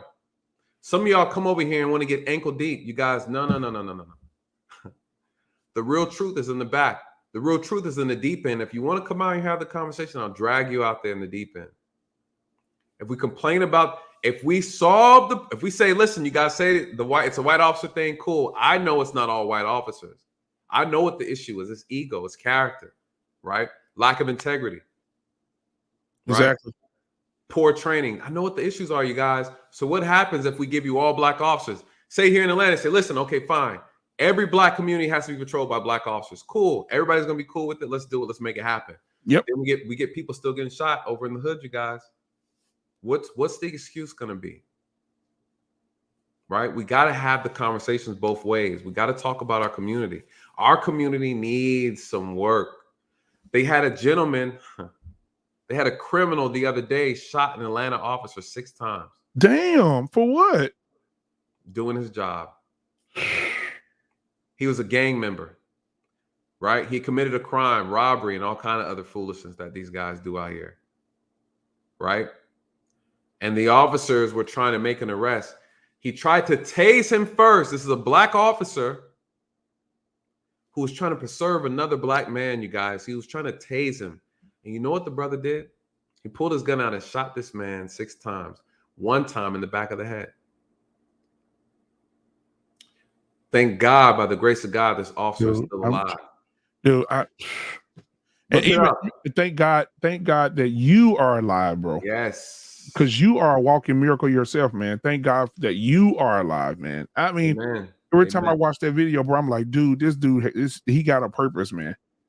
There's no way on a regular day, bro, that somebody comes up out of that, bro. Man, you were never lying. You know, God had his hand on me in that moment, man. Yeah. And the recovery was no joke. You know, you guys, I just started working out again. Now, listen, I used to be as swole as a Black Man Unfiltered. You guys, you know, I lost a lot of weight. I lost a lot of muscle mass because I couldn't exercise. I couldn't really walk anywhere. Wow. Now, it's been a difficult recovery. You know, I don't look the same way that I used to look back in the day. Man, I'm gonna pull up a little picture, show y'all a little something. Y'all don't want to see how I used to look. We got 50 in the chat real quick. Black Man Unfiltered, I know you got to bounce soon, man. Whenever you got to leave, bro, I don't want to hold you too long, man. Oh, no, you good, man. I'm like, that's what I'm over here. I keep looking down at my phone, waiting on her to text me. Okay. Yeah, when she texts me, I'll be out. Let me see how man, I'm gonna pull up a little picture. Y'all see, I can see how a brother used to look back in the day. Let me find the photo real quick. Where is it at? Let me come over here. Oh, I'm gonna see this. Oh, she just texted me too. I'm gonna see this photo first. I ain't going nowhere. All right, I need to see this photo, bro. Hold up. I need to see this. This screen, is it this one? All right. Check me out. Bam, look at that. No beard or nothing, bro. Boy, a whole milk dud. They used to call me Milk Dud, Officer Milk Dud. Milk Dud. Look at that. Man, how long was your recovery, bro? About 1.5 years. Damn. 1.5 years. Here you go. This is back when I was in DeKalb. Still, this is back when I had to have been maybe like 22. Wow. 22 here. Yeah. Wow. So how long were you an officer, bro? 13 years. Wow, bro. Y'all haven't seen this one. Check this one out. Look at that. I'll tell you a story about this one, you guys. Man, what the hell going on with that car? You just gonna act like that's not back there? The damn Well, car? so let me tell you the story about what happened. I'm minding my business, man, trying to get something to eat. And I get a call. I get a call about a woman trapped in her car, and her car is hanging over the ledge. That's what they said, a ledge. Right. So immediately I'm flying, trying to get to her now. I'm like, the ledge. I'm thinking this lady ran off maybe the ramp of the interstate, right? Or something like that. She's hanging off the edge type of thing. I show up, her car is tethering on this thing right here. She meant to reverse, right? She meant to reverse, and she ended up having the gas, and she gassed over the edge, and the car was tethering. So people called the police, like, oh my God, we need help. Listen, you guys, this is the stuff we do, right? I had to put my cape on. I'm flying down there. I get out the car. I see her tethering, and she's screaming. She's like, oh, I can't move. I said, ma'am, don't move. Mind you, it ain't like it's an infinite drop to death, right? But you know how people are. But what's the reality? What happens if it tips over, hits something, and the car goes up? Yeah, right? you're right. It goes up in flames. So I'm thinking to myself, like, look, I can't, I'm only 200 pounds. I can't sit on the trunk. What happens if it tips over? She hits, she flies through the windshield. Who knows? Anything can happen. So wow. I run up to her. Everybody's watching. Folks got their phones out and stuff. So I said, ma'am, don't open the door. I need you to unbuckle. I'm over here like, this is like some rescue mission type. Right. Ma'am, just unbuckle your seatbelt very slowly. Put both hands out the window. I can't, officer. I'm so afraid. I'm scared. I can't. I said, ma'am, it's okay. I'm here. In my mind, I'm like, ma'am, you about to die. I'm sorry. I can't. Dude. I can't do nothing for you. Man. But so how did you end up getting her out? Man, as soon as she put her arm out the window, I literally snatched her and pulled her out the window. Just pulled her right on out, and carried her out. And the car eventually tipped over and fell because we couldn't. Man, it was weird. It was weird, and yeah, it pretty much hit. So then me and all, I'm a comedian. You guys don't know. I'm a jokester. So me and my friend showed up, and we're actually just having a conversation. I started doing this little interview thing with the car behind me, and he took a picture and sent it to me. And I said, man, I'm gonna keep this. This is a classic, good reminder of just, the life of an officer, man. Every and anything happens. It is crazy. So yeah, and then this is me now. This is a, I had to throw that up. This is the my Rick Ross beer for the ladies. Yeah. Look at the shine across the head. That's the crown. That's God's anointing right there, you guys. I'm so blessed to be here. Like you said, Black Man Unfiltered, man. It is truly a blessing to be alive, man. I look at life differently. When I was recovering, it was COVID times, and I was watching the city of Atlanta burn down from all this stuff. And I said, man, I got to say something. I got to do something. I know I can do something. I know I have a voice. I've spoken to all different demographics. I've worked in all communities, all different areas. I've done so much, so much. And I felt like I had the ability to do it, man. And so I decided to step out here and get it done. TLO, man. TLO. All right, man. Well, I'm out, bro. Hey, man, appreciate you, man. Appreciate you, man. Appreciate you, man. I got to share a video with you one day, man. My daughter was, she works at the little McDonald's. She got her first little job, whatever. So I went to go. She called me one night because I let her drive, and so she called me one night, and this dude was trying to get in he walked behind her toward the car. Yeah. So she got in the car and locked the doors, and he was just pulling the handle. So she called me, Daddy, there's a guy trying to get in the car with me. So I speed up there. I got the 9 already ready. I already know somebody's about to go. Right. Deletion time. You know what I'm saying? So I pull up. He's still by the car, bro. By the car. So I come up. I know, but that's the thing though. Like learning this training, because I go to gun training, right?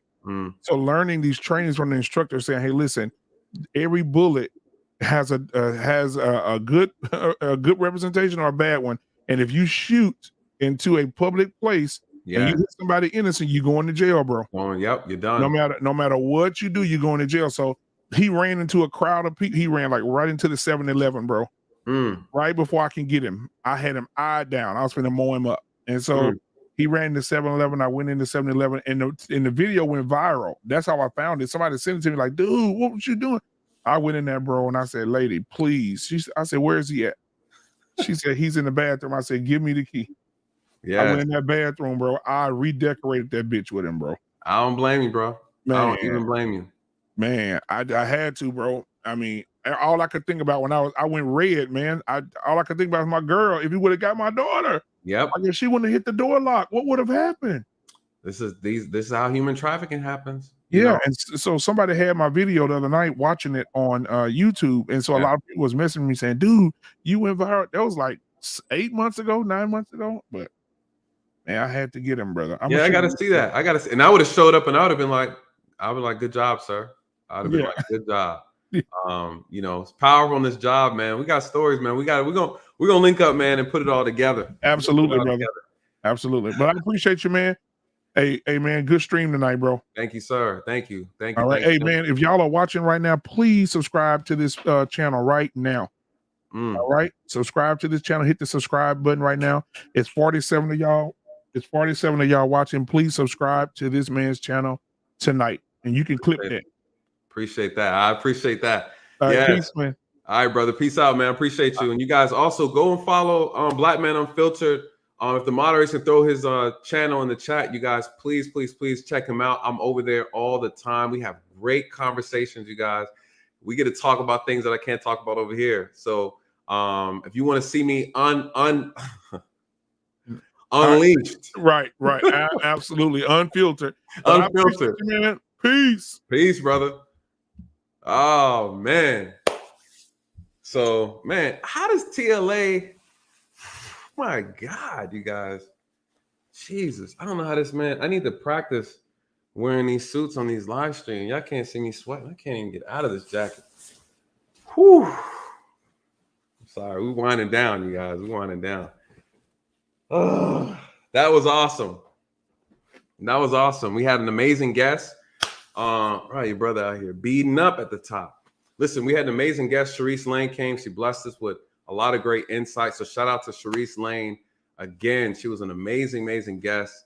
You guys, I'm gonna dress up when the guests show up. I want to kind of get that vibe. So, you guys, thank you so much for sticking with us. Oh, we got a new one. We got a new one that just jumped in, and we're gonna hang tight. Let me bring him up. Let's see what he's talking about. You guys saw the car. I see Isaiah. I'm gonna bring you up. You guys saw the car. That was really crazy. Oh, thank you. You said I'm handsome. Thank you. You guys, that baby face I had was no joke. The car pose. What are y'all talking about? Yeah. I had a different look without the beard, you guys. I had a different look without the beard.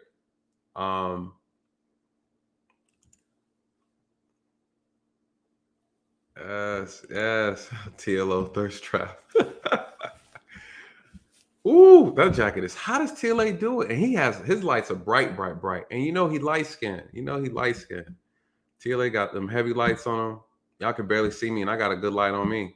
But I'm just chocolate, you guys. I'm chocolate. Shout out to Chocolate Boutique. I'd be a spokesman for you. If you want real chocolate, come over here to my channel. I'll give you the chocolate. Shout out to Isaiah. I'm gonna bring you up, brother. Let me see what you're talking about. If I'm over here getting crazy. What's going on, brother, man? Can you hear me? Yes, sir. Loud and clear. Man, this is a blessing to be on with you. Hey, I appreciate that. I missed most of the chat. I usually follow up with all your lives, and we talked earlier, previously on Instagram a little bit. Okay, yeah. What you're doing, man? I really want to see more content of kind of how we can guide the movement. Okay. To something more positive. Okay. Versus the burning and looting and rioting and all that type of stuff. How we can push forward and make more bills go forward. You know what I mean? What is the right message that we can kind of convey across the board? Because I know exactly how you feel with police officers. It being a thankless job. A thankless job. It's a dangerous job. It's a job that not everybody thinks about when it comes to being psychologically mental and stressful on your life. So I'm just kind of curious. I'm in a rock and a hard place because when I joined the BLM movement and I wanted to be an activist and speak out about things going on. And I live in Oregon, which is a state that has no-knock warrants already banned. It was just about, we're destroying a bunch of stuff, but there's no what do we want? You know what I mean? And I think you hit the nail on the head perfectly when you talked about the fact that people are doing this for profit. They don't have the right motive behind it. And it's like, we need a new message. We need new leaders. We need people to step up with the right message to say, hey, this is what we need to do. And so that's kind of what I was hoping to see more content from you based off of where should we go from here, and what's the right message to convey to people, Man, first of all, I want to say thank you just for your transparency. Thank you for one, being a part of the channel and being a part of this journey. And I'm gonna tell you what my vision was, because I have a good understanding of people, and I know the biggest problem first, what we're dealing with is the misinformation, right? The disinformation and the misinformation. This is the biggest issue. And so the reason why I thought this channel was such a great idea is because people don't have a clue about policing. We know what we expect, but we don't understand how the job is done, right? And because of that confusion or the disconnect there, you have one side thinking one thing and the other side thinking another thing. And I thought it was very important for us to bring we need to establish communication, right? And me coming into this place to listen. I come here to listen, and then I give my perspective, and then I give my insight, because I'm not here to be right? I'm not here to tell anybody how to feel. I'm here to give them insight and perspective that they don't have. Earlier, we were talking about Amir Locke, and I had other officers on here, and we were breaking down the situation. One of the officers is good. He's a good guy. We're having the dialogue. I asked him, would you have been okay if this was your loved one, if this was your son on the couch? Would you have been okay with that? And there was a moment of contention there internally, because we want to naturally fight against, right, our being, who we are. We're looking at ourselves as, some of us get caught in our profession too long, right? And it's hard for us to separate that. I never had an issue separating myself, right? I don't put officers down. I tell them how we need to rise to the expectations of the citizens. This is the only issue. The issue is officers are operating here, but society's expectations are way up here. So we need to figure out and come to an understanding. Either we need to tell the people that we can't do it and their expectations are not possible for us to meet, or we need to meet them. Those are the only solutions. Right now, we're operating below the standards that the society is asking us to operate at. They believe the job is supposed to be done one way, and when we don't do it that way, they get upset. And this is true, rightfully so. Law enforcement has a horrible PR campaign. Nobody's on PR. No one is speaking for us. And when someone does speak for us, they're disingenuous. And people can see it, right? Hey, they did the press conference, and they couldn't just be honest and transparent and say, listen, here's the problem. Why would you have a shooting and St. Paul reps are not at the press conference? That's ludicrous. It looks deceptive. It looks like you're trying to whitewash, and then clearly someone says, how come the officer didn't say drop the weapon? The tactics that the officers, the SWAT team used were horrible. That's not how they're supposed to do it. One would ask, go ahead. So with all that being said, that's kind of where I've put my narrative when it came to the whole BLM march, and saying, hey, I was wanting to vote in Kamala Harris because of the George Floyd and Policing Act. Mm-hmm. When I read the George Floyd and Policing Act, I was like, a national standard across the board. It was George Floyd Police Act 2020 is what they wrote out. It was her, Cory Booker, Ron Wyden, and a couple of different senators ran out. And I thought, there's some things you can kind of take and leave in the bill that they wrote out, or the act. But the basis of it was just like, wow, that makes a lot of sense. The no-knock warrants and the fact that we can have a national standard and a database that you can look in to make sure that officers aren't going from here to here. I heard you in a previous episode say they gave this guy an out. They gave him an opportunity to quit. Why? Yes. So he can get a job somewhere else. Yes. And that's something that people also don't realize, that is a thing that I think is an issue in the police community. I think that you shouldn't be able to give someone out based off of something that they've done, especially if it's wrong or egregious. Yes, and that's what the people want. And my thing is, there's a way I look at it. We are servants. Some people have forgot that in this profession. Some people have forgot that all throughout government, right? It's not just policing, right? People say kill qualified immunity. You can't get rid of it. You'll never be able to get rid of it. And I'm going to tell you why, because we're not the only ones that have it. You guys, you have to look at the big picture, right? This is about power. Who wants to give up power? Right? No one. Thank you. And there's the problem. So if we're not going to relinquish power, okay, then let me give you another solution. The problem with all these bills and stuff that's being formed, you don't have real people who are doing the job, who are speaking on about these bills. When the moment they talked about the no-knock warrant, I said, that's not going to change anything. But they sell it to the community. They sell it to the citizens. They sell it to you. And you believe that you're trusting them. But I see it, someone who does a job. The other officers see it, the ones who do the job, and say, this is not going to change anything because that's not the problem.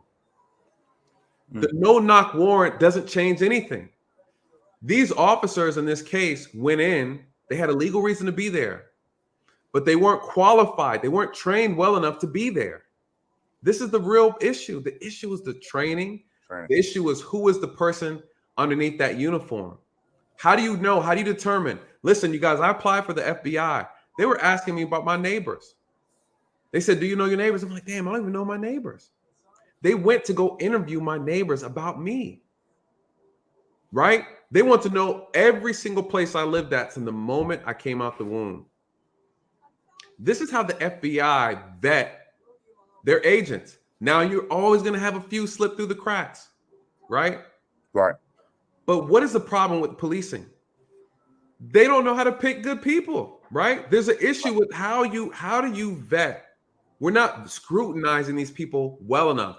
This should be the hardest profession to get a job in. You just can't apply for the feds and just get a job tomorrow. They're also paying these guys 6 figures. You also need to have a degree, you guys, to get in. I just want to say this for anybody who's a police officer that's maybe on this watching. Here in Eugene, Oregon, EPD, Eugene Police Department, we're constantly hiring, and we start out at $65,000 a year.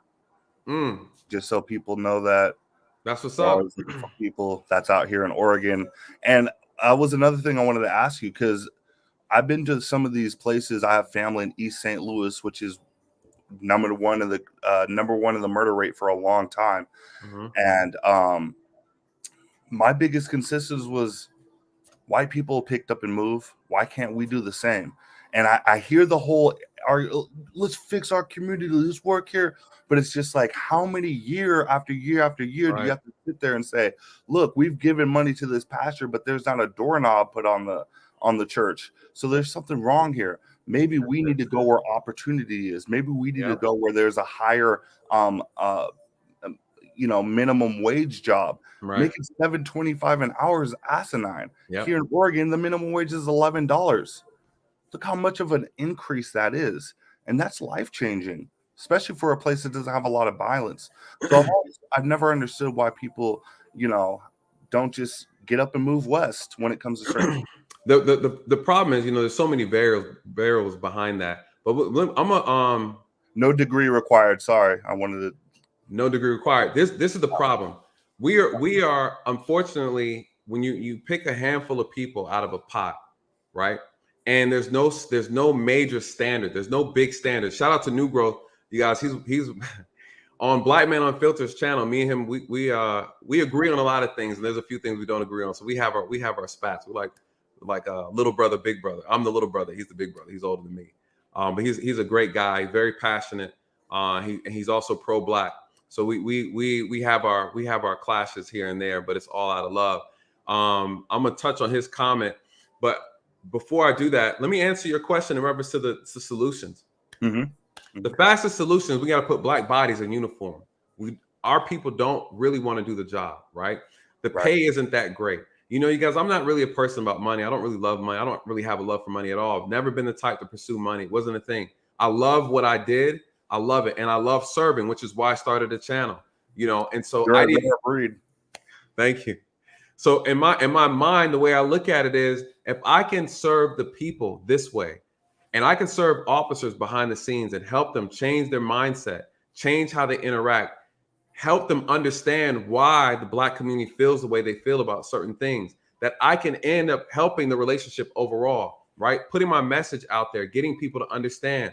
If I can help translate certain things to my community, I can then help them have a better understanding of the officers that they're dealing with, how to protect themselves, how to make themselves safe, how to report them when they're wrong, when their rights have been violated. It goes both ways, right? And so that's why I say I call myself the translator. And so now solutions, we got to put more of us in a position of power. We need to be present. We need to be present. That's the first thing, right? The second thing is we need to be eager and passionate to serve our own people. That's another thing, right? We can't always chase dollars. A lot of times in our communities, those officers, those departments don't pay as much as other departments. So you have a lot of good Black officers that go to maybe white departments, right? Like you said, they leave and they go to the West because the pay isn't there. They have families too, right? Some of us don't want to deal with our community because of the violence, you guys. We just had an Atlanta officer shot 6 times by a Black gang member, right? So these things are real, so we leave out that part. We leave out the difficult part of it. People say we want officers to live in the community. You guys don't know what it's like to live in a community that you're serving because people follow you home, right? What about the officer who has a family and the criminal decides he wants to get revenge because he got arrested for DUI, he got arrested for this, arrested for that? You guys, no one thinks about that part. That's my job to come and translate it to you and say, hey, it's a good idea, but here's the problem, right? Because it's not you don't know it because you don't know the job. And that's okay. And I'm here to say, let me give you some insight before you give that. What is the problem with these people putting out all these bills and all this other foolishness that doesn't work? They don't talk to people who do the job. They're talking to people who have dollar signs in their pocket, right? They might work for the union. You guys, these are all bought interests, you guys. These are politicians. These guys are politicians. They're here to make money.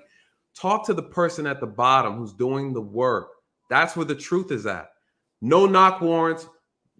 Doesn't matter, because regardless, they're going to go in. So whether I knock 3 times or I kick the door down, it doesn't change what's going to happen when you get inside the house. What dictates what goes on inside the house is the training and the training and the behaviors of the officers. Whether I knock or kick the door down is not going to change that. Again, this goes back to training. Amir Locke should have never been shot. He was never given an opportunity. Officers didn't have enough common sense to put 2 and 2 together. The man just woke up, right? This is an understanding as officers that you have to have before you go in. They didn't do their due diligence. They didn't use any due regard when they went inside the house, right? He reacted. He did not respond. The officer reacted. You cannot react in this job. You have to respond, meaning this is a thinking profession. If you're not thinking, someone gets hurt, right? When I was being drugged down the interstate, I was thinking the entire time. Every time a car hit my body, I was still thinking. I thought about shooting the suspect. But in that moment, I said, if I shoot him in this moment while I'm hanging out the window, what benefit is he to me if he's dead? He can't control the car. You a strong brother. I watched the video. You sent it to me. I'm like, wow. Yeah, could you imagine? Blown away. I was blown away. I didn't even know, man. That's such an intrinsic story, man. You need to write a book. I need to write a book. For real. You need to write a book from how you grew up, your experience, and where you came from, because people need to hear this. They need to hear this. And I appreciate that. And this is why, right? This is why I'm doing this channel, for this reason. And in that moment, I'm in life or death mode. Who am I thinking about? Who am I considering? Everybody else around me. Right. If he loses control over this, against my own better self, against self-preservation, I'm thinking about everybody else. This is the mentality that our officers need to have and display. How many act off emotion? How many that would have been in your position would have done something different that would cost other people's lives and their own? Yes, absolutely. I mean? And the question is it wrong for an officer to think that way? It's hard being a human, man. There you go. But see, if we don't have this dialogue, right, how can we understand each other? Where did the police go wrong in this profession? Outside of all the foolishness they did leading up to 2022, right? You guys We're talking about Black History Month. Okay. Right. After slavery was abolished, there was a lot of ill and unacceptable behavior done by law enforcement. We had the KKK. They went into law enforcement as well, and they were tormenting Black people. We know that. Right? And so we're not excusing that at all. More reasons why we need to sign up. What would it look like if someone like City of Atlanta was like, listen, the city wants only Black officers to patrol Black communities until we figure this thing out? Well, I don't see anything wrong with that. That kind of falls into the whole affirmative action and moral responsibility of what's right and what's wrong. A lot of people are going to look at that and say that's racist. Yes, they will. On the other side, yes, they will. And you know what? The sad thing about it is, until we can fix this problem, because our community believes that it's just a racist problem, and it's not. It's more. There's nuances to it. It's deeper than that. It's not that simple. Pushback of if you want to police your own people, then we'll police our own people. And that is the caveat, right? Right. That's the trade-off, right? So again, what is the solution? Listen, when in my department, we had a Hispanic community. It was a small Hispanic community. Mm-hmm. And when there were no Hispanic officers that were working, guess who they sent over there? Me. Listen, you guys, they sent me. Jeez. I'm the next best thing, right? Any minority will do. You guys, this is a real conversation. There's not enough Black people doing this job. We talk about the unfair sentencing, the horrible prosecutional practices, right? The miscarriages of justice. We talk about all these things. Okay, but where are the Black people there overseeing these things? They're not present. Shout out to Suzette Speaks. Shout out to the lead attorney, right? These are African-American men and women in this profession as attorneys. You guys, there's only 5% of African-Americans that are attorney throughout the entire country. Only 5%. 5%. They can't watch over every Black case. What are we doing? You guys, we want to cartwheel and rap videos, right?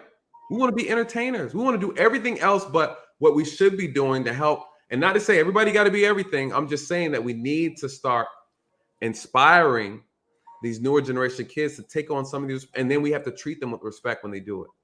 Because a lot of people are scaring away a lot of officers. They don't want to deal with our own people because we get shunned for doing it. And shout out to Suzette Speaks. What she say? She said, and 2% are Black women in the entire 2%. So we have some catching up to do, you guys. And you make a good point. What are my other solutions outside of that? And I want to touch on New Growth. No doubt I'm gonna hold you to the fire. He hold me to the fire, boy. He be dragging me. Nate, the rapper's now. He be getting on me, you guys. He said, if that's the case, why have we complained about the no-knocks way back in 1985? I have to look into that. I'm not sure what you mean, New Growth, but the no-knock, listen, the problem is it the tool or is it the user? Right? This is a tool. They had an issue with the tasers because officers were over-tasing people and they're killing people with the taser. So they took the taser away. I'm all for, if you abuse the tool needs to be taken away. I said it in my video about Amir Locke. I said, what are they going to do? And you guys, we have 30 bullets. We carry 30, 40 bullets. And they say, hey, you guys don't know how to, you guys don't have any trigger discipline. So now you only get 10 bullets in the gun because we can't trust that you're mature enough to know how to use these bullets that we're giving you too much, right? We saw with Breonna Taylor, these clowns dumped almost 30 plus bullets in the apartment. They had no regard to anybody in that building. You can't do that in this profession. This is a thinking profession. You have officers who are acting off of emotions. They're acting off of fear. There's no room for that. I get pushback on that all the time. And one of the gentlemen here that the officer came in and said, listen, I saw, if you see the gun, you shoot. No, it doesn't work like that. You just can't shoot a person because they have a gun. They have to manifest a threat, and you better be clear. But is that the true across the board or per department? It's per law. Is it? It's what the Supreme Court says. So the problem is, here's the problem. Here's the wiggle room. And the wiggle room is well needed. I'm going to tell you why. Because a threat can manifest within seconds. Right. Depending on the type of weapon, depending on the distance, depending on the behavior, Depending on the action, there's so many variables. This is why you got to be sharp as an officer. We have some officers that are just not sharp. This goes back down to how are we vetting? How are we filtering through? How are we testing them? Some officers are only in training for 2 months, right? I did 6 months. That's not even enough. Listen, they said in Finland and Norway that these officers are in training for 3 years. 3 years. You guys, we have it backwards. We give these guys a gun, these gals a gun and a badge, and we send them out here. They're not properly trained. If you really want to be a servant out here, you're going to do the 3 years. You'll get licensed. We're going to give you a license. We're going to insure you. You'll have insurance. These are my solutions, right? An officer's insured by like State Farm, Aflac, Geico, right? You got $1 million policy. Because what's the issue? Now you violate someone's rights. You do something you shouldn't do. They sue you. Now you got to pay out $500,000. Your insurance policy is like, listen, bro, we got to drop you. If you're not insured, you can't carry that license. If you can't carry that license, you can't practice where? Nowhere. That's how you solve the bunny hopping problem, right? You got Officer Grasshopper over here. He messes up in Texas, he goes to Cali. He messes up in Cali, he goes to Georgia. He messes up in Georgia, he goes to Florida. That's how you solve that. Now, the question is, how do you get officers to do it? Right? Money, you guys. Money. You want to make 6 figures or you want to make 65? But you got to go back to this academy. You got to go back in this academy for 2 years, right?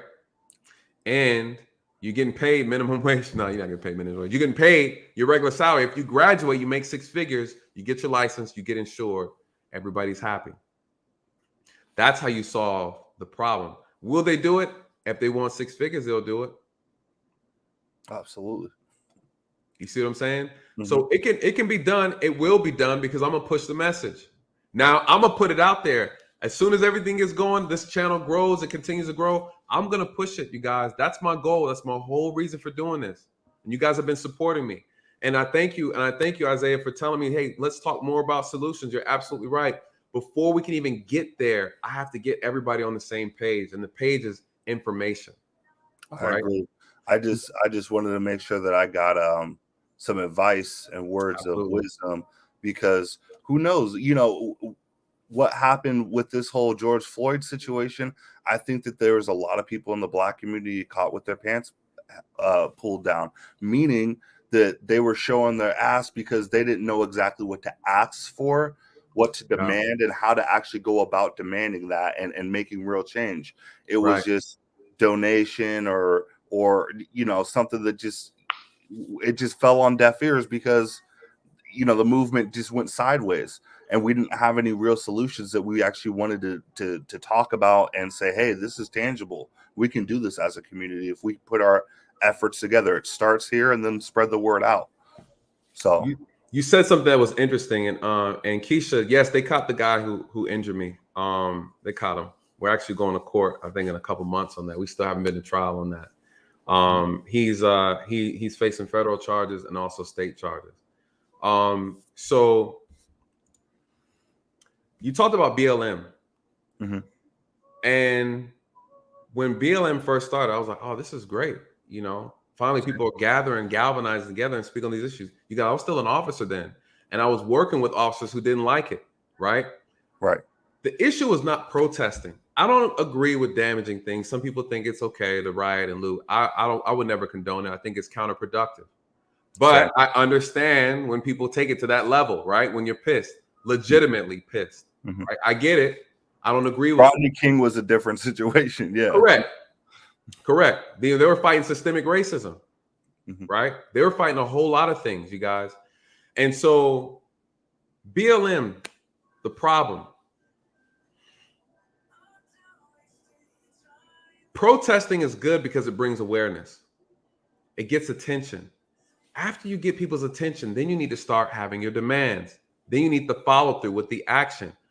What legitimate piece of legislation that they pass or help pass or get passed that's relevant? Because they couldn't get over the stupid term defund the police. They couldn't get over the term you know, dismantling every police officer and dismantling all the police. They couldn't get over that, and it's just get over that. It's not going to happen. It's not going to happen in our lifetime. It's just not. It's not. The foolishness that they were putting out there, the foolishness, everything that they wanted to do would end up hurting the black community more than the white community. Yes. The reality is they never sat down and talked to a police officer. Right. They never spoke to me. And I urged them, come and talk to me. Matter of fact, I'm actually planning on sending some stuff to them. You were Uncle Tom then. Oh, definitely Uncle Tom. Definitely Uncle Tom. Right? I talked to a lot of black officers. They're like, I support BLM and I can't even march because I'm a police officer. And the way that we don't want you here. We don't exactly. It's just like you're talking to the same black man that they're shooting in the streets. Exactly. Isn't that crazy? That's crazy. It make sense. And this is what happens to our community. They play on our emotions. They manipulate us through our emotions. They understand us very well, right? We're very easy to manipulate, you guys, right? What did Biden say? If you don't vote for me, you're not black. You guys are like, well, shoot. I mean, I guess I gotta go vote for him. Listen to the games. Now he wants to give us crack pipes, you guys. This man is the reason why the crime bill was a thing. If you ever see his video of how he spoke about the black people, you guys, come on. Kamala Harris said he was a racist, and now she's working for him. This is all a game. This is all a game. And we're the only ones not playing it properly, right? And so BLM, yes, there's a difference, and there's still people who don't even understand there's a difference between the organization and the movement. The movement I support. The organization I do not. The organization just got caught putting out $6 million on the house the other day. Right. The organization is funneling money through other organizations in Canada that belongs to somebody else that has nothing to do with Black power, Black improvement, or Black anything, Black lives, nothing. BLM has profited over the deaths of Black boys, Black men and women. So is Attorney Crump. Listen, I didn't say it. You said it. Hey, that's his job, right? He's a civil attorney. He's not a criminal attorney. Our people need to understand the difference between the two. And I'm not saying that to throw shade on him, but I'm just saying you know what I'm saying. You know I know what you're saying. I know what he's doing. I know what he's doing. And listen, it's a business. Right. Black deaths, Black suffering is profitable. It's profitable. It's a booming business, you guys. Right. Tell Black people what they want to hear and you'll get paid. Right? Malcolm X talked about it all the time. You guys said, beware the ones that look like you. Beware the leaders that were given to you, not the ones that were earned, not the ones that were selected. You guys, come on. We got to wake up. We got to wake up. And the reality with BLM is, of course, it was a finesse. It was probably one of the biggest finesse moves I've ever seen in my life. Just watching it unfold. All these corporate interests, all this corporate investment. Man, you know what we could have done with that money? Right. You know, BLM should have, all these departments that don't have body cams. Hey, BLM, how about you go there and sponsor that? Because we want to make sure these officers have body cams, right? Hey, BLM, how about you sponsor a campaign encouraging Black men and women to become police officers? Hey, BLM. Hey, BLM. That's how they should have been used. That's not their intentions, you guys. That was never their intentions. Their intentions is not to fix the problem. There's no money in solving the problem. Listen, if it makes sense, it doesn't make dollars. This is the problem. If it makes sense, it doesn't make dollars, you guys. And I think they did the ultimate sin by gaining up with other groups that were very destructive. ACAB groups, all cops are bastards groups, Antifa groups. Yes. That are covering themselves up, covering their faces, being modern day Klansmen, and going around and spraying buildings and burning shit up. You know what we call that? Who gets left on it? Who gets left on it? The people. What do we call this? Guerrilla warfare. Right. That term? Yeah. Yep. Guerrilla warfare. For guerrilla warfare, guerrilla tactics. Yeah. Yes. You don't know who the enemy is. BLM is a walking Trojan horse to our community. You guys familiar with the Trojan horse and how it was used, right? Right. The gold horse, they brought it through, right? A gift from the enemy, you guys. And while everybody was asleep, and we know brothers and sisters love to sleep, right? Talking consciously. They snuck this in. But inside that Trojan horse has been a huge problem. You guys, we don't address. We can address we can address the issue with law enforcement as well as the violence in our community at the same time. The organization is big enough to do it. They can multitask. People start seeing some things and they're not comfortable with when it comes to BLM. BLM could have been a great thing for our community, but that wasn't their intentions. They hid behind the name Black Lives Matter, right? And they weaponized that because they know our emotions are involved. And it's not their fault. There was a vacuum left that was never filled. No one stepped up to try to address the issue with the law enforcement and Black community. BLM did, and they took advantage of people's emotions. And here we are, you guys. We are a powder keg in this country. We want answers. We want solutions. We're demanding reparations. We're tired of being mistreated. We want equitable treatment across the board. You guys, that's not the country we're in. This is a capitalist country. This is all about fighting, warring, competing. If you're not doing one of those, you're failing. You got to compete. You have to play on your team, you guys. Unfortunately, these teams are in colors, right? The team's in colors. Everybody is playing. This is a race between races, and we're the only ones not playing together. Everybody else is. But yet we spend $1.6 trillion last year, and we only own 1% of the wealth. Make it make sense. We spent $1.6 trillion. The military spent $700 billion on their military budget. You guys, we're spending more money than the damn military, and we have nothing to show for it. Hey, part to do with, I mean, you live in Atlanta. I guarantee you see plenty of billboards advertising plenty of shit that we don't need. But I guarantee you that there's a huge disconnect with that stuff. Any hood you go to, you'll see a Nike poster. You'll see a rapper plastered up. You'll see anything plastered up. Advertisement, thrown in our face daily. This is what makes you a man. This is what makes you a woman. This is what makes you cool. This is what we want you to get. That's why you got people shooting over Jordans. Yes. Being ignorant. Yes. You guys don't realize false realities. A lot of you guys don't get to hear about the 14-year-olds, the 16-year-olds who are slain by other 14-year-olds and 15-year-olds because of the shoes that they wear. Because you guys don't hear about it. Some of you guys still think that white people are the biggest problem in our community. Some of you guys really think that.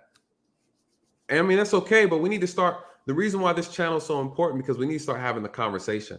And this right here, Keisha brought up a really interesting point. So throughout history, every time Black activists fight for us, false smear campaigns are designed to discredit them. Yes, of course, right? There are always going to be smear campaigns. Unfortunately, there's another half to this conversation. We're not smearing good activists. There are activists who are doing the work. There are activists that are being overshadowed by BLM. There are activists who want to say some things and they're censored. They're canceled, right? You can't say anything about BLM. They cancel you. No one wants to expose that they're not doing anything for our community. There's these small grassroots organizations that are really working hard and they don't have any support. You have the parents and family members of these men and women who have died by the hands of officers who are saying BLM is not who you think they are. They're not doing justice by our people. They're not sharing any of the resources that they collected off of the names of my children, of my friends, of my family members who have died. The reasons why we're shouting these names, they're taking these resources, yet we're not getting it. The people who are actually suffering. This is the problem. It's no smear campaign on them. The reality is there are people who are hired to be leaders and they don't work for us. And this gentleman in here, Isaiah, is telling you he used to work with them. He was a part of the camp. He did the work. And he said, listen, they played me. Isaiah, am I lying? No, you're actually spot on. What would you say to someone who is saying that our activists Smear campaigns. I mean, it's not now. It's definitely not now directly. I think you would start seeing the smear campaigns when Black people actually had the right message to talk about. I think we hung ourselves with defund the police. I think we hung the whole movement behind that because no one can get under that. If you're preaching a good word and you actually have things that are tangible ideas that are, hey, this is what we need, step 1, 2, 3, 4, and it doesn't involve anything radical, that's when you'll see people, the true colors come out and actually try to gain up against us when we have unity under a great message. But when you don't have a great message, they're going to sit back and say thank you. Yeah, defund the police. Yeah, push that narrative. How many people are going to get under that? Because now you're dividing your own group.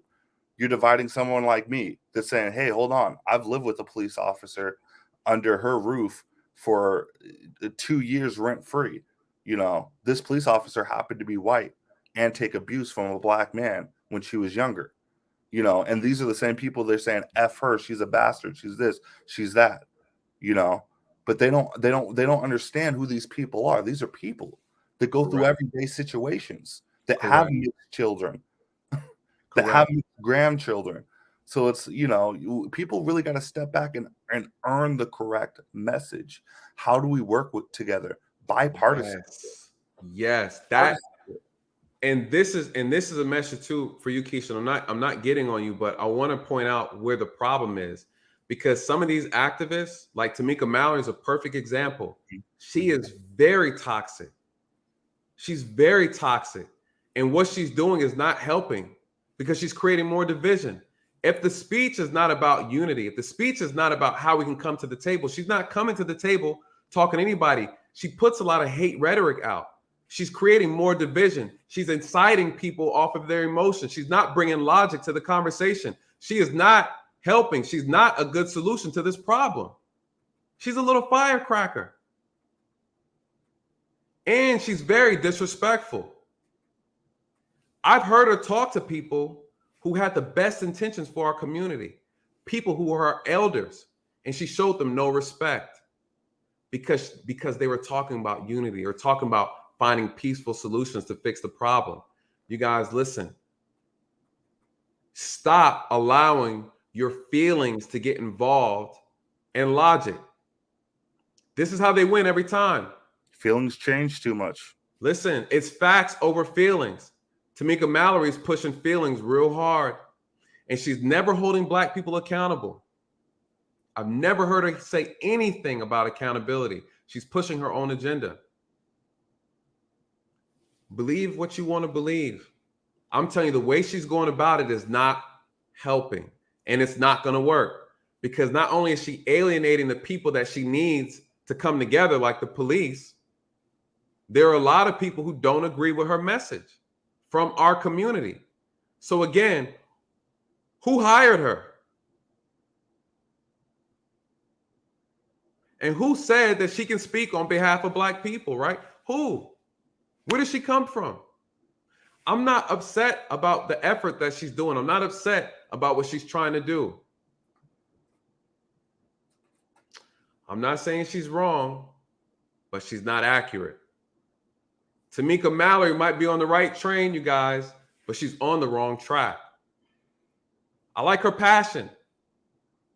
It's misguided. It's misguided. I think a lot of what you said, man, it resonates with your overall tonight's topic. Like myself, when I was watching the start of this show, I was thinking in my mind, oh my gosh, she's gonna have this lady on, and she's gonna be like Candace Owens. She's gonna be this type of person, right? And preconceived notions before even watching. And the sister had a lot of great things to say, and to point out. So that's why these are important, because people have to get educated about. You're not, just because you're a conservative doesn't mean you're this. Just because you're liberal doesn't mean you're this. A lot of people don't realize that because of the negative connotations that go with both. Liberals are soft, and conservatives are, redneck hillbillies that want to see Black people die. So it's, oh, that's the narrative. I can't be a conservative, or I can't be this. This is the division is killing us. So anyone, you guys, listen, let this message spread. Let this message spread. Anybody who's talking about division, it's not going to work. It's not going to work. You can't. We're 13%. We're 13%. You cannot change this problem without having police at the table, having a conversation. And if you put out some rhetoric, you put out information, and it is alienating the people that you need to work with, you guys, it's already a non-starter. It's already, and if you bring emotions to the table, it's a non-starter. It's not going to work. Get your emotions and your feelings out of it so we can have a legitimate conversation, because the message that she is spewing is that Black people are being lynched in the streets every day by police. That's not true. The police are not riding through communities killing Black people. And on average, you have more Black officers that shoot Black people. You don't want to talk about that, though, because it doesn't support your narrative. Let me tell you a story. This is a true story, Isaiah. Let me tell you this, and for everybody who's listening, I'm going to tell you why I don't trust these activists. I'm going to tell you why I don't trust them. This is what happened. We had an incident where a suspect tried to shoot an officer. The officer shot the suspect, shot him up good. Bad. I mean, shot him up bad, not good. He shot him up bad. And what happened? We get a phone call from a well-known activist, very well-known, long-standing activist. He said, listen, I need the body cam. I need the police report. I need all the statements. We're tired of our brothers and sisters being gunned down in the streets by racist. Huh? You can't. I ain't gonna call no names. Okay. Right? I was wondering if it was the dude from. He said, we are tired. We're sick and tired. You guys are killing us every day in these streets. This is his language that he's using. Mm-hmm, mm-hmm. It's not true, but this is what he's saying. I need everything. I need everything. We got the news media en route. They're going to be here tomorrow. We're going to do a press conference in front of that building. We're going to demand justice for this. We're tired. We're sick and tired of this. Okay. All right. Body cam, police support. And we need pictures. We need to see with the officer. We need to see him. We want to expose this. This is not going to happen any longer. What happened? We sent him what he asked for. He got the open records because we sent it to him. He said he's going to be out on a flight the next morning. You know what ended up happening? He found out that the officer who shot the Black man was a Black officer. He called back and said, disregard.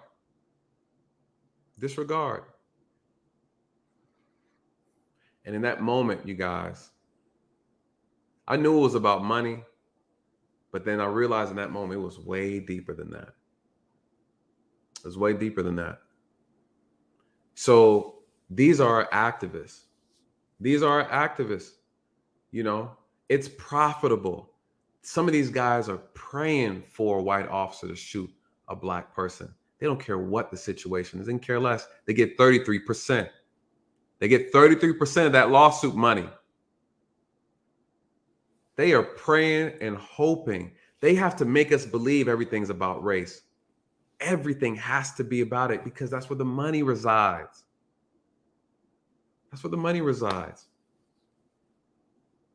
The power, man, the power in that, the power in Black bodies, right? This just the amount of money is generated when you have a white officer that shoots and kills a Black person. That's a paycheck. 33%. 33% of 15 million is a lot of money. And there's brothers out here racking up. As soon as a body drops, he's already there. Houdini. Amir Locke wasn't even dead a couple hours, and he was already on a damn Zoom call. Mm-hmm. Damn, how many? You can't give a little bit to some other civil attorneys out here? You can't. Damn, he's trying to be good, Johnny Cochran. God damn, he don't waste no time. Like, he don't even want to share it. He don't even want to be like, hey, bro, at what point is there some work to do? Listen, they don't do anything else outside of collecting a check, you guys. They don't do anything else. Their name is powerful enough. When their name is on the paperwork, that's it, the check is cut. He doesn't do anything. He sends a letter and he makes 33%. They don't do a civil attorney. They're not doing much, you guys. They're not criminal attorneys. This is why, even like in the Breonna Taylor case, you had these civil attorneys. They don't care about what laws are passed and what bills are passed. They don't want it passed, right? They don't want to fix the problem because then it's going to affect their pockets, right? As soon as the check drops, he's gone. But then the family is left asking questions about why the police officer never got prosecuted, criminally charged. I had this attorney here. Some of us don't even understand, in these communities, don't even understand the difference between a civil attorney and a criminal attorney. Exactly. So now you're looking for this officer to be prosecuted because you had an attorney. No. You had a civil attorney. They'd be like, while they're taking the check, thank you. You're going to need to talk to the state prosecutor about how that's going to work. I don't know what they're going to do, but I got you some justice. No, you didn't. There was no justice. That's why people are saying we don't get any justice. No, you're not going to get justice because this is civil. This has nothing to do with the behavior, right? This has nothing to do with the action. Those are two totally different things. And then people are like, well, we want to sue the officer, but qualified immunity is a problem. You don't even know how qualified immunity works. It has nothing to do with the officer being criminally charged. This is all civil, you guys. It's civil. Again, the conversation needs to be had because we don't understand what's going on. We just know we were wronged. Something happened. Our loved one was lost, and we want a solution. We want it solved. We want someone to pay the debt. We want someone to be held accountable. That's all we really care about. But then we have these ambulance chasers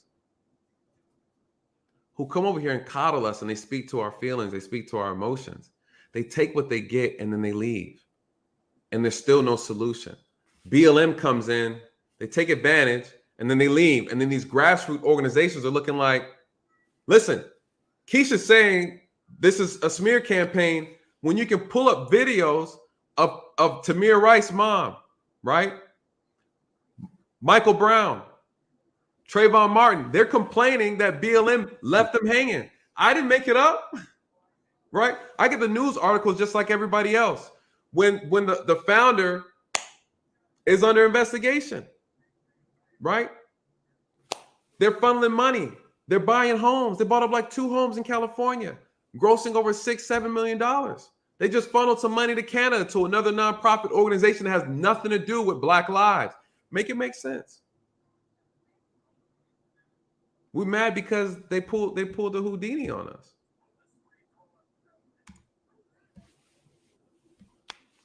You know, when are we going to wake up? They played us. The NFL was giving money. Everybody was giving money. Baskin Robbins, I didn't even know they were there over here. They talking all this stuff, whatever. They're playing us, you guys. And that stuff's a tax write-off for them. And sadly, Nate, if I can call you Nate, sorry. Yes, sir. No, you good, brother. You good. We all friends over here. Sadly, being a Black person living in the Black community, we know all too well someone willing to make a quick buck and willing to scheme and scam, whether it comes at the hands of our own people. Sad, but it's true. We see it all the time. People are willing to make a quick buck off of us and leave us high and dry. We know it all too well. You know it all too well being in Atlanta, for sure. Absolutely. Survival of the slickest. Survival of the slickest. Yeah. They always say this is the divided states of America, right? We don't feel united, you guys. We don't even look at each other as Americans. We still call each other black and white. Could you imagine someone not liking you because your skin color is different? The logic behind that just sounds completely stupid.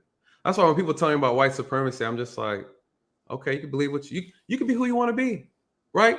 People get picked their genders now, right? You have kids who saying they want to be dinosaurs now, and we're adding on to the. I respect everybody's choices and what they want to be in life. If you want to be a white supremacist, by all means, knock yourself out.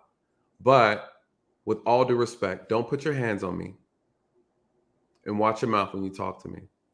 And then, I mean, what am I going to do? I can't change people's hearts, right? I'm not Jesus, right? I can't go around here and reach in people's heart and change them. That's not our job, right? The government can't legislate love. We can't make people love each other. If you don't like me, that's a personal problem, right? So you get into a job, you're a person, you have hate in your heart, you get a job, you're in a profession, and you hate people. Who has control over that? Right? Isaiah, your name's in the Bible. Nathan, my name's in the Bible. Are we acting out, right? Are we acting out? You feel what I'm saying? Yeah. You feel what I'm saying? So we're here. You have it in your heart as a servant. Who is Isaiah? He's a prophet. Who is Nathan? He was a prophet, right? So again, here we are. There's power in these names. There's power in words. You know, we are trying to do our best in these modern times. We're trying to do our best. We're trying to do our best. And unfortunately, people with good hearts are always taken advantage of. Always taken advantage of. You know, it sucks. I just don't know next time we're going to actually get someone's ear again, like we did with George Floyd. And hopefully by that time that comes around, that we have the right message to get up under, because otherwise we're looking at a mere lock, and then Minneapolis is protesting, and guess what? No one else is. Right. No one else is saying, hey, we need to get change in our community. So this doesn't happen here, which is what's sad to me, because people were greedy. People have the wrong message. Yep. People were hateful a lot of the times. Yes, absolutely. Says Steer, I'm gonna bring you up. Sportsadelic, I'm gonna bring you up just shortly. Isaiah, I wanted to give you this floor because you have such a unique perspective, and I really, really appreciate you coming up and just speaking your truth, right? Because our people need to see this. We need to see it. You know, the transparency and just saying like, hey, there's nothing wrong with supporting any black movement. There's nothing wrong with that. But we need to call out the BS when we see it. You know, there are people that have been hired and put in position to make us divided, to create more division. We're not going to go anywhere or gain anything if the police are not at the table having the conversation. My job is to help translate the stuff that our community is talking about to the police so they understand where the problem is. And you heard me doing it earlier when I was talking to another officer on this panel. You know, I had to break it down all the way. Because initially he said, listen, he had the gun. That's all that matters. No. That's not how it works. Holding a gun, pointing a gun, manifesting a threat with the gun are two totally different things. You just can't shoot somebody because they're holding a gun in their house. Right? Right. So, you know, we gotta be honest. We gotta be honest. New girl, I told you, new girl be wearing me out. Look, he said they don't understand. I'm talking to a fellow activist right here, you guys. She's giving you the game. When the BLM publicized they were collecting money for the families. Okay, here's a problem. Miscommunication then, right? She's right. When the BLM publicized they were collecting money for the families. No, they never did. But right. What was the expectation? Right, Isaiah? What was the expectation? If you're using, she's absolutely right. But then what are you here for, BLM? Am I wrong, Isaiah? No. Right? No. I mean, what is this money going to? What are we gaining here? You know, and then what is the family getting? And Keisha just said, though, did they ever say that that's what they were going to do? Right. See, are we justifying that? This is the problem. Now, Keisha, you're trying to justify what you know isn't right. What are they doing with the money? Okay, she said they're bailing people out. Man, leave their ass in the jail, right? That's part of being an activist. Stay in there, do your time, and come out and get back to work. That money is to help build. Well, listen, I don't know what the money was for. Honestly, I don't really know what Black Lives Matter was really for. What is the origins? When I went to the website, it had nothing to do with really building Black lives or Black families. It talked about destroying the patriarchy, right? Make it make sense.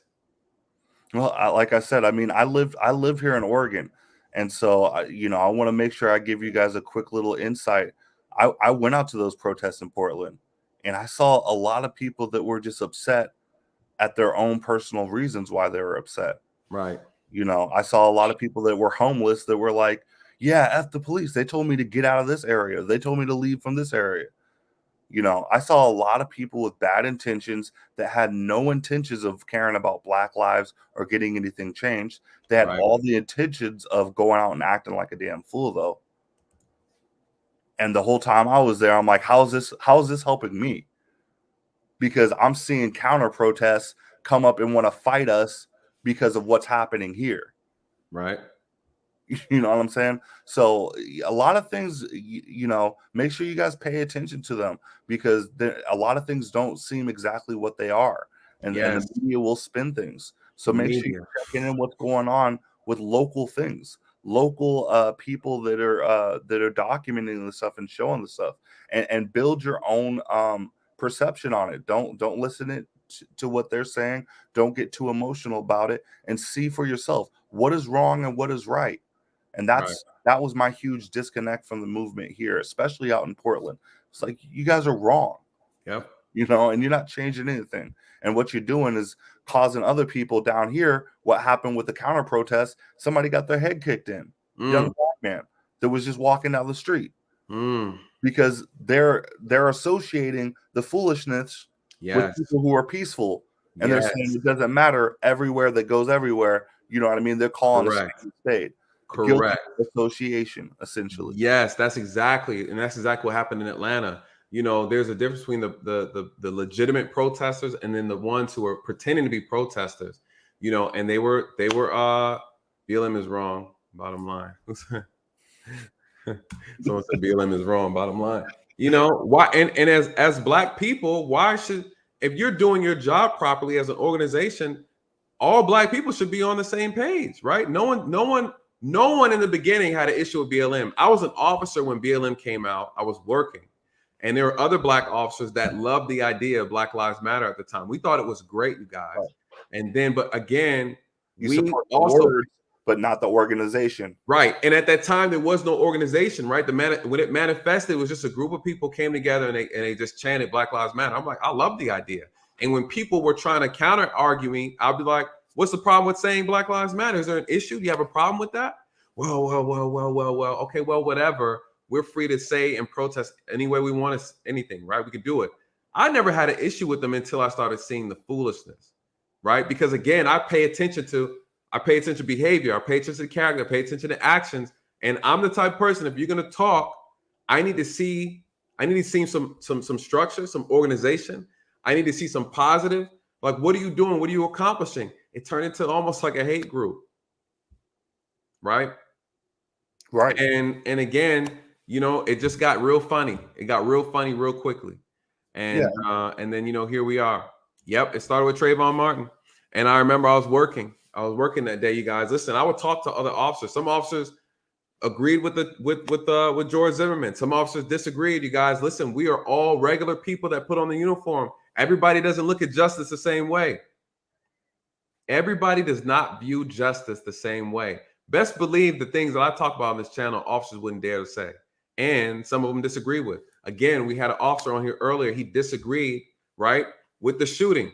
He said the officer is going to be justified. I'm telling you, the officer is not justified. They're not going to clear that shoot unless they can prove that gun was pointed at another officer. And by the picture I saw when he got shot, the barrel was facing down. It's not the act because he had a gun. It's the totality of all the circumstances when you examine a shooting. If the officers missed it, they weren't paying attention. They're going to blame the officers, right? You can't say, well, I'm sure he was awake. No, you can't say that. It's 6:30 in the morning. Assume he was sleeping. You kicked the sofa. He was startled. He has a legal reason to have the gun. He never pointed, finger not in the trigger. You guys, it's not going to be a good shoot. What would you say to this? Said, but Nathan, if the system was built and continues to operate on white supremacy, and like you said, we're only 13%, how can we survive unless we assimilate or fight? What are your thoughts before I respond? What do you think about this? This is my boy New Group I was telling you about. He be pushing me hard. What do you think? You know, I see a lot of of what people say in regards to coming to white. I like you said, the term supremacy is a little uncomfortable. So I mean, but when it comes to just the system being set up for white people to win and black people to fail, I see what people are saying. Mm-hmm. That's exactly why I agree with you when it comes to, we need to apply for these positions of power. We need to get out of our own way and start going to places that we can actually, further our careers, put ourselves in position of power as in elected officials, state officials, and public service workers like firefighters, teachers, police officers. All these positions Black people really need to get excited and apply for, and make sure that we're present, because that's how you when you're in a room, it makes it really uncomfortable for people to say certain things that they shouldn't be saying, or talk a certain way, because they know that Officer Daley is here, or Officer Wagner's here, or Officer whatever is here. Something that I've always wanted to strive for, to be a police officer, but I think at the end of the day myself, I know that I have a lot of emotions that I could act on. Right. And that's why I'm not. I want to be a parole officer, a juvenile parole officer, because I love children. Sorry, kind of get into that, but that's kind of what I mean. It's just, we have to understand that yes, there was a start line, and we started all the way back here, and we're running to catch up, but we're never going to catch up if we continuously be divided on social issues that we need to be fighting moving forward, and not looking at our people like prophets. Not looking at our people like, hey, here's a quick paycheck, because we all know somebody in the hood that's all out there scheming, swindling, scamming people, and guess where they're at? Still at the bottom. And the ones that are on the top that are good, they're real good. And that's when you're looking at BLM head and officials making millions of dollars doing it, just like we have people on American Greed doing it all the time. So we got to call a spade, and we got to get out of this mindset that snitching is bad. We need to start helping our community. Motherfuckers need to start. Excuse me, sorry. I didn't mean to. No, you good, brother. And a brother coming out of you, Black. People need to start telling the truth out here. They need to start telling the truth out here. We got a lot of ignorance in the streets, and nobody wants to open up their mouth. People need to start telling the truth. Absolutely. Well said. Well said. Let me answer this. New Growth said, we can believe what we want. Again, we can believe about white supremacy. That's fine. I say white leverage is what I say. We have to start dismantling these words, you guys. Words have power. We're not saying that anybody's supreme over our people. They have leverage. What leverage do they have? You guys are 60%. Their hands are in a little bit of everything. They had a head start. We're well aware, right? We're well aware of the atrocities that took place in our cities, the things that they destroyed, right? To set us back. We're well aware, you guys, right? We're not discredited. We're not taking that away. We're saying we understand that. What I'm saying is nobody is supreme over us. You guys, we just spent $1.6 trillion. We're not slaves, right? We have money. We're talented. We're gifted. We're educated. We're an amazing group of people. We are Americans, right? White leverage, not white supremacy. That word needs to die. It needs to be put in a grave. It needs to be put in history. It needs to be in Black history, where we focus on Black future, right? This is the mindset we need to change, you guys. We need to change to a winner's mindset. I understand what you're saying. The leverage that they have. Why? They own their own businesses. They own a lot of things, you guys. We own nothing. We own 1% of the wealth. But we can spend $1.6 trillion, you guys. We have to re-educate. Listen, here's the reality at the end of the day. If you want to believe white supremacy, that's fine. I don't have a problem with that. White privilege, cool. I say white preference, right? You pick who you want, right? Here's the reality. White supremacy, white privilege, all white, whatever, it falls at the feet of Black unity, you guys. This is the reality. If we don't come together, these things mean nothing. You can't have a white supremacy where Black unity exists, where Black families exist. Those things fall at the feet, you guys. And that is the reality. And to new growth 42, I wanted to real quick chime in on your civil rights movement constantly raise money to bail out activists. What I wanted to say, like I said, being in the BLM movement and seeing it for what it happened real close up, the fact is this: I heard we want transparency, and I saw none of these local activist group, none of these nationwide groups showing transparency of where their funds were going and how they were helping the Black community. and what they actually wanted. They just had, like I said, they stuck to a false narrative. They stuck to their beliefs, and they use people as a profit. And that's exactly why, and then you have things like that where you believe that they're using money just to bail people out. They're not using money just to bail people out. A lot of people were on their own ASS, came down to it. They bailed out the people that were on high statute that they can claim that, hey, we're bailing these people out. But then they turn around, they're keeping funds, and they're keeping us right where we want to be. That's exactly what this brother's saying. It's for a profit. No one's actually moving, trying to push the needle of let's actually help Black lives. Because if they were helping Black lives, then there'd be no profit. So what would be the point of doing it? And that's why we need people on our side to get over the fact that, to be like our ancestors and say, what is the value? The value is helping out my people. I don't want my son hit with another whip. I don't want my son to have to sit in the back of the bus. I don't want my daughter to have to not be able to vote. These were people who put themselves before profit.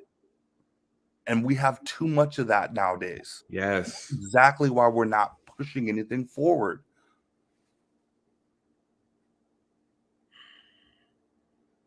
Well said. Well said. I'm not even going to follow up on that because that was well said. Here's the problem. Again, within our community, we're all passionate, right? New Growth is very passionate. He's pro-Black. This brother pro-Black, and I'm darker than him. I'm just playing. Colorism. We just joking. We all shades over here. We all supporting the same cause. Hey, I look Mexican, so. And this is true. I thought you. I am part Mexican, so. Hey, the one drop rule, right?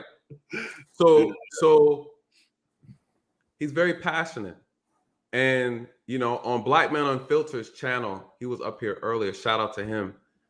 He has such great content. We go over and we have these conversations. It feels good to just talk to other, educated brothers and sisters and just kind of get it out, And I think the problem sometimes is we have people who have been in these spaces, who have done certain jobs, who have certain insight that other people aren't privy to. And then when they come to give information, we try to challenge it. We try to discredit it, and we have to just be, not saying we have to take everything as truth. We take it and do our research, but allow a person to share what they know, right? Because if you're not in that space, it's very hard for you to have a legitimate counter argument when you haven't done it, And so when I come in, I talk about police issues, and I'm telling you, I understand. Yes, I get it. Yes, you're right. But here's something else that you did not consider, right? We got to start taking that, because it's the only way for us to grow. It's the only for us to learn and for us to make this thing work. We won't agree on everything, but the one thing we do agree on is that we need to be treated with equitable treatment, right? Across the board.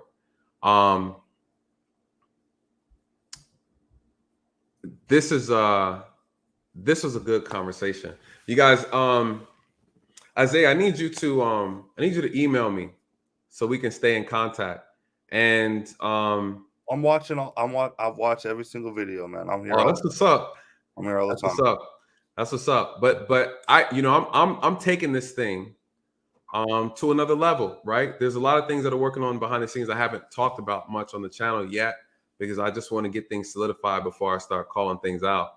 But we need I need help, because I need to make sure I stay connected and also informed, right, on ensuring that these things that I'm putting together, reform ideas that someone who is from the community, someone who has been an activist, can also overlook and say, I like this idea, I don't like this idea, from a perspective of an activist, right?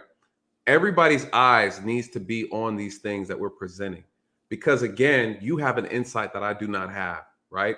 And I would really cherish your opinion and your wisdom on some of the things that I'm thinking and ideas that I have that I plan on presenting. And so would love to have you a part of that conversation and a continued conversation when we discuss these things. I think your words are well needed, especially during this time when we just don't know a lot, right? And we're going off of the best that we can, the information that's presented to us, unfortunately, through the media and other sources as we investigate. So I want you to stay in touch, man, and email me so we can just, Man, I appreciate it so much. Keep doing the work you do. It would be an honor to join you and continue to learn myself, because the stuff you give me, I take back to my platform. And that's what's up. You had a platform. You got a platform? Yeah. Well, I have a lot of Facebook followers, so okay, typically I can get about 100 to at a time, 100 to about 1,000 people watching. Okay, so you got a YouTube channel? Not yet. Oh, bro, you already know what time it is. I'm thinking about it, but I got a lot of things going on, man. I got a lot of jobs, but I don't want to take up too much of your time. Thank you so much, brother. I appreciate it, and look forward to seeing the rest. Thank you, sir. I appreciate you, man. You're welcome back. Why did you cut it off? Nah, I can drop you down. We're gonna cool. All right.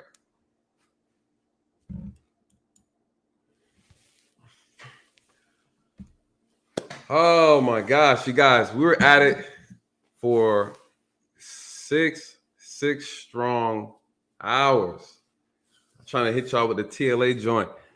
I'm gonna get these last two in here. I wanted to talk to him, you guys. It was very important that I had that conversation with him, simply because he has such a very unique perspective, being someone who worked on these campaigns with BLM. Listen, it gets no better than that.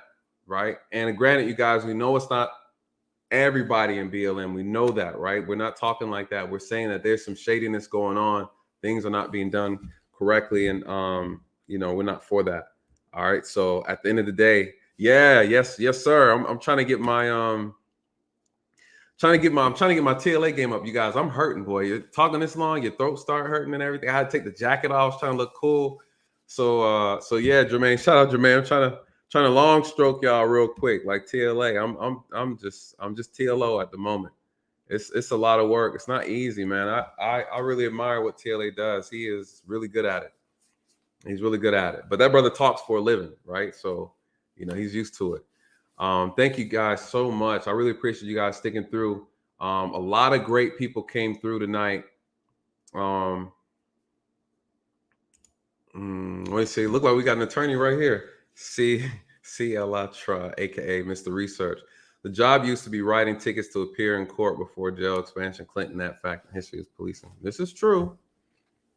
I think I've seen you pop up somewhere, Mr. Research. I got to check your channel out, though. I need to check your channel out. A lot of brothers doing some great things over here. Hot tea and honey, absolutely. Sports Deck, I see you. I'm gonna bring you up. 1 second. I'm sorry, brother. I had you back so long.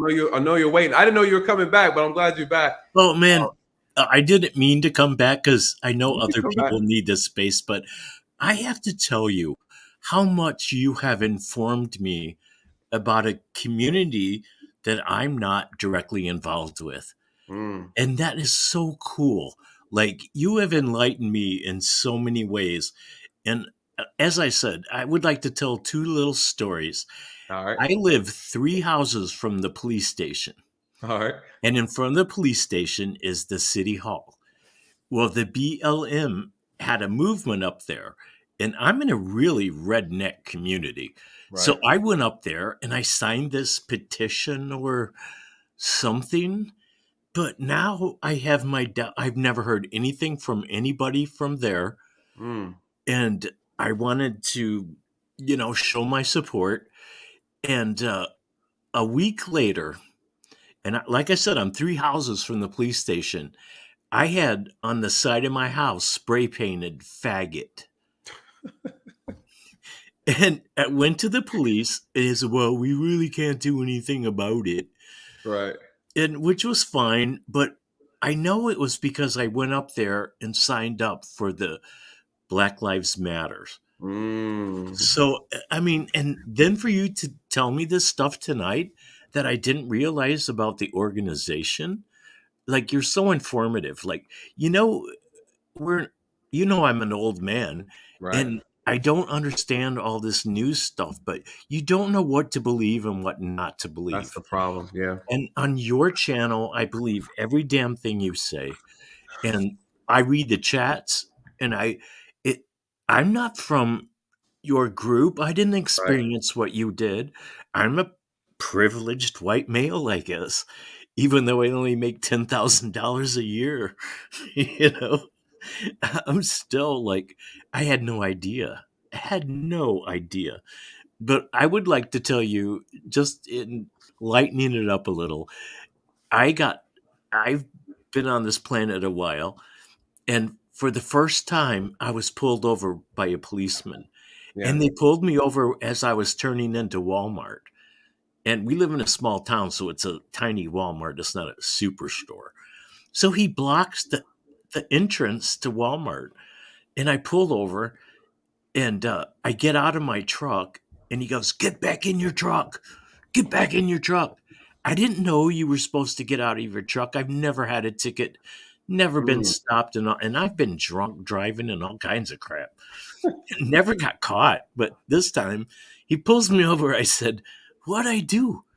He goes, "Your plates are expired." And I said, "Well, for how long?" He goes, "Like 2 years." And I went, "What?" Golly. Yeah, I just like kept getting those things in the mail, but I'm older now and I forget that shit stuff. And so I said, "Well," and he comes back and he was really rude. I mean, he was really rude. And I'd never dealt with a policeman in my whole life. And he was a Hispanic. And I said, "How much is this going to cost me?" And he goes, "Can you read?" I went, "Well, yeah." And he goes, "Well, read the pink part of the ticket." And so it said like $125 or something. So I had to go to the courthouse and pay it. So when I went to the courthouse to pay it, I told the lady how rude the policeman was. Like I said, I've never been stopped in my life, and this guy was so rude to me. And I was saying, "Yes, sir. You know, I've been in the military. I joined the military in 65 because we still had the draft. And I was 17 when I went to Vietnam." And I don't know. But anyway, I go down there and I go to pay the Was he $125. white? Was he white? Was he white or was he black? He was Hispanic. And he's from the other town, not from my own town. He was from the next town up. Yeah. But we're in Southern Illinois. It's like little communities. And so anyway, I go to the courthouse and I go down and say to pay it. And I tell her how bad the policeman was to me. And I'd never been stopped in my life. And she threw it away. She goes, "That's all right. You're all right. Just go get, go to the car place, DVM or MBA, whatever it is. I don't know. I call everything ACDC because everything has letters and I can't remember them." So anyway, so I went and they threw it away. So I don't have a ticket on my record after 73 years.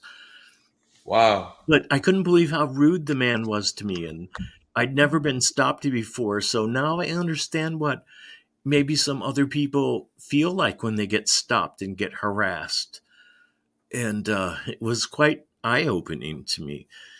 So I wanted to say that just because to me it was humorous. I thought 2 years? I've forgotten for 2 years. Well, the problem is people's experiences with law enforcement are very real, right? They're very real and they're they're very personal. And sometimes there's a lot that goes into, there's a lot of nuances. You have some people who are criminals and they have bad encounters with the police, and then now they help spread this whole police are bad thing, right? You have someone who was doing something wrong, and then the officer may have been a little bit rude or too rude or unprofessional. You have people who may have violated some innocent traffic law and they were treated badly, like for yourself. The officer was unprofessional, the officer was rude. So these are experiences people are having. People aren't having experiences. You don't hear a lot of experiences of people saying they were picked up, thrown on the ground, a gun shoved in their face. Like, that's not the standard normal experience people are having. People are having a lot of experience with officers where they're extremely unprofessional. They're very disrespectful. They're rude. They're insensitive. They don't care. They're not emotional. They're not empathetic. These are the bulk of the problems that people are having with police. the research that I have done and I've seen, almost 80%, they said approximately 80% of the police encounters that people are having, and these are reported by the people, right? They are saying they had good outcomes. So, but at the same time, the media is putting a magnifying glass every time an officer pisses on somebody, then of course it's gonna make people believe that these are the norm, that this is the norm, this is the norm. They only report shootings they only really report shootings when it's a black person being shot by a white officer. Majority of the time, there are white people get shot and killed by the police all the time, and they never take the time to really blast it on national television. They just don't. They don't. No, so that's one of the things I have to ask you, because that's why I watch you. Is because you are informing me about things I'm not aware of. Right. And like I said, I hate to keep saying this, but no, it's okay. I've lived 73 years and never experienced some of the things that your people have. Right. And so how do we get to a community where we can all agree and all love each other and, just express our feelings that it doesn't matter what color you are. I got to tell you a story just to end this quickly. I went to Vietnam in 1965. I was 17 years old. I quit walking out of high school, and my father finally had to sign for me. But in 65, we still had the draft. So I knew if I didn't sign up, I would be drafted. So I signed up, and my dad was going, no, it's 65, stupid time to go, with Vietnam. But anyway, I went there and did my 3.5 years. And I came home, and I had my dress uniform on when I got off my ship in San Francisco. And I was walking down the streets. This was the 60s. And a guy spit on my face. And I was so shocked, and my emotions were overwhelmed. I started crying. I was like, why did you spit on my face, man? I mean, you get indoctrinated into the military, and I don't know if it's the police academy, but you get indoctrinated to believing this and that. So now I live in this very small town, and next door to me is a rental. And guess who's living there? Vietnamese. And they are lovely. They have me over for dinner. I make food for them. They make food for me. And I went over there to kill them, basically. And now they're living next door to me. Like, how cool is that? The irony of life, right? Oh, the irony. The irony. And I just love them, and they love me, I know. And I made them kimchi. I learned how to make kimchi. Really? So I made them kimchi. And she said that's the best she had, because all they could get in our little town was at Walmart. So what a world. I mean, what a world. And this is the thing too. Muhammad Ali said something that was very interesting. He stated that, they wanted to draft him. He knew what they were trying to do by trying to send him over there, right? Yeah. And he said, listen, you want me to fight and kill these people over here? I'm not even free over here in my own country. You know what he said? Make it make sense to me. You want me to go fight for a country that I'm not even free for, right? So this is the logic. So that's a very, very powerful story that you just shared, and it also shows that the power of just community, being able to sit down and have a conversation with one another. We can change the tide. We can change things, because again, let me ask you this though. This is a very important question, because I know first time we talked, you said you were born in like 1940. 48. 1948. You came in, if they got you a little bit earlier, you would have been on the other side of this thing, right? Yeah, I was 17. What did your parents teach you about Black people? My parents, I went to a Lutheran. I was raised. My father was an agnostic. Okay. And my mother was Lutheran. So when we went to church, we went with my mother. And there were Black people in our Lutheran church, but my father hated Jews. Really? He was such a racist. He hated Jews. Why? I don't know. I honestly, I don't know why. He was vice president of natural gas pipeline in Chicago. And I have no idea what, but he did not like, and he fought in World War II. He was a bomber pilot. Okay. And so I never understood that, but he had Was that a dog? Was that a dog in the background? Oh, that's Nibbler, my pit bull. Sound like a marine cadence there, you know. So, he's looking out the window and he sees cats. So okay. I was like, I thought that was a devil dog in the background. You know how they like to make that. That's Nibbler. Poor little guy. He's 16 years old, and oh geez, it's gonna break my heart. He got 1 foot in, 1 foot out, huh? Yeah, he's mostly got 1 foot out, but he's not in pain. So I do. I take him out. I hate to tell you this, guys, but I will. I take him out, and I have to take him on the leash, and I take him out, and he pees, and he comes back in, and 5 minutes later, he goes and pees in the living room. So he's showing his age. So I can't afford. Like I said, I'm pretty poor, so I can't afford those puppy pads. So I go to the what do you call them? The places like the thrift stores, and I buy these cheap sheets. So I throw them in the living room, and he pees on them. I just wad them up and throw them in the trash bag. Someone said as long as he's still eating, he's good. If anybody has, it's very rare that I get someone. I've had a few guests on this channel who are white. And I love having you guys on because you have such a unique perspective. Again, we don't get a chance to dialogue much. No, we don't. I'm always excited when you come up. Does anybody in the chat have any questions that they want to ask him? This brother was born in 1940. He's seen some things, right? Well, and this I really enjoy this guy on the chat, Commando. Oh no, Commando. Yeah. I know. Common. I think his name is Common Man. Common Man. Oh, Yeah. So cool. I wish he would come on and talk. He is very literate. I wish he would come on and talk to you. We got some.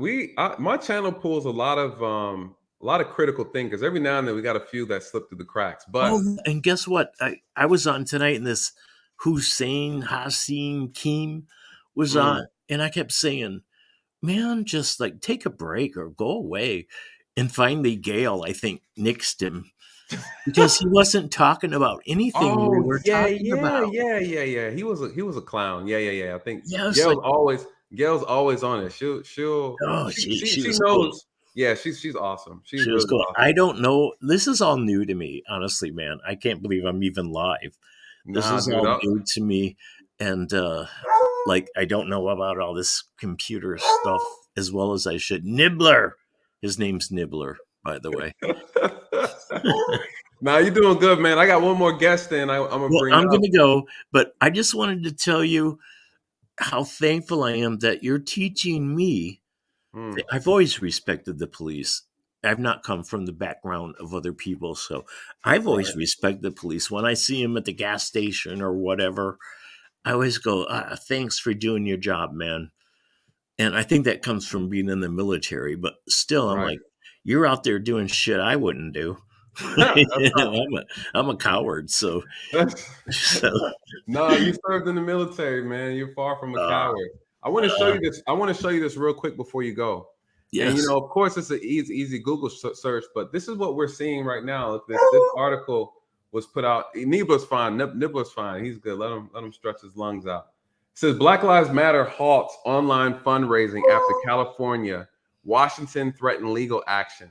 There's a lot of stuff going on with the organization about how they've been handling money. People are filing complaints. It says BLM raised $90 million last year, but where's the money going?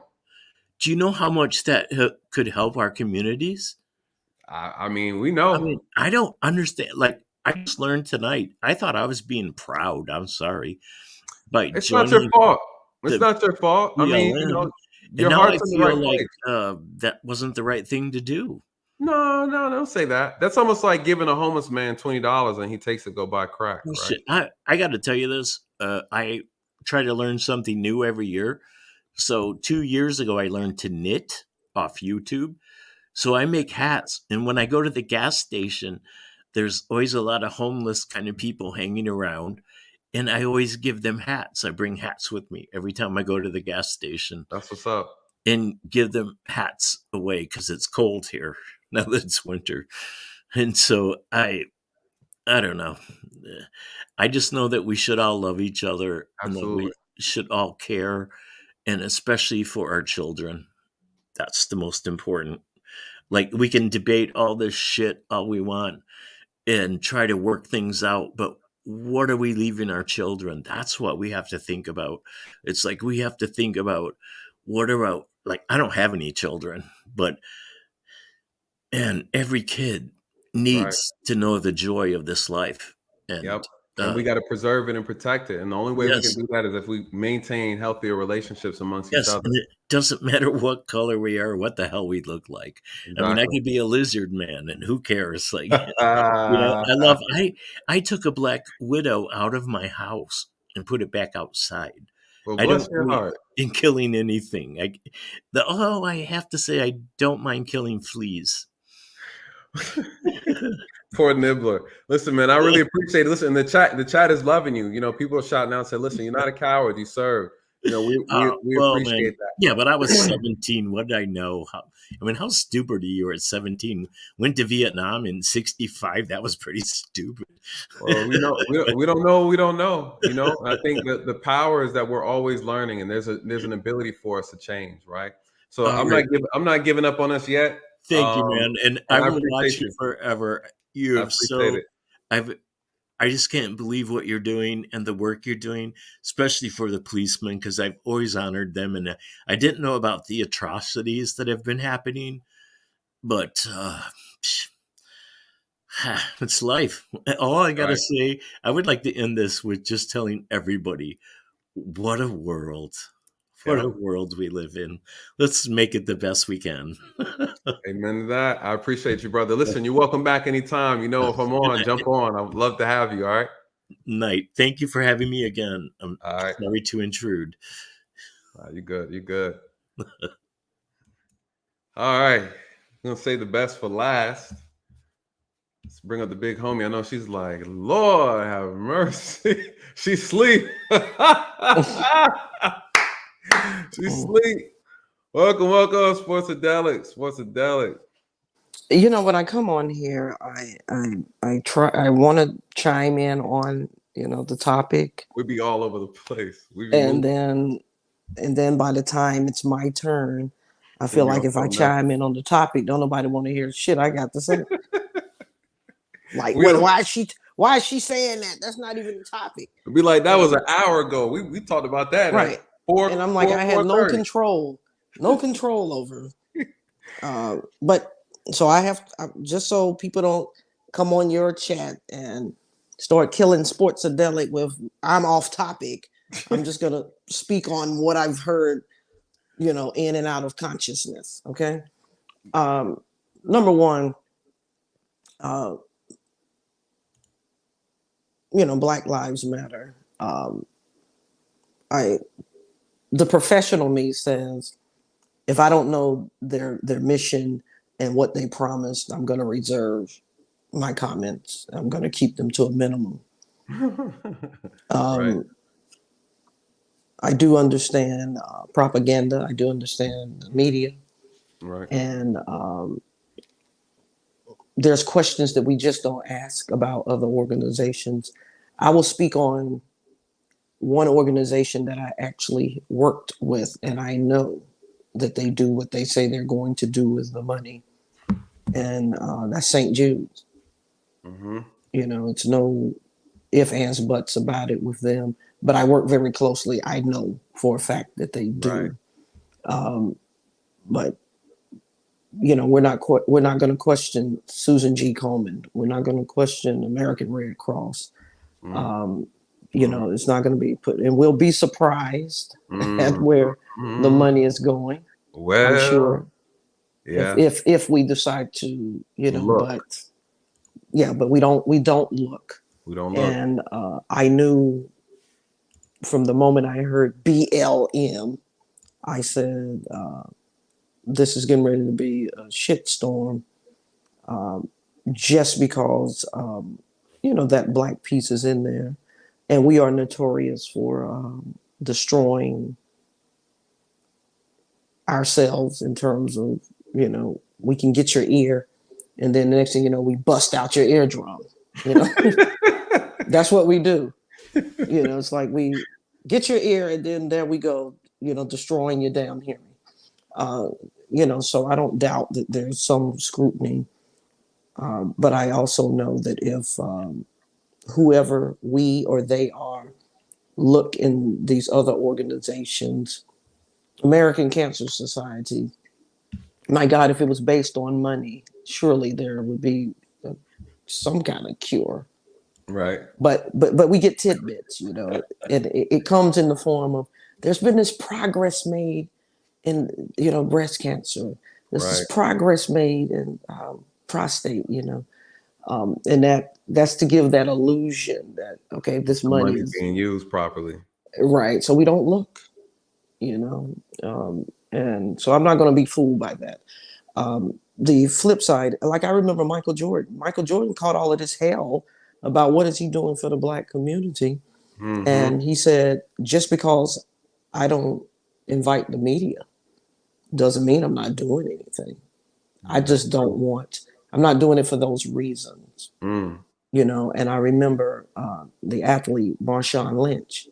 Marshawn, and he played with Russell Wilson. And people got on me because I was like, you know, I just wish if Russell Wilson is into his religion, if he's into helping these sick children or whatever, I noticed that he always has that camera rolling when he's there. Yes. He's always building his brand. Correct. While he's there. Whereas Marshawn Lynch does, if not just as much more, and don't want the media there. Because I'm not doing it for those reasons. I don't give a damn if they know about it or not. Right. You know, so I just pay attention to all of that and not get lost in, oh my God, he's such a good guy. Right. And I'm saying, you know, the camera's rolling. He's making sure he's working on that damn brand to get that money, keep that money going. You know, and I wanted to talk to Isaiah because you know me, I miss pushback. Right. I don't want to hear nothing about any organization that you have joined and you didn't do your due diligence prior to, if you really wanted to know what the hell they were doing with the money. Yeah. I haven't joined any organization. Like I do Spartan races. I do the Bacon Run. Part of my motivation for getting involved is what they do in the space of sex trafficking. Not what I think they do. Not what I heard they do. Right. Not what I wish they do, right? But what I've done my due diligence. And it's the same thing with Black Lives Matter. If they promise those families money, we don't get to put, as crazy as it may sound, we still don't get to put expectations on people and what they do with their money. But if they promise those families money and they didn't do that, then they deserve everything, you know, that they get. But if that's not, they didn't do it, that's not their mission, and nobody wanted to hold themselves accountable before they started giving that money to see what the hell was really going on. Don't be really bashing Black Lives Matter because they might just be sticking to their shit. That's true. You bring up a good point. They might just be sticking. Like, why are you all coming down on us? We never said that we were going to do a damn thing in the community. You know, it's a title. It's just a slogan, right? It's a slogan that took off. It caught wind at a time. You know, I mean, I don't want to sound cynical, but but you got to remember my profession. I'm always underneath, and I'm like, wait a minute, like, did they say any of that shit? Did they say? They never did. They never did. And that's what someone was saying in here. They're like, they never said that. They never said that they were going to give them money and blah, blah, blah. Why are you getting on them because of, and she was right. I mean, when you think, I mean, we're just keeping it real. We're just being transparent. I mean, I don't ever remember hearing them say anything. They just speak on behalf of, Don Lemon said this, and I thought it was so interesting. Don Lemon said, what if Black Lives Matter only wants to focus on shootings involving Black men done by white officers? That's what they stand for. But that might be their mission. And that might be their mission. But you know, it's us as a community who are like, well, you're talking about Black Lives Matter. You're saying our lives. Yeah, when a Black person shot by a white, officer, that's when it matters to us, this organization. If you want Black Lives Matter on everything else, start your own organization for Black Lives Matter for diabetes, Black Lives Matter, right, for homicide, Black Lives Matter for poverty. But this Black Lives Matter is for when a brother or sister gets shot by a white police officer. That's our only function. And with that, because the argument is, do you talk about the Cancer Society? Do you ask the Breast Cancer Awareness Organization to address ovary cancer? Like, no, you need to start your ovary awareness cancer organization and leave us alone over here. We're not all cancer matters. We're only breast cancer matters. And I was like, someone said that to me. I was like, well, damn. Well, damn. Well, yeah, I've worked, I was a chief operating officer for a foundation, and people would ask all the time for us to get involved, and I would tell them, it's not that I don't care about those things. That's just not what we do here. Right. Now, and then people would trash us because they thought we should be doing these things. Okay, that's just not, that's just not our forte.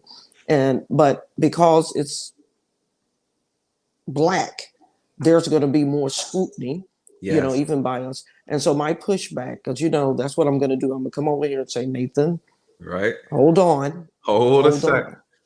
Hold on. Wait a minute. And that's very important when you have people that say, hey, I believe everything that come out your mouth. And so I'm saying, I don't know their ultimate, true, on paper 501c3 mission. And ain't nobody pull it up, right? We don't really know. And I don't even know if they're really are they really a nonprofit organization? And real quick, this is what Luke Hazley said, and she's absolutely correct. Because I actually have screenshots of their original mission statement when they're talking about dismantling the nuclear family, destroying the patriarchy, and all that kind of foolishness. When they started getting heat for that, they went and changed that. Luke Hazley's absolutely right. They erased their mission statement when people started questioning the abolition of the nuclear family as one of their objectives. And nobody knew about it till people started. You had people, some conservatives started pointing it out. And you're right, Sportsadelic. I made sure I went to their website. Because again, just like you, I'm a critical thinker. I'm going to kind of dive in a little deep. Even if it's surface, I'm going to ask some questions when I don't start seeing any solutions. But you're right. What we've put these expectations on the organization, and they never said they're going to do any of those things. Well, I mean, it's just, a fact. Let me tell you what I know to be true. And I try to bring things down so people really get it, that they really understand. Go to Ruth Chris Steakhouse and ask them for, go to Ruth Chris and ask them for a pizza and see what the hell they tell you. We don't do pizza here. We don't do pizza. Well, they said that you were this great restaurant. We are, but we don't do pizza here. But they got the ingredients to make it though. Right. Yeah, we can. You know what I mean? But that's just not. But that's not what we do here. Yep. Go over there to Pizza Hut. And we do this even in interpersonal relationships.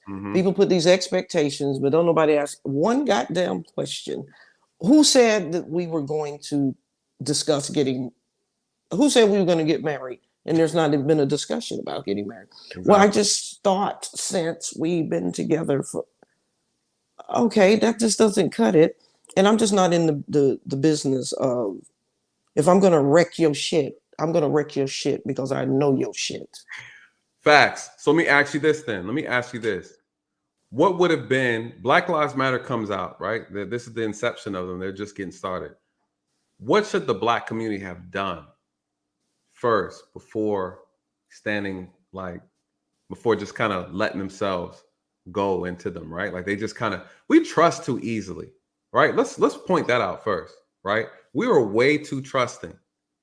We're as a community, we trust way too much without doing any due diligence. Well, Nathan, it's not that complicated. It's not even that complicated. What would you say? It's been said, and it's proven just through catapulting into Black Lives Matter. If you ever want to dupe, put it in the book. Put it in a book. Anything that's going to require us to read, we're just not going to do it. Why is that? Where did that come from, though? That's a nasty stereotype, but it's very, very. I mean, define print. You know, we already told you that, you know, this extended warranty don't cover a goddamn thing but an oil change. It's in the fine print, guys. We put it there. You didn't read it. Okay. I gave it to you. Right. So, I mean, that's, you know, because. Where did that come from? Well, it comes from over the years of internalizing trauma. Some cases, and understand what I'm saying. Yeah. You internalize trauma. You listen to shit that your friends go through. You eat mayonnaise and syrup sandwiches. The struggle is real, and you just want to be able to scream and get your shit off your chest without anybody really questioning what the fuck you screaming about. Right. You know, it's just an outlet, and that's real. People just Black Lives Matter. That whole slogan and movement, it became something that people could just latch on to. And you even got white people. You got white people who's like, yeah, Black lives, you don't fucking matter. Because I'm tired of this shit too. Right. You know? And so it was just a vehicle, because this same thing could have come along at a different time in history and we wouldn't even heard shit about it. Black Lives Matter. Nope. You know, it was just what was going on. And I just, in fairness, I don't know their mission, and I know that they have a right to change it for whatever reason. I'm just saying I don't know it because, again, I wasn't ever into the hype any more than I am about Susan G. Komen or anything else. You know, that's your organization. I'm not mad at anybody that's trying to make money, but I think if you say you're going to use it for this, you know, you have to do that. Right. From an integrity standpoint. And if I hear one more person screaming about defund the police, okay, look, here we go again. Please read up on defund. Defunding happens all day, every day. You know, the times when I've been a supervisor, I have had to defund some stuff inside of the organization. It's just a fancy term for assimilating money from this account to that account. It doesn't mean we're going to wipe out the goddamn police. But can you agree? Would you agree, though, that that is actually not a good marketing campaign for, I agree. I agree that those that controlled the media got out of it what they wanted to, because they know that people don't goddamn read and gonna try to understand what defund really means. They could depend on that. And so that is what happened. We defund our children. You know, we defund our children. No. We're not gonna buy that because we got to put more money over here on this damn gas bill. I'm sorry, son. You know, I have to tell my son the other day, I have to defund you. Right. But what does that mean? When you tell your son you're going to defund him, what does that mean? Well, I explained it to him. I say, let me tell you what this means. It doesn't mean you're not going to eat. That's not what it means. You know how you've been eating steak 3 days out of the week? It's going to be cut down to 1. You're not going to be hungry. You're just not going to have steak 3 days out of the week. See, and there's the problem, right? Because when you say defund, you're talking about no longer funding. This is why that was such a bad PR campaign. It was a horrible slogan. They could have easily have said, first of all, they could have easily have just said, hey, we want to rebuild the police, build back police better, right? Your boy over here giving out crack pipes, so we're not even going to talk. We're not going to touch about that. We're not touching on the stream because we're hitting about 7 hours. But what does defund mean? If we even just look at the definition, prevent from continuing to receive funds. You want to defund the police. That is the worst slogan they could ever have. It was meant to be divisive. It was meant to create division.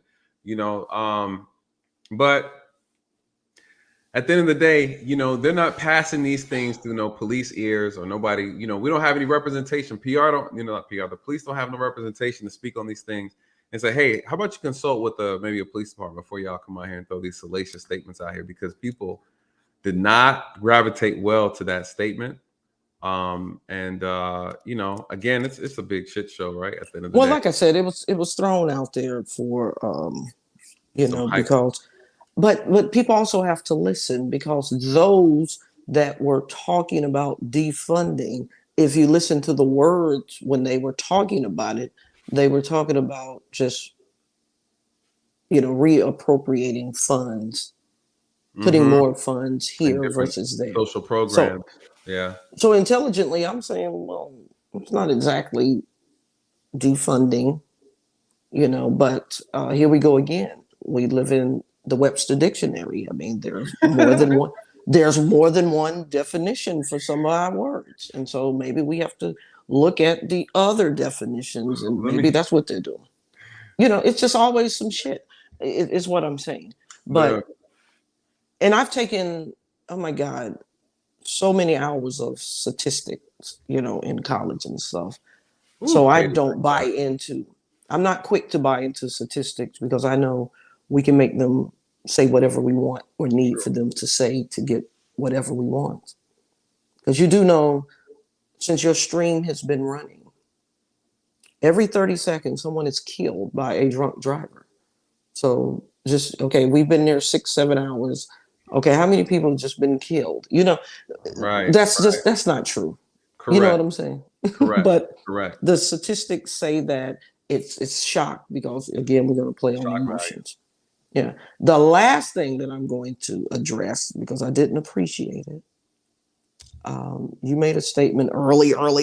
Like I said, I chimed in on it and I put my comment out there, but you didn't see it. I want men in general to stop with this rhetoric, this trash about we as women are more emotional. Because again, if I ask someone to absolutely prove it, for every example you give me, I'm going to be able to give you an example coming, you know, from men.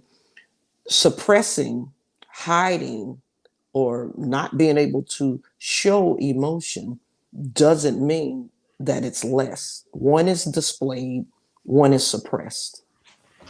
Men, like in your profession, they tell you, check your fucking emotions, get those out of here. Nobody cares about that. So you just go out there into the field doing this job without any emotion.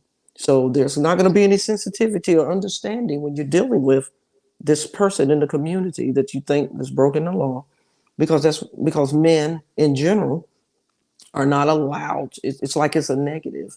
And I hate when I hear he's acting like a woman. Oh, well, no disrespect to the women, but he's acting like a woman. And I'm saying, I'm far from stupid. That was still disrespectful. I don't care that you're saying you didn't mean any disrespect. Whoop-de-doo. It was disrespectful, because since when being emotional should be viewed as being disrespectful? We're human beings. Are we not supposed to have these damn things? The beautiful God that we serve? No, I think well, one, you took that one way out of context, but I understand what you're saying. You know, but you know, nonetheless, it was a joke. But despite that, what? Okay, so it was a joke. So what? Okay, I didn't know it was a joke. No, I know that. I'm just saying. I'm just talking just in general. But no, despite that, though, there's a biological difference between men and women. Emotions does play a part in it. I'm not saying that men aren't emotional, but I think the majority would agree that women tend to be a lot more emotional. That's a biological thing. If I'm wrong, then you know I'm gonna have to do some research and double check. But I've been a man all my life, right? But that's what I'm telling you. I've been a woman all my life, and I've done the research. You don't think women? Wait, I've done the research. Okay. Based on what you're talking about. Mm-hmm. Based on what you're talking about, I've done the research. Okay. And from a biological standpoint, there's just like with kids and sugar. People say, "Oh, don't get that kid no candy. He's gonna get hyper." There's no direct correlation between a kid eating sugar and being hyper, unless it's chocolate, because chocolate has caffeine, which is a stimulant, which is going to make the kid hyper. Don't give the kid the chocolate. But if they eat a damn piece of apple flavored now later, they're not going to just be hyper because of the sugar. There's no actual hardcore research to support that. We are made up of estrogen and testosterone, mother, father, like we're made up of that. And I'm just saying, I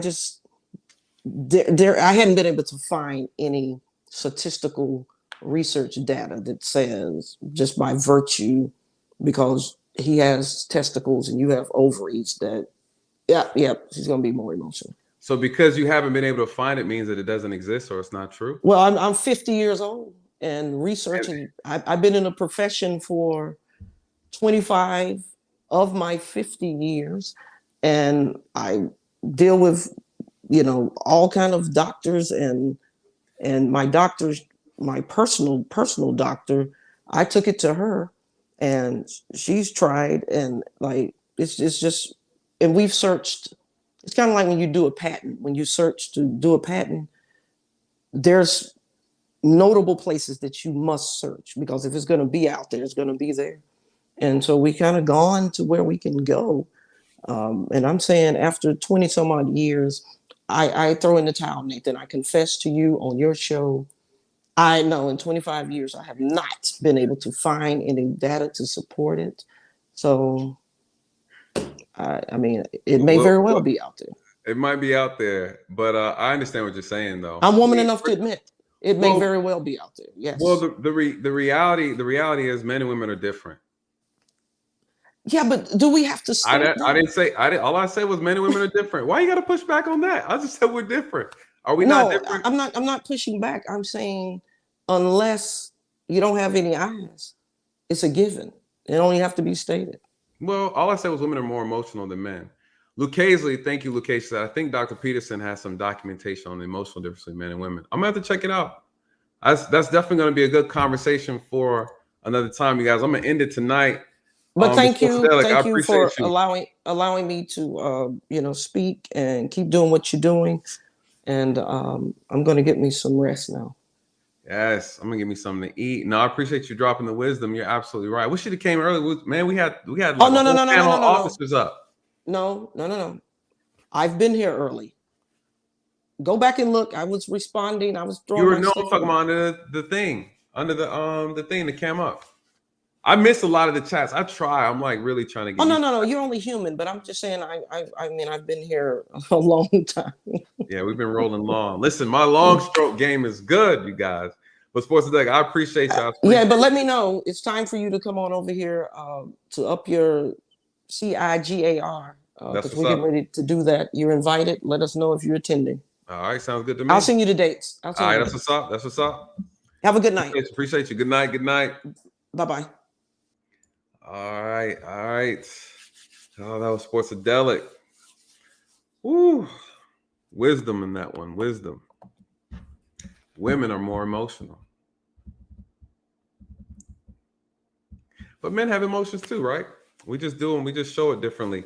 Listen, you guys, thank you so much. Lucchese, everybody who has donated, thank you guys so much for your support tonight. In case I didn't get a chance to reach all this, yes, Lucchese, get hooked. Thank you so much. Thank you so much. So much. Appreciate it, Lucchese. I love you guys. Everyone who's donated and supported, you guys, I really, really appreciate you. Mr. Research, again, thank you as well. Man, I love the support. You guys are always supporting. And it's motivating, you guys. I know I have a big journey ahead of me. The wishes you guys give, the comments that you give, the encouragement that you give, it helps so much. You guys, this stuff's a lot of work. I honestly didn't think I didn't think it was gonna be this difficult, but it is very difficult. But I am enjoying it. I will say that I'm really, really enjoying it. And I love being able to kind of share my experiences, give insight, some knowledge, the best that I can. my heart's in a good place, you guys. I really want to make a difference and put my knowledge to test, right? Like I feel like God really put me in this position to help. And, I just answered the call, right?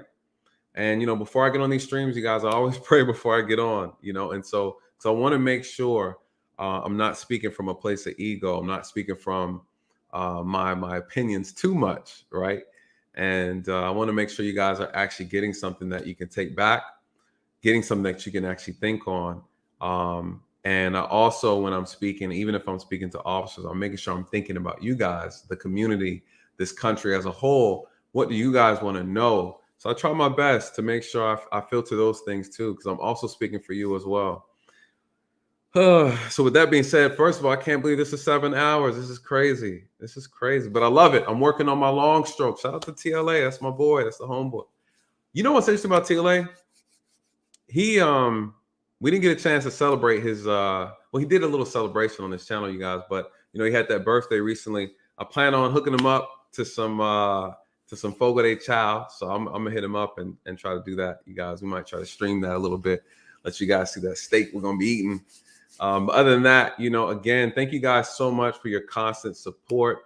I had to come out of the suit jacket. I couldn't take it anymore. I don't know how these guys do it. But I love you guys. I really do. This is becoming like a new passion for me. I have some good content coming up. I did some great collaborations this morning with Angela Staten King. That was really great. I got a chance to jump on Kwame Brown's channel. So a lot of great things coming up. And again, shout out to Charrise Lane. She came by and gave us she was full of energy, came and gave us some good wisdom. She's doing a lot of great things to you guys. So please support her and check her out. And so I guess we're going to be shutting this puppy down. Thank you to my moderators. You guys are so awesome. You guys are so awesome. Yeah, you guys are awesome. Who else is in here? We still 39 strong. Y'all just be rolling with your boy. Glad to attend. Who is this? Receive the valuable information, great content. Good night, everybody. Yes. You guys, thank you so much. Listen, please, for those who are going to catch this on the rebound, like, comment, share, and subscribe, you guys. And with that, good night and God bless.